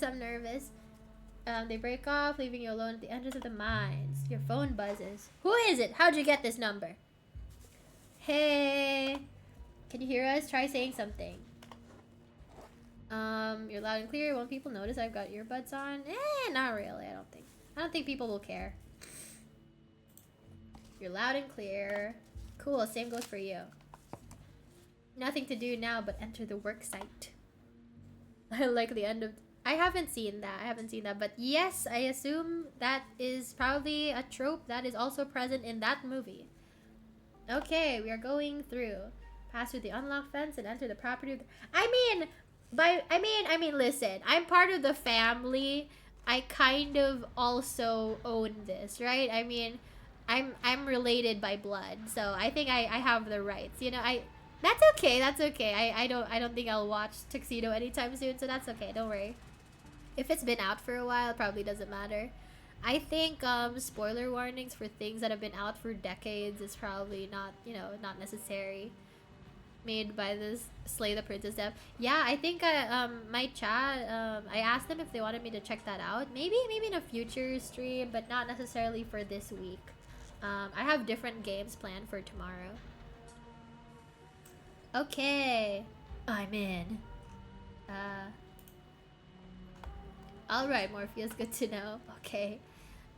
Approach the nearest group of miners, go straight to the main office to find your cousin. I don't... Yeah, he made so many. Oh, 2000 Jackie Chan movie.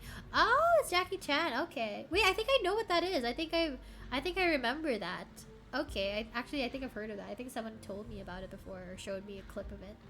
You approach the nearest group of miners. A blonde woman, a broad-shouldered man, and an old-timer.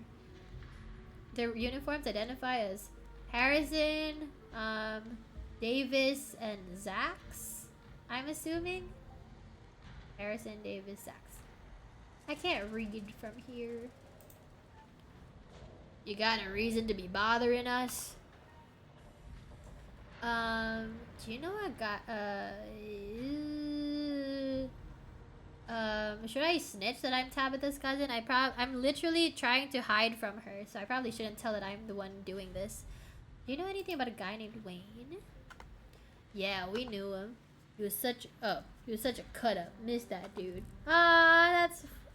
He's kind of weird now though, so I feel kind of bad. Why are you talking about him in the past tense? I met him last night. He accosted me last night. What happened to him? Good question. Wait, what? No way. Isn't that the guy y'all said was, well, I guess he ain't, and he hasn't even skipped town, huh? A pretty unexpected turn of events, if you ask me. What a relief. Thought something awful happened to the poor guy.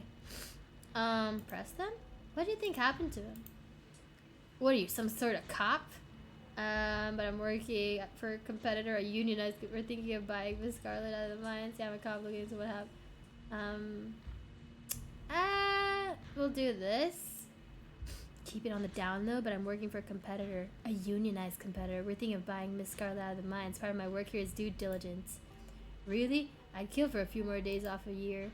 Yeah, I hear those union boys get paid sick leave. I wouldn't mind some of that. I'd buy it. They're already looking for people to lay off, and I don't intend to be one of them. I love it here.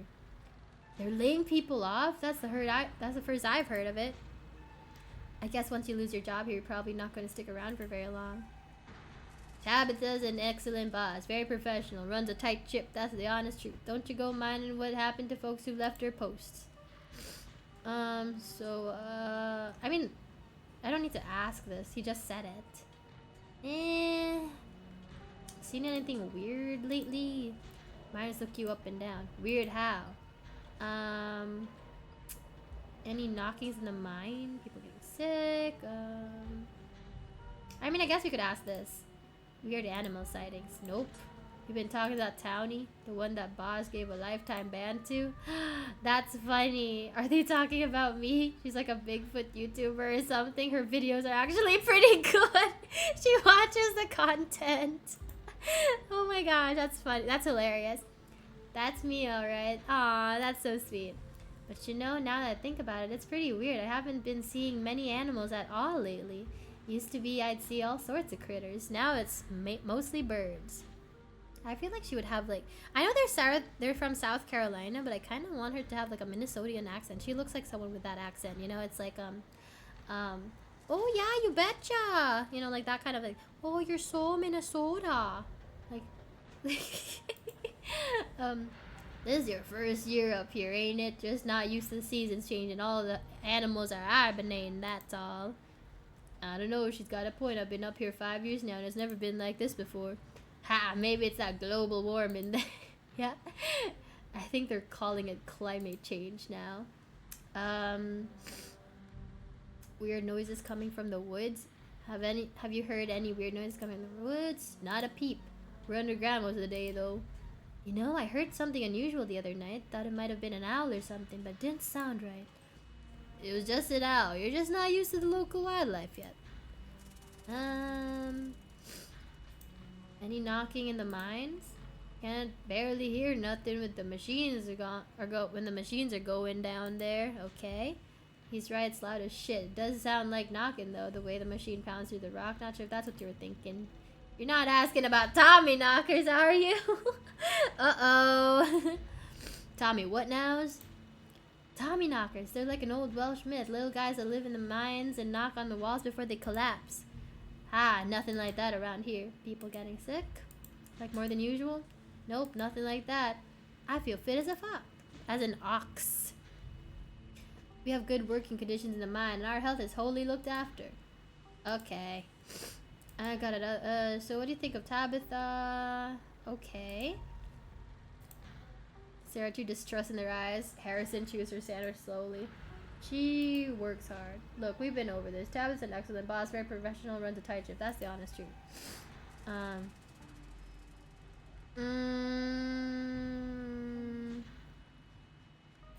Actually, that's all. Thanks. Bye. You walk away from the miners. Yeah, okay. Maybe it was just me, but they seemed to think Wayne was dead, right? It wasn't just you. Approach another group of miners. God damn it, so many people. A flash of movement for... Oh, I don't like that.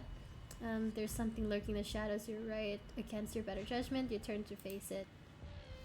Oh, hi, Wayne. Hi, Wayne. You look well. You look good. You look good. You definitely don't look dead, so that's interesting. You shouldn't be up here. It's dangerous. He's warning me for some reason.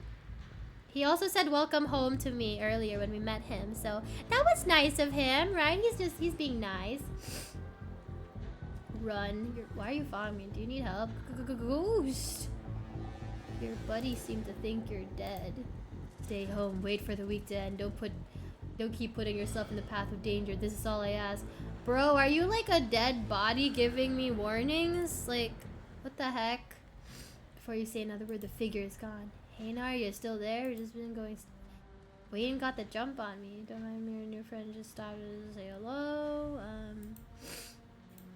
Whoa, I thought I saw you talking to someone down there. Are you okay? Told me to stay at this desk for the rest of the week. I wonder why. Okay. I'd be safe there. Why would he tell me that? What the hell is that supposed to mean? It must have been threatening you, right? Cadaver warning. Yup, nothing like... That's the thing. I kind of like it when you get warnings from, like, victims. You know, like when like a ghost or like a zombie or something like that, when the undead come back and they tell you, like, run away, get out while you still can. You know, that's literally the plot of Get Out by Jordan Peele, right? Where it's like the victims of the attacks are warning you. I think that's what Wayne is, actually. Instead of him threatening me, I think he's trying to serve as a warning because I'm in danger. And that's kind of the whole point, right? He was probably a victim. The plot thickens. This just means we're on the right track. I'm not about to back down. I mean, trying to make me leave just means we're on the right track. I'm about to back. Ugh, everything for plot, man. Heck yeah, Narya, we've got your back. Approach another group of miners. She deserves to know what's going on. We should regroup. I don't like the thought of spending more time here. I'll ask more people some stuff, and then we can leave. Hey there, can we help you with something? Do any of you know a man out of the ordinary lately?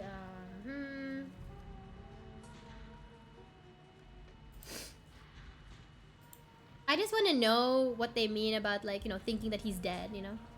Do you mean Sam Wayne? What are you asking about him for? Wait, have you seen him? No. I heard he went missing. Dead, more like. No, come on, man. There's no way. How could he just die? I don't know. Why didn't you just ask his girl? He has a girlfriend. Interesting. Someone to interrogate later. Yikes, do you think? No. No way. Just saying, he wasn't exactly the first fella to fall for her charms. Lots of heartbreak in that woman's history. Lots of jilted ex-lovers, if you catch my drift. Oh! Ooh, there's drama. There's drama. Who are they talking about? Imagine it was my mom. That'd be funny. I told him not to get involved with her. I told him. Have you fellas seen anything out of the ordinary lately? Weird, how? We're just gonna go through like the same questions. Weird animal sightings, strange questions, we don't exactly get out much. What does this have to do with it? Odd noise in the woods. Nothing but screech owls. Again, the owls thing. People getting sick. Lost looks out for her health. Okay, knocking the mines. I don't think so. Can't hear shit down there. It's all the same answers. I don't think I'm gonna get any information from these people. Anything else? I guess I'll ask these people too. What do you guys think of Tabitha? No. Now, why would you go ask a question like that? Are you trying to insinuate something? Horrible woman. Now, fellas, let's not go besmirching the fine, gentle lady. If Smith is right, she's got a lot to answer for. Alright, fellas, I think we better cool and get back to... Yeah, because, like, people were bitching about Tabitha's mom. And they thought, like, Tabitha was, a blessing compared to her mom. Right? And those previous guys said that she's a good boss. So I do wonder what she's actually like. But I wouldn't, she's probably a good boss. It's probably just like some weird stuff regarding their family, especially since the mom, like the aunt was like gossiping about us and like about everybody. So maybe they have like they're just like biased towards her family or something. I don't know. You're probably right. Okay. Did we check in? Just as a heads up, the only group I still see out there is pretty close to the main office. Might still be worth talking to them, but I don't know if I can give you all that much of a warning if Tabitha comes out. I need to talk to Tabitha, but yeah, I'll talk to that last group, and then I'll just, yeah.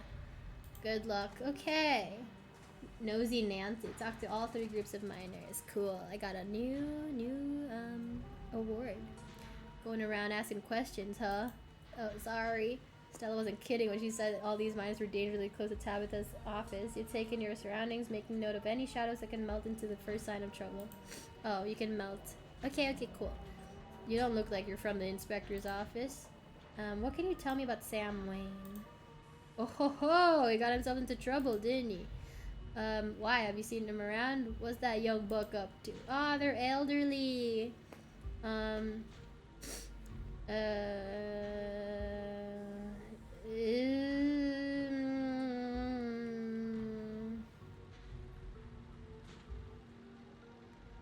What do you think he's been up to? All I know is that a certain someone got involved with somebody shouldn't have, and nobody in camp seen him since. I figure he just run off to live in that big mansion with his belle. It's not Tabitha, is it? Because the second group was making it sound awfully suspicious. And I thought, like, wait, his ex isn't Tabitha, is it? Stella audibly gasps. The thought of a strapping young man like him with that sour-faced broad always left such a bad taste in my mouth. Oh my god, gross. As if you wouldn't fall on your knees if a woman of means showed the slight bit of interest in you, or any woman at all. Fair enough. Wait. People hated Pearl Ann. I wonder if it was her. But I do want to, like, just ask if it's Tabitha, though. Because I don't know how old Tabitha is. Maybe it's probably Pearl Ann. Are you talking about Pearl Ann? Lord, no, even way has it. No, I'm talking about Lula's. Oh, so it was Tabitha. Okay. Not that old lady Pearl Ann didn't have her day. What do you think of Tabitha? 2 men shift uncomfortably. Not the kindliest woman I've ever met. She runs the place all right. Tell that to the boys she's been laying off lately. Oof. Gosh. Keep going around saying that and see how long it'll till you're one of them boys. All I have to say is a mind that's doing well doesn't go around laying off its workers for no reason. I'm not sure any of us are gonna have jobs in a few years. If you guys even make it through this year, I'm gonna be honest. Tate, you're a damn fool. You're gonna be next if you keep up that kind of talk. So be it. But a man needs to speak his mind sometimes. Have you noticed anything strange around here lately? All kinds of weird stuff happens in these hills. What sort of weird do you mean? Weird animal sightings. I saw a raccoon with a big old tumor last week. Oh, okay, now we're getting somewhere. That's one of the growths, the weird tumor things. That's nature for you, not always pretty. Okay, we're not telling him that.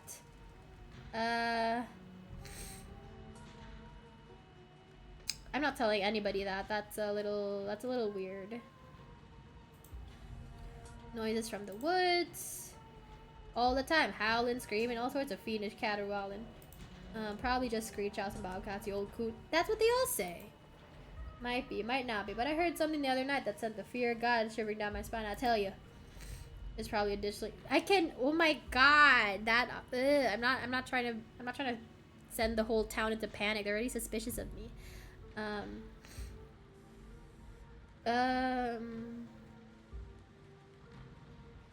don't want to lie, but knocking in the mines. You asking us if we heard the Tommy knockers? Of course we have. We're old timers. All of us who was here before the machine got brought in know the Tommy knockers. What a nuisance, always stealing my hammers.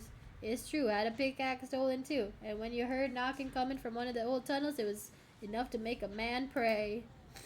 Looks like I figured out what to do for my next video. You better not be thinking of going into those old mine shafts alone. I could always use a partner in crime. I'm going to wind up going down there with you, aren't I? People getting sick? I mean, some of the older miners, sure, but I wouldn't call that unusual. That's all on that front. Sure. Thanks for the help. My pleasure. If that Wayne keeps bothering you, just let us know and we'll whip him into shape. Inaria, I think we got a problem. Oh no! Oh no! By the time Stella finishes her sentence, you've already ducked around the corner and out of sight. Meet back up with Stella and Kanika. Shadow to shadow, keeping out of sight. You're interrupted by a sudden movement out of the corner of your eye. A girl carrying a bottle of snacks pops through a hole in the fence and disappears. Who is that? Who is that?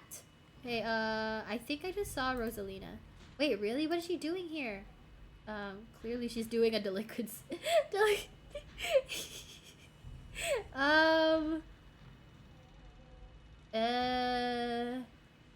Yeah, let's stitch to her dad. Let's handle that after we catch up with her. Okay, I guess we're chasing the freaking teenager. Okay. Okay, cool. You rush over the hill and get your bearings. The sounds of active mining, finding into this. Sure. Sure, let's chase the teenager. Let's chase the teenager into the woods or into the mines. That's where the miners go, after all. I guess the old Maxwell place doesn't cut it as a secret hangout spot.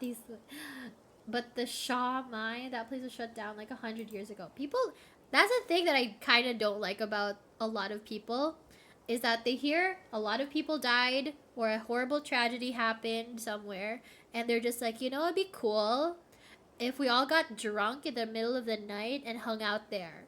And I'm just like, can't you guys hang out at like the local 7-Eleven or something? Jesus. After a collapse that killed over 100 people. I like her eye makeup. That's nice. And here I thought Stella was going to be the one to drag me into an abandoned coal mine. Have teens always been like this? I feel like I really missed out on my risk-taking years. I guess we should go after her, right? Yep. Yeah, let's head in before someone gets hurt. Whoa, you sure you want to tag along, Meeks? Inaria and I can handle this on our own. Yeah, I'm sure. As much as I hate confined spaces, I'm not about to let Rosalina get hurt on. Okay. Okay, cool. Okay, I guess we're doing this. I also would not like to go underground. Oh, man, we're scurrying. We're scurrying. Before you follow, you briefly wonder if you should let Tabitha know about this.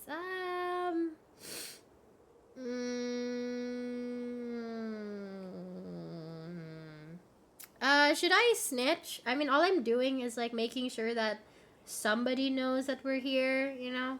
And it's not like it's for a bad reason. We're looking after a girl. Should I sneak? Or should I call her? What do you guys think? What do you guys think?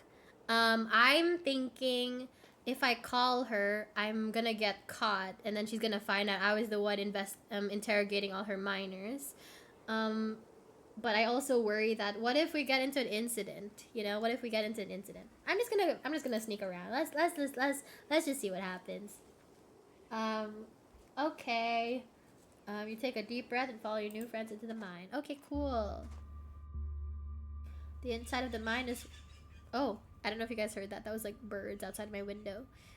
The inside of the mine is warmer than you'd expected. The air thick and wet. Ew, it's damp. Yeah, this is the humidity. That's the humidity that's happening right now. The ceiling hangs much lower than you are tall, forcing you and your companions to hunch over.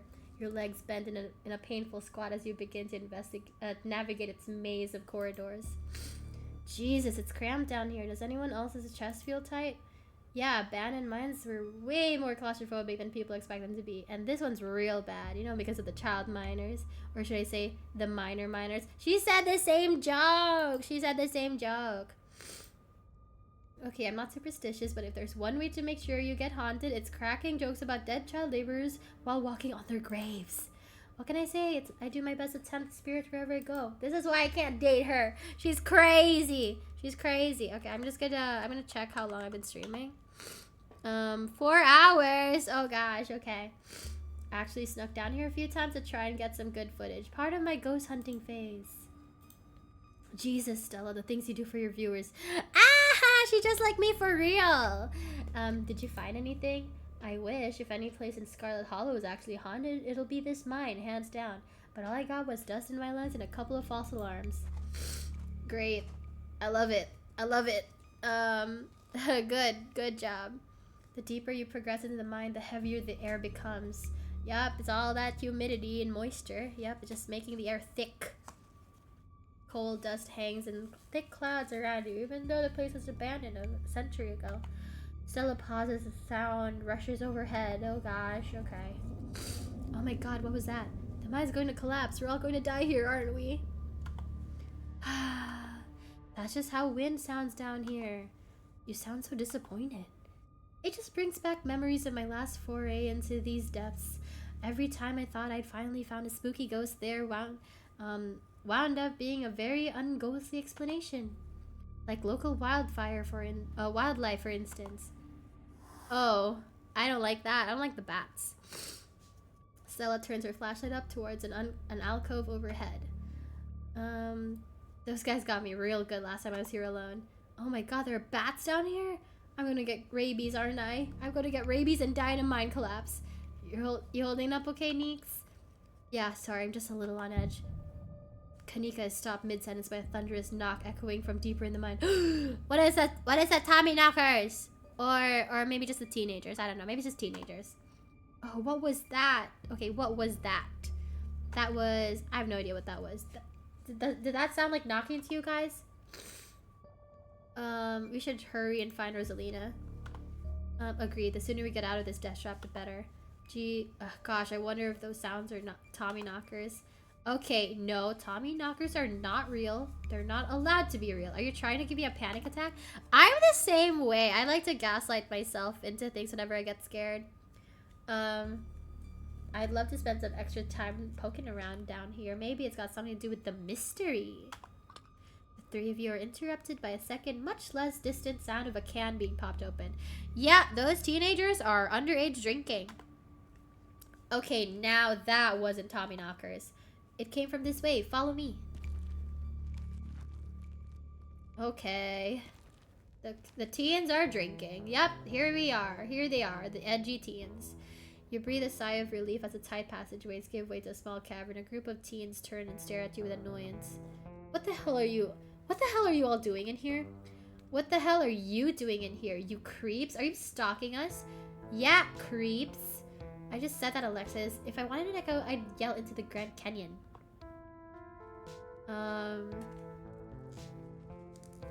If I wanted an echo, I'd yell into the Grand Canyon. What are you, 5? What are you guys doing down here? This is the most miserable place I've been in my we're here to make sure you don't hurt yourselves. Your dad's looking for you, Rosalina. Yeah, let's make her embarrassed. Let's embarrass the teen. Oh, who the hell are you? And who the hell are you exactly? That's Inaria, Tabby's cousin. I can't believe your dad sent people to follow you, Rosalina. That's messed up. I think that qualifies as harassment. Man, teenagers are so annoying sometimes. You could at least check in so he knows you're not dead. He loves you and worries about you. He's really not asking for much. Don't you kids have school tomorrow anyways? It's fall break. And we're not kids. Yeah, we're teens. Are those canned strawberry margaritas? Where did you even get those? Most of the teens avoid eye contact. The quiet one in the back tries to melt into the cavern wall. Oh no, I know this isn't you, Miles. It had better not be you.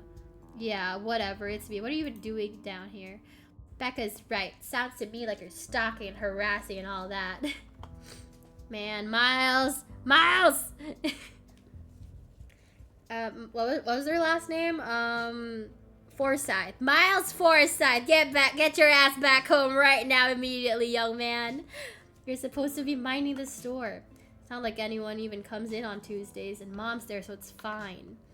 Eyes dart uncomfortably around the cavern as Kanika tears into her brother. I'm not fine. I mean, it's extremely not fine. Why do I always have to be the responsible one? Oh god, this is embarrassing. Oh geez, someone's getting scolded in front of the entire group. Oh no. Do you know what I would give to be as carefree as you? I left school so you would have a chance to live your life. Oh no, the guilt tripping! Is this what you're doing with it? What would Dad think if he could see this stealing booze from the family store to dick around in an abandoned mine? Dad's dead, Kanika. But if he were here, he'd be disappointed you wound up being such a bossy jerk. Who cares if we're having canned margaritas somewhere nobody's supposed to bother us?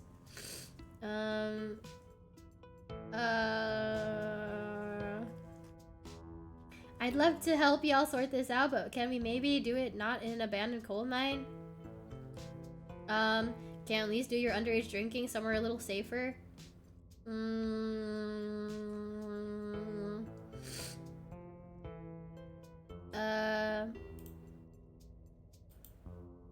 Oh, and what are you, an expert on mine safety? They only abandoned this place because there wasn't enough coal left to bother digging anymore. My dad told me, and he's an actual foreman at the continuous mining facility, so he knows what he's talking about. Wait, I thought your dad was a charge hand. No, Alexis, he got promoted last month. And he says that, yeah, that is how Becca would talk, wouldn't it? Yeah, that is how she would talk, wouldn't it? Yeah, Becca. No, Alexis, he got promoted last month. And he says this place is totally safe and we can hang out here anytime we want. God damn it, Becca's dad. Becca's dad's right, though. Check out how sturdy this place is. The teen with the beanie jumps up and slaps a strut on the... That's going to fuck this place up, I'm sure of it. Oh, was that the knocking we heard earlier? One of these days I'll find a real Tommy knocker. Oh my god, Zane, cut it out. Jumping up to hit stuff is extremely 8th grade. Oof. No offense, Rosalina.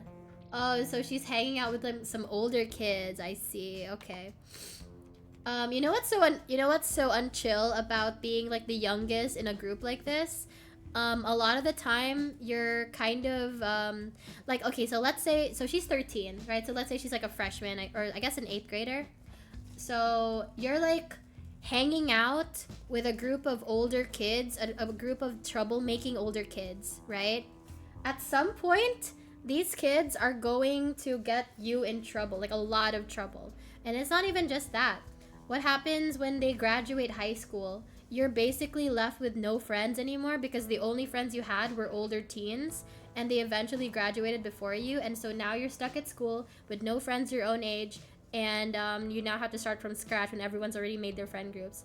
So the thing about being like the one kid who gets to hang out with the older teens is not as fun as it seems because at the end of the day, you're just gonna get like, you know, it's never the cool teens that adopt an 8th grader, you know, it's always like the troublemaker ones. And they always just use you for like for like gopher work. They basically ask you to like do a bunch of stuff for them. So it's not even worth it. You're basically like their little slave. So that's not chill. Not like you, Rosalina. You're chill and smart too. Okay, sure. Quiet, all of you. I don't care where your dad works, Becca. Yeah, Becca. This place isn't safe. Just because the old timber struts have stood this long doesn't mean they'll stand forever. I'm not listening to what some sad 20-somethings have to say about where we're allowed to be. Hey, I'm not sad. Where'd you get that idea? Running a clickbaity YouTube channel where you run around in the woods chasing nothing is extremely sad. Anyways, Rosalina isn't going anywhere. She's better off here than at home. Yeah, tell him about where you have to sleep, Rosalina. We've been living in the library for the past couple of weeks. Dad says we can't stay at our house. They've got a hot plate and a couple cots in one of the back rooms. It's actually a pretty sick setup. No, it isn't, Zane. Rosalina deserves better. I'm sure Oscar has a good reason for that. He's a good guy and he cares about you, Rosalina. He thinks our house is haunted. Oh. Wait, what? It's such a bullshit excuse. I bet he couldn't afford it anymore and is lying to you to save face. What a coward. Becca, I don't think you can, like, say that about other people's families. Isn't that, like, bullying or something? Shut up, Zane. Back up. He says it's haunted? I can't believe he didn't mention it to me. I could investigate. My God, Stella. Come on, Stella. There's children here. We have to leave. There's no ghost, Stella. It would be cool if there was, but Becca's right. I just wish he would be honest with me and tell me what's really going on. It's like he doesn't think I can handle it. Like I'm still a little kid. I'm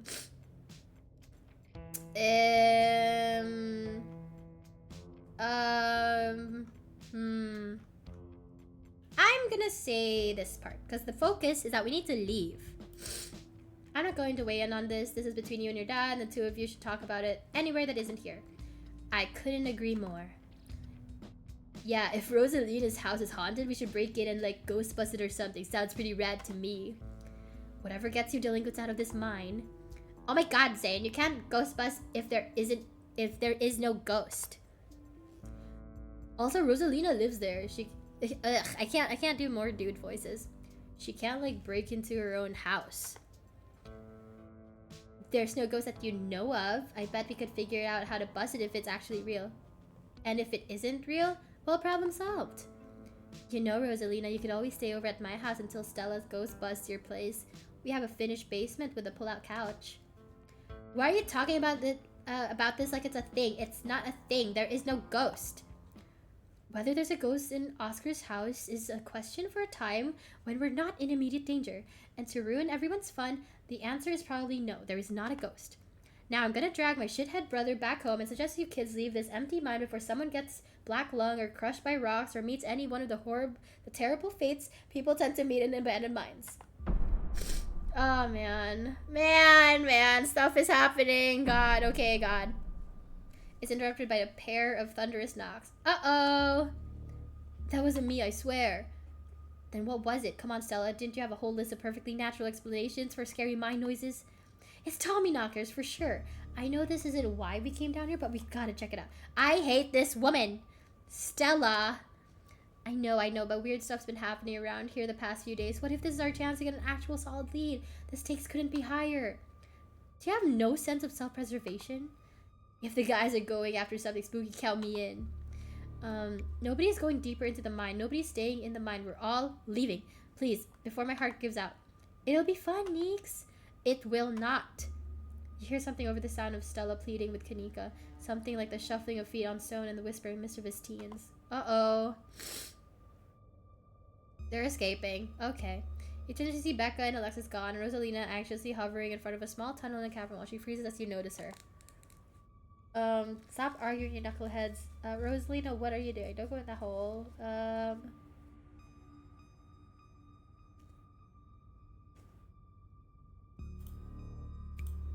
I don't know. What am I doing? Wait, what? Rosalina, don't go in there. Becca and Alexis, stop trying to get us all killed. Sorry, guys. I'm gonna hang back. Ugh, I knew you were cool enough to hang out with us. Rosalina. Yeah, see, I told you. Becca's no good. Becca's no good. Becca sucks. I knew you weren't cool enough to hang out with us, Rosalina. Come on, Alexis. We'll have more fun without her. I mean, should we let them die? You know, I don't know. Oh, alright. I mean, Alexis is trying. You know, she's trying to be nice to Rosalina. But, Becca's just no good. Becca's kind of a bitch. Are you kidding me? Rosalina, what were you thinking? What were they thinking? I don't know. I'm so sorry. Wow, Kanika, maybe if you weren't still scared of the dark or whatever, you would have noticed them sneak off. I noticed them sneak off, and like I've been zoning out the whole time we've been here. Yeah, he's zooted. Oh hey, they must have squeezed through that child-sized tunnel. Yeah. Oh no. Dang, I always wonder where that goes. I've never been able to get these hips through there. Becca shouts back from the other end of the tunnel. We are not about to let you come in here and ruin our good time. The mine is safe. I've been here a million times. Yeah, if Becca says we're safe, then we're totally safe. Also, sorry, Rosalina. I'll see you tomorrow. Whatever. Oh, wait. Whatever. Come on, Alexis. I know a cool spot this way. Okay, I think we can catch up with them. We just followed their voices. Do you want to take these three out of here while Inari and I track them down? What? I want to leave. I want to leave too, man. What the fuck? The pug will talk as a plot twist. Shut up. No way. I mean, honestly, with all the weird stuff happening, I wouldn't be surprised if, like, he gets possessed by something. What's the Scooby-Doo coming after you? Gonna solve that mystery. Look, I know we've made a bit of a fuss about not liking this place, but I'm not about to leave you two down here alone down here. What if something bad happens and I'm not here to help? Or what if you run into something totally normal down here that you think is a ghost, and I miss out on my chance to figure out what it actually is? Alright, knuckleheads, if I don't escort you three out of here myself, can we trust... Man, I don't want to go down there. Can we trust you to actually leave and go home? Yeah, sure, I could never fit in the tunnel anyways. They have crossed the barrier that I cannot. So my time here is up. But only because Stella promised me a ghost hunt tomorrow. Whatever. I still have to do my dailies anyways, and service down here sucks. He's such a gamer! He's a gamer! What about you, Rosalina?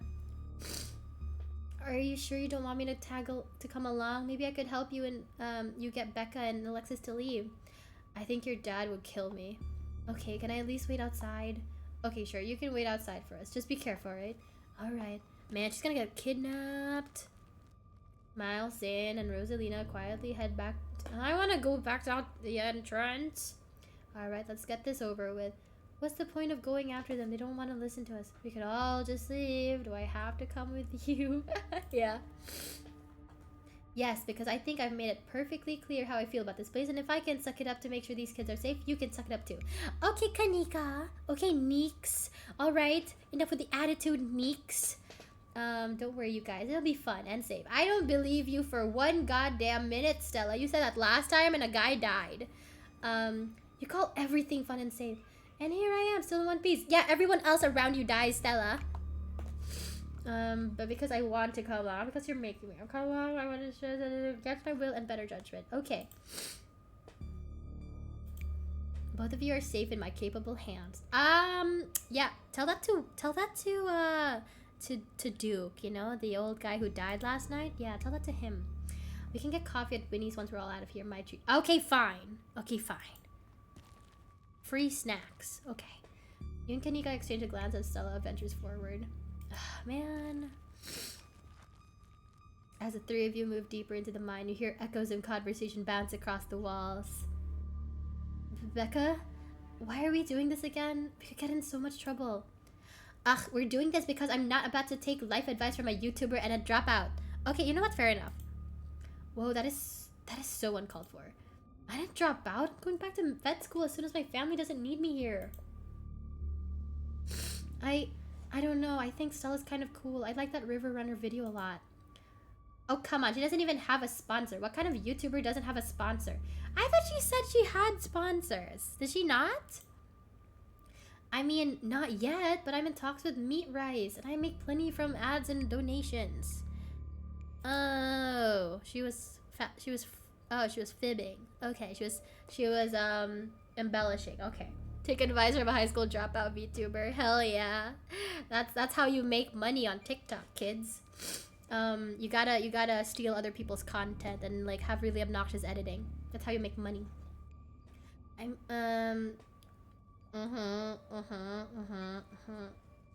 just glad they're not gossiping about me. Yup. Yeah, I know they're just teens, but some of that stuff stung. Teens are mean. Teens are really mean. Another knock closer interrupts your thoughts, followed by another, followed by another. Oh god, is it just me or is that knocking coming from the same direction as those kids? Yeah, it's not just you. I really don't like that knocking. Calm down, Alexis. It's just mine sounds. Did you see that? Why are we still down here, Becca? No, it's just a shadow. There's no reason to get freaked out. Becca, I swear I saw something. Shut up. There's nothing down here. Stop trying to scare me.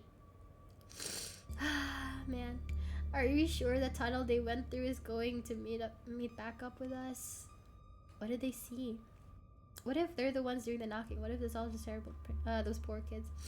I knew coming down here was a bad idea. I can't believe they're making us do this. We better get grounded when this is all said and done. Yeah. At least now we'll probably be able to actually get them to leave.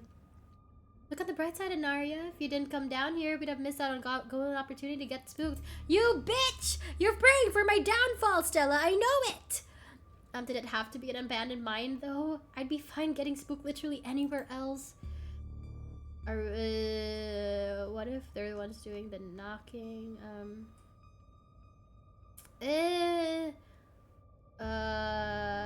Sure. Hang on, you guys. I'm gonna mute my mic real quick. Hang on. I have to go to the bathroom, so give me a couple minutes. Hang on.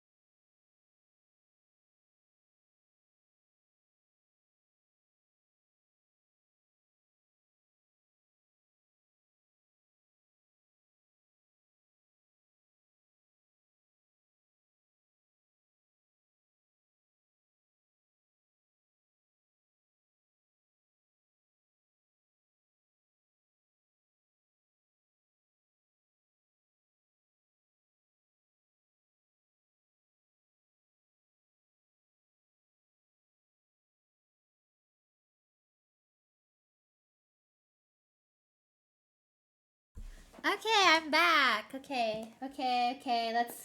Let's continue, I guess.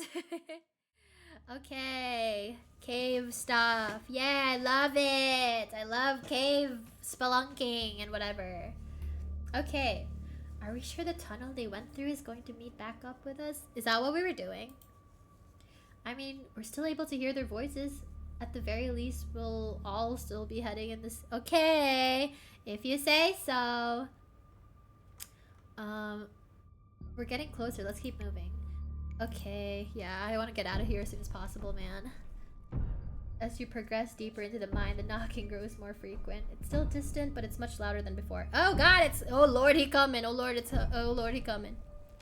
The tunnel ends abruptly in front of you. A century-old ladder's the only way forward. Becca, we need to leave. This isn't fun anymore. This is plenty fun. I bet you're only saying that because you want to hang out with your dorky crush. She's just an 8th grader. I knew she was suspiciously nice. She was suspiciously nice to Rosalina. It's because she has a crush on her. Wait, how old are these teens? Because Rosalina's 13. How old are these teenagers? I hope Alexis is like 14 or something. 14, 15 is yeah. Kind of weird. I remember when I was 15, this 13-year-old asked about me, and when he found out how old I was, he was like, I'm out. Oh man. So that's funny. Becca, this isn't about Rosalina. I know you can hear that knocking. Well, it sure sounds like they're down there, all right. You want to wait up here, Neeks? The climb down looks nasty, and I don't think I can climb down and hold Gretchen.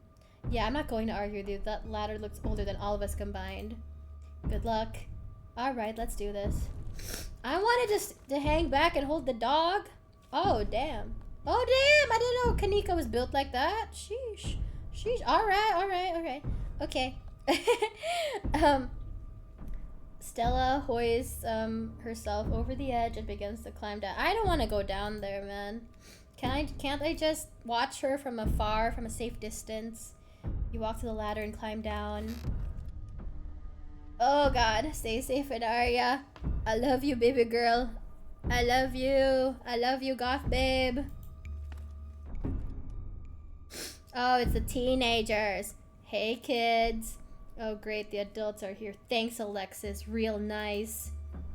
I mean, I feel bad for Alexis. She has a crush on Rosalina. She thinks Stella's kind of cool because she's into her YouTube videos. You know, she's just being bullied by Becca. Stupid Becca. Becca is needing to feel like you're better than other people, so importantly that it's worth being buried alive over. Do you have an actual death wish? Because I can see this place starting to collapse. Becca, what are you doing? Alexis, you're much braver than you think you are. I don't need to put her on the spot like that. I need to scold the child. The rapscallion. Meddling talking dog. That'll be hilarious. Do you have an actual death wish? Because I can see this place starting to collapse. Do you? Do you want to die? Oh my god. Okay, okay. You know what? This is how Asian people threaten each other. Like, we're just like, I'm like, you know how in American, I mean, like, in English, you would say, like, I'm gonna kill you. Yeah, it's like I don't know if you guys have ever seen any K-dramas, and, like, the subtitles are always reading stuff like, do you want to die? Do you want to die? And, yeah, it's basically like that. It's like, it's just, you're just scolding someone, but threatening to kill them. Do you want to die? Because we can take Alexis with us and leave you here. That's fine by me. To be fair, I did think this exact same way just earlier, so it's not too far-fetched from, like, what I actually think and feel. Holy shit, Inaria. Whatever. Ugh, this isn't fun anymore. Fine, we'll leave. Thanks, Inaria. As Becca and Alexis move towards the ladder, the black chamber before you draws your focus. Finally, let's get the hell out of here. The voices around you, those of the teens and your companions, sound odd, distant.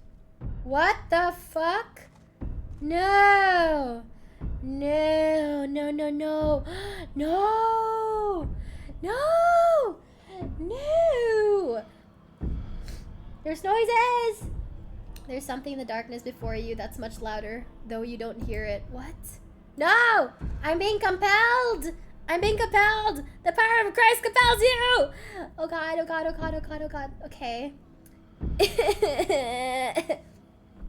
You can feel it in your chest, a desperate need to perceive and be perceived. That is something I do not like as a VTuber.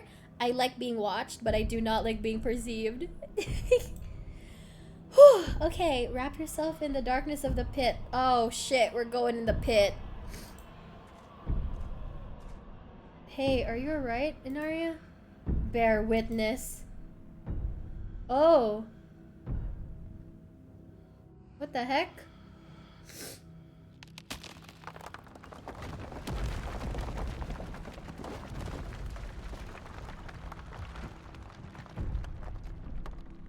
Inaria, are you alright? Oh, thank God you're alive. It looked like you had a seizure or something, then you just conked out. She's okay, Kanika. Oh, I don't like that. Suspicious. Thank God. Okay, don't move a muscle. I don't want you straining yourself while you're still recovering from whatever that was. Kanika and I are going to get you help. We'll be back soon, You will be back soon? Excuse me? Do you mind carrying me out of here? Don't die, I'll be alright. Oh, no. Hey, listen, I'm not getting abandoned in the middle of a mine that's about to collapse any minute. Please just take me. Break one of my limbs. I don't care. Risk it. Just take me. God. You fade back out of consciousness as your companion clambers out of the pit, intent on your rescue. Why couldn't Kanika leave on her own? She had the other teens with her. Like, I could have been here with Stella. What the fuck? You raise up on your elbows, head still swimming from the visions. Your surroundings coming back into focus. Your head throbs as the knocking continues. Now magnitudes more intense than ever. Oh god, okay. You can't help but notice the timber shreds around you, trembling, as if they were being struck by invisible blows with each knock. They're all that stand between you and the many tons of rock over your head, and they suddenly seem terribly fragile. Oh gosh, okay. The entire cavern shakes with the sound of rockfall. I'm gonna die! But luckily, there's 2 more chapters, so I know I have plot armor. It's time to get out of here. Climb like hell! Yeah, get out of here! Holy shit. I can't believe she just ditched me like that. I'm gonna kill that bitch. I'll kill that woman when I get out of here, I swear to God. You push your body to move as quickly as it can, though you're slowed down by the cramped corridors and winding passageways of the mine. The knocking is deafening now, as if someone were trying to break through the walls with fists of iron. Continue towards the entrance. You continue to push forward, your burning muscles giving way to pure adrenaline. Then comes the sound of splintering wood. You pick up the pace, the entrance is so close. Push through. And there it is. Freedom. You manage to squeeze through the entrance just as the walls of the mine come... I am going to kill Stella, I swear to God. Come crashing down. Holy shit, you're okay, thank God. See, this is why Stella is so confident about surviving all these weird encounters and all these investigations and like whatever. Because she always gets herself out of trouble, but she does not give a shit about anybody else, I swear to God. And everyone's accounted for. That was a surprisingly close call. We could have all died in there. What did you weirdos do? Everything was fine until you adults showed up. Becca, shut up. What did you say to me? I said you should shut up. I'm sick of your two-faced bullshit. They didn't almost get us killed down there. You did. And now you're trying to pass it off on whatever... Yeah! Drag her! Drag her! Get her ass! Get her ass! Yeah! Yeah! Yeah! Humiliate the teen! It's just this cherry on top of this whole shit show of a friendship. Oh my God! Oh my God! I'm really not in a good space for this good headspace for this conversation. I could have died in there. Why are you doing this to me? No, enough. No playing the victim this time. Being friends with Rosalina has made me realize how horrible you are to me. Friends aren't supposed to be mean to each other. Friends shouldn't be scared of each other. I never wanted to go into that stupid mine. It was your idea and we could have died. If these grown-ups hadn't shown up, we could have been buried alive in that stupid little tunnel drinking stupid strawberry margaritas in a can. Screw all of you. Fuck Becca. Yeah. Yeah, walk out of here. Walk away, Becca. Walk away. Get out of here, Becca. No one likes you. Should we go after her? No, let her have her little tantrum. Did that feel good, Alexis? Finally telling her off. Oh, man, maybe we should make sure Becca doesn't get eaten by those things in the woods. Maybe we should check that out. Make sure she doesn't go in the woods, man. Yeah, I guess. Ugh, she's gonna be so mad at me. She probably won't talk to me for a week, maybe a month, maybe the rest of my life.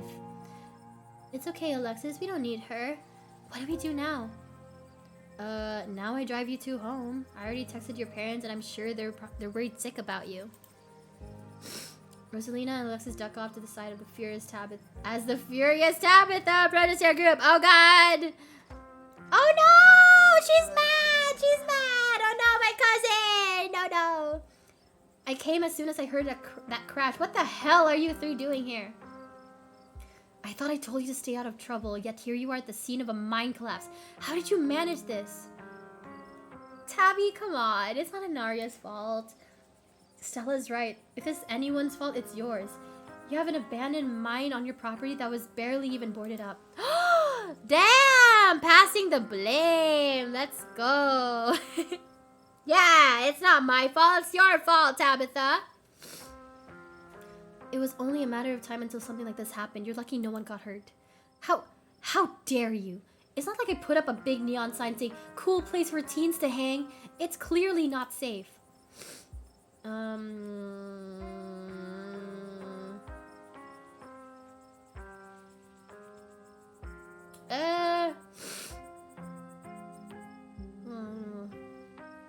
That seems a little... Nobody got hurt. What's the big deal? The big deal is that you keep winding up in mortal peril. Stop putting my cousin in mortal peril.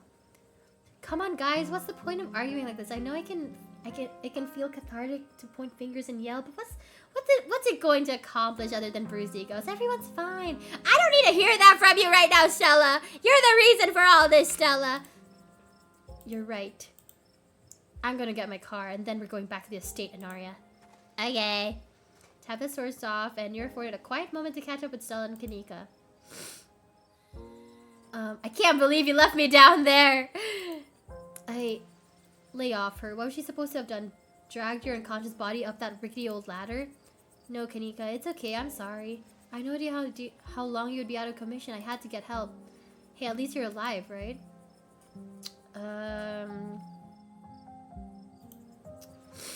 I saw something down there, like the shadows of dead miners. I'm pretty sure I saw some ghosts down there. Did you guys not see them?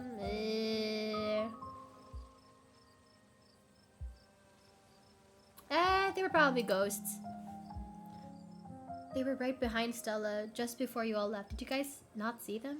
Whoa, I didn't see anything other than you and that carving. That's super weird. I don't want to doubt what you experienced, and I couldn't see anything down in that pit, but you might have just been primed to see things. You know, now that I think about it, that totally fits the profile of some of the Tommyknocker stories. What if they're actual bona fide ghosts? Oh, Stella. I'm on that main chamber where I saw that carving. Everything that happened down there centered around that main chamber where I saw that carving. Stella showed me a photo. Weird stuff. Maybe you weren't entirely off base about the cult stuff you mentioned earlier today, but this thing felt old.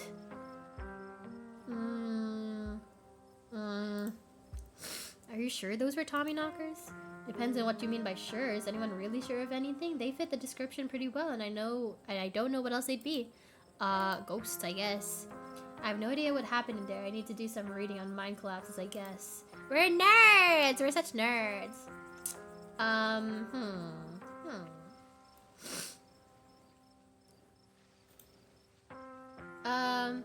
There's a stone carving in the wall of that pit. It gave me some sort of vision. I saw what happened to this place. Are you sure it wasn't just auto-suggestion? We talked about the mine a lot today. I don't know, Nick. Scenaria had like a seizure next to a creepy stone carving. It was like something out of a movie. Just because she passed out or had a seizure doesn't mean it wasn't auto-suggestion. We sure dodged a bullet tonight, didn't we? Yeah, thank God you noticed them sneaking off. You were incredible down in that pit too. Yeah, okay. What happens now? It looks like Tabitha's back. I'd better drive these kids back home. Come on, it's time to go. I'll see you tomorrow, okay, Naria? I'd really rather you didn't. If you're gonna run around almost getting killed every night, keep my cousin out of it. Your cousin is an adult, Tabitha. She can make her own decisions. Not while she's under my roof. Come on, let's go. Honestly, I like not dying, so maybe I should listen to my cousin. As if to illustrate her point, Tabitha grabs your arm, dragging you towards the car. I'll text you when we're back. Yeah, 2 for 2, huh? I've only been here 2 days. Good streak. Good streak I've been doing so far. Tabitha doesn't say a word as the car cuts along the darkened road. You try to keep an eye on the surrounding wilderness as she drives, wary of what may lurk behind the tree line. My goodness, I can't read.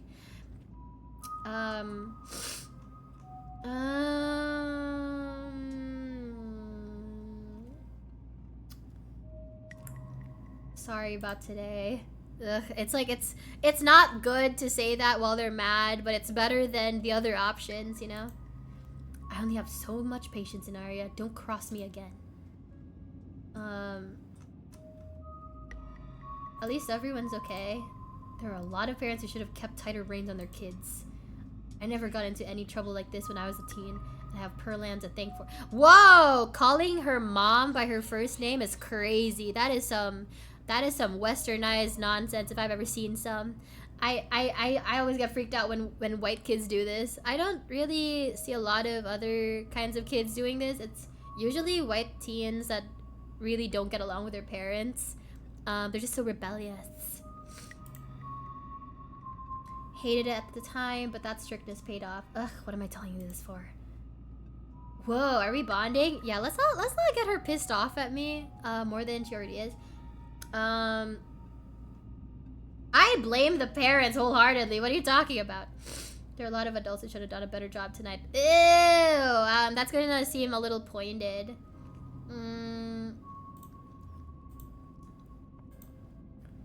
Mouth suddenly sealed as she fixes her eyes on the road ahead.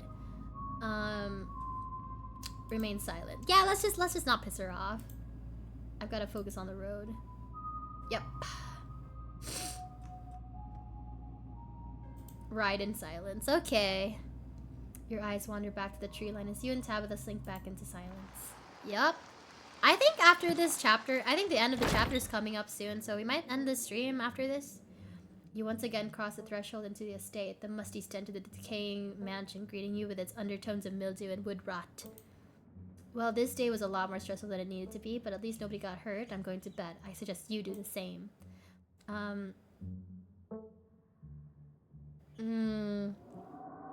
Good night, Tabitha.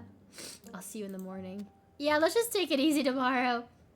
Turns and makes her way up the stairs. Turn in. Head to your room and turn in. Yeah, I think I need to actually end after this chapter because I'm really sick and I need to take a nap. I need to sleep off my medication. You collapse in Tabitha's dusty guest bed, your head empty of thoughts. After your time in the shaman mine, you barely even notice the dust. Your phone buzzes on the table. Y'all, these are those things, right? Oh gosh. Sends a picture of a pair of ditchlings by the side of the road. Wait, shit. Are they seeing them while driving? I saw them again too. Oh shit. Oh shit. Another picture, this time of them staring from a tree. Oh god, oh god, oh god. What the fuck? These things are definitely not hairless monkeys or raccoons or whatever. I don't know what the hell they are. I guess there's more to them than being here than the mine collapse. No way I'm sleeping tonight. You think about looking out in the guest room window, but at this point you're too exhausted to leave your bed. The adrenaline from this evening's finally wearing off, replaced by a creeping exhaustion that threatens to overwhelm you. Your limbs feel heavy, your eyelids slipping down over your eyes even as you stare down at the ominous pictures on your phone. If it weren't for the pit of dread balling in your stomach, you would almost feel comfortable as you settle in between the covers. Your tired bones sinking into the decrepit mattress. When you close your eyes, you see the shadowy figures that gathered behind Stella in the mines. Your thoughts are drawn to the carving on the wall and the visions it imparted upon you. Your eyes shoot back, your heart pounding as the door to your room swings open. Oh, the cat can do that. Okay, just the cat. It's always just the cat. It's nice to see another living being. Wait, what about my cat? Is my cat being babysat by someone at home? Because I lived alone and I only had a cat in my apartment. I wonder if I let a friend or family member or something babysit, like cat sit. To have another living being, even one as unfriendly as Tabitha's cat, the comfort of her presence sets your mind at ease, and you finally slip into a deep sleep. Oh no, a dream cutscene? Oh. Ew, cutscenes. Ominous. Ah, Tabitha. She'd be tired. She'd be tired.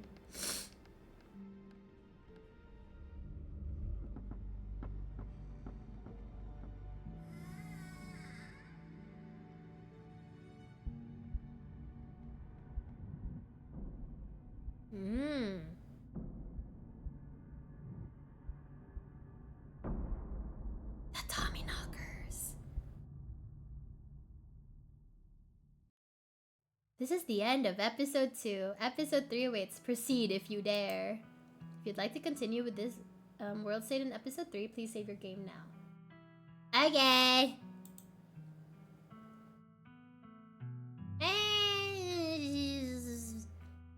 Yeah, we'll just override it. Okay. So yeah.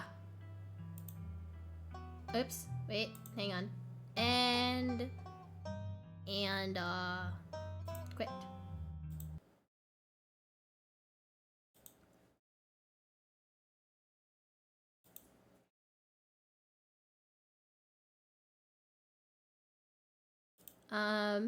Hang on, you guys.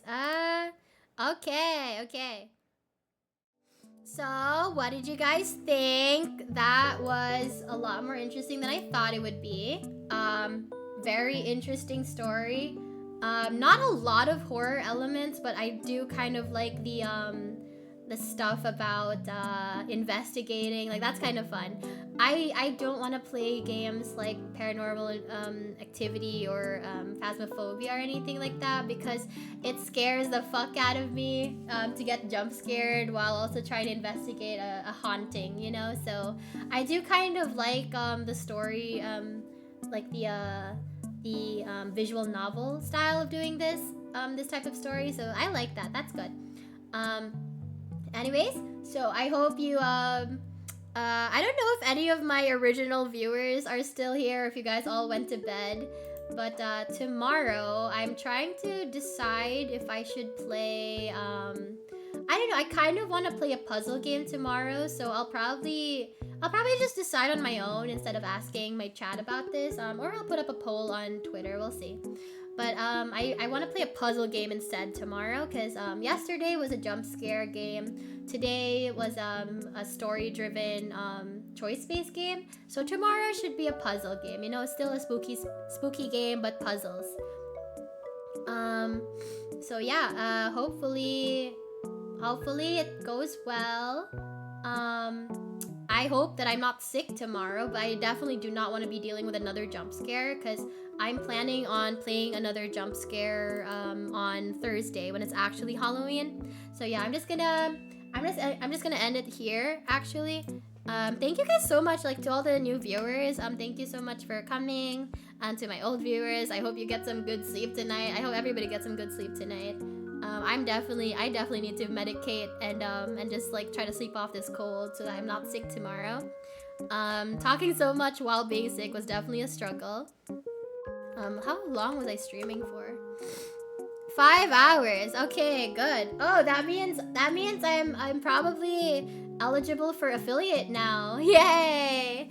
Yeah, I'm eligible for affiliate. I just needed like one more stream day and also like a couple more hours. So yeah. Yay! I can be an affiliate. I need to apply first though, apparently. Anyways, thank you guys so much for coming. To all the new viewers. I hope you had a good time. I know I did. I'm tired though. My socials are down there in my panels. I hope you like the setup. I made everything myself. The only thing I didn't make was probably like the assets and this like the chat widgets. But yeah. Thank you guys so much for coming. I hope to see you guys tomorrow, and a little earlier though. So yeah, follow me on Twitter or on AnnieLive if you have that. But yeah, I hope to see you guys on my next stream. But until then, take care. Here's a kiss goodnight. And here's a sloppy kiss goodnight with extra tongue. Okay, good night everybody. Good night. Bye-bye.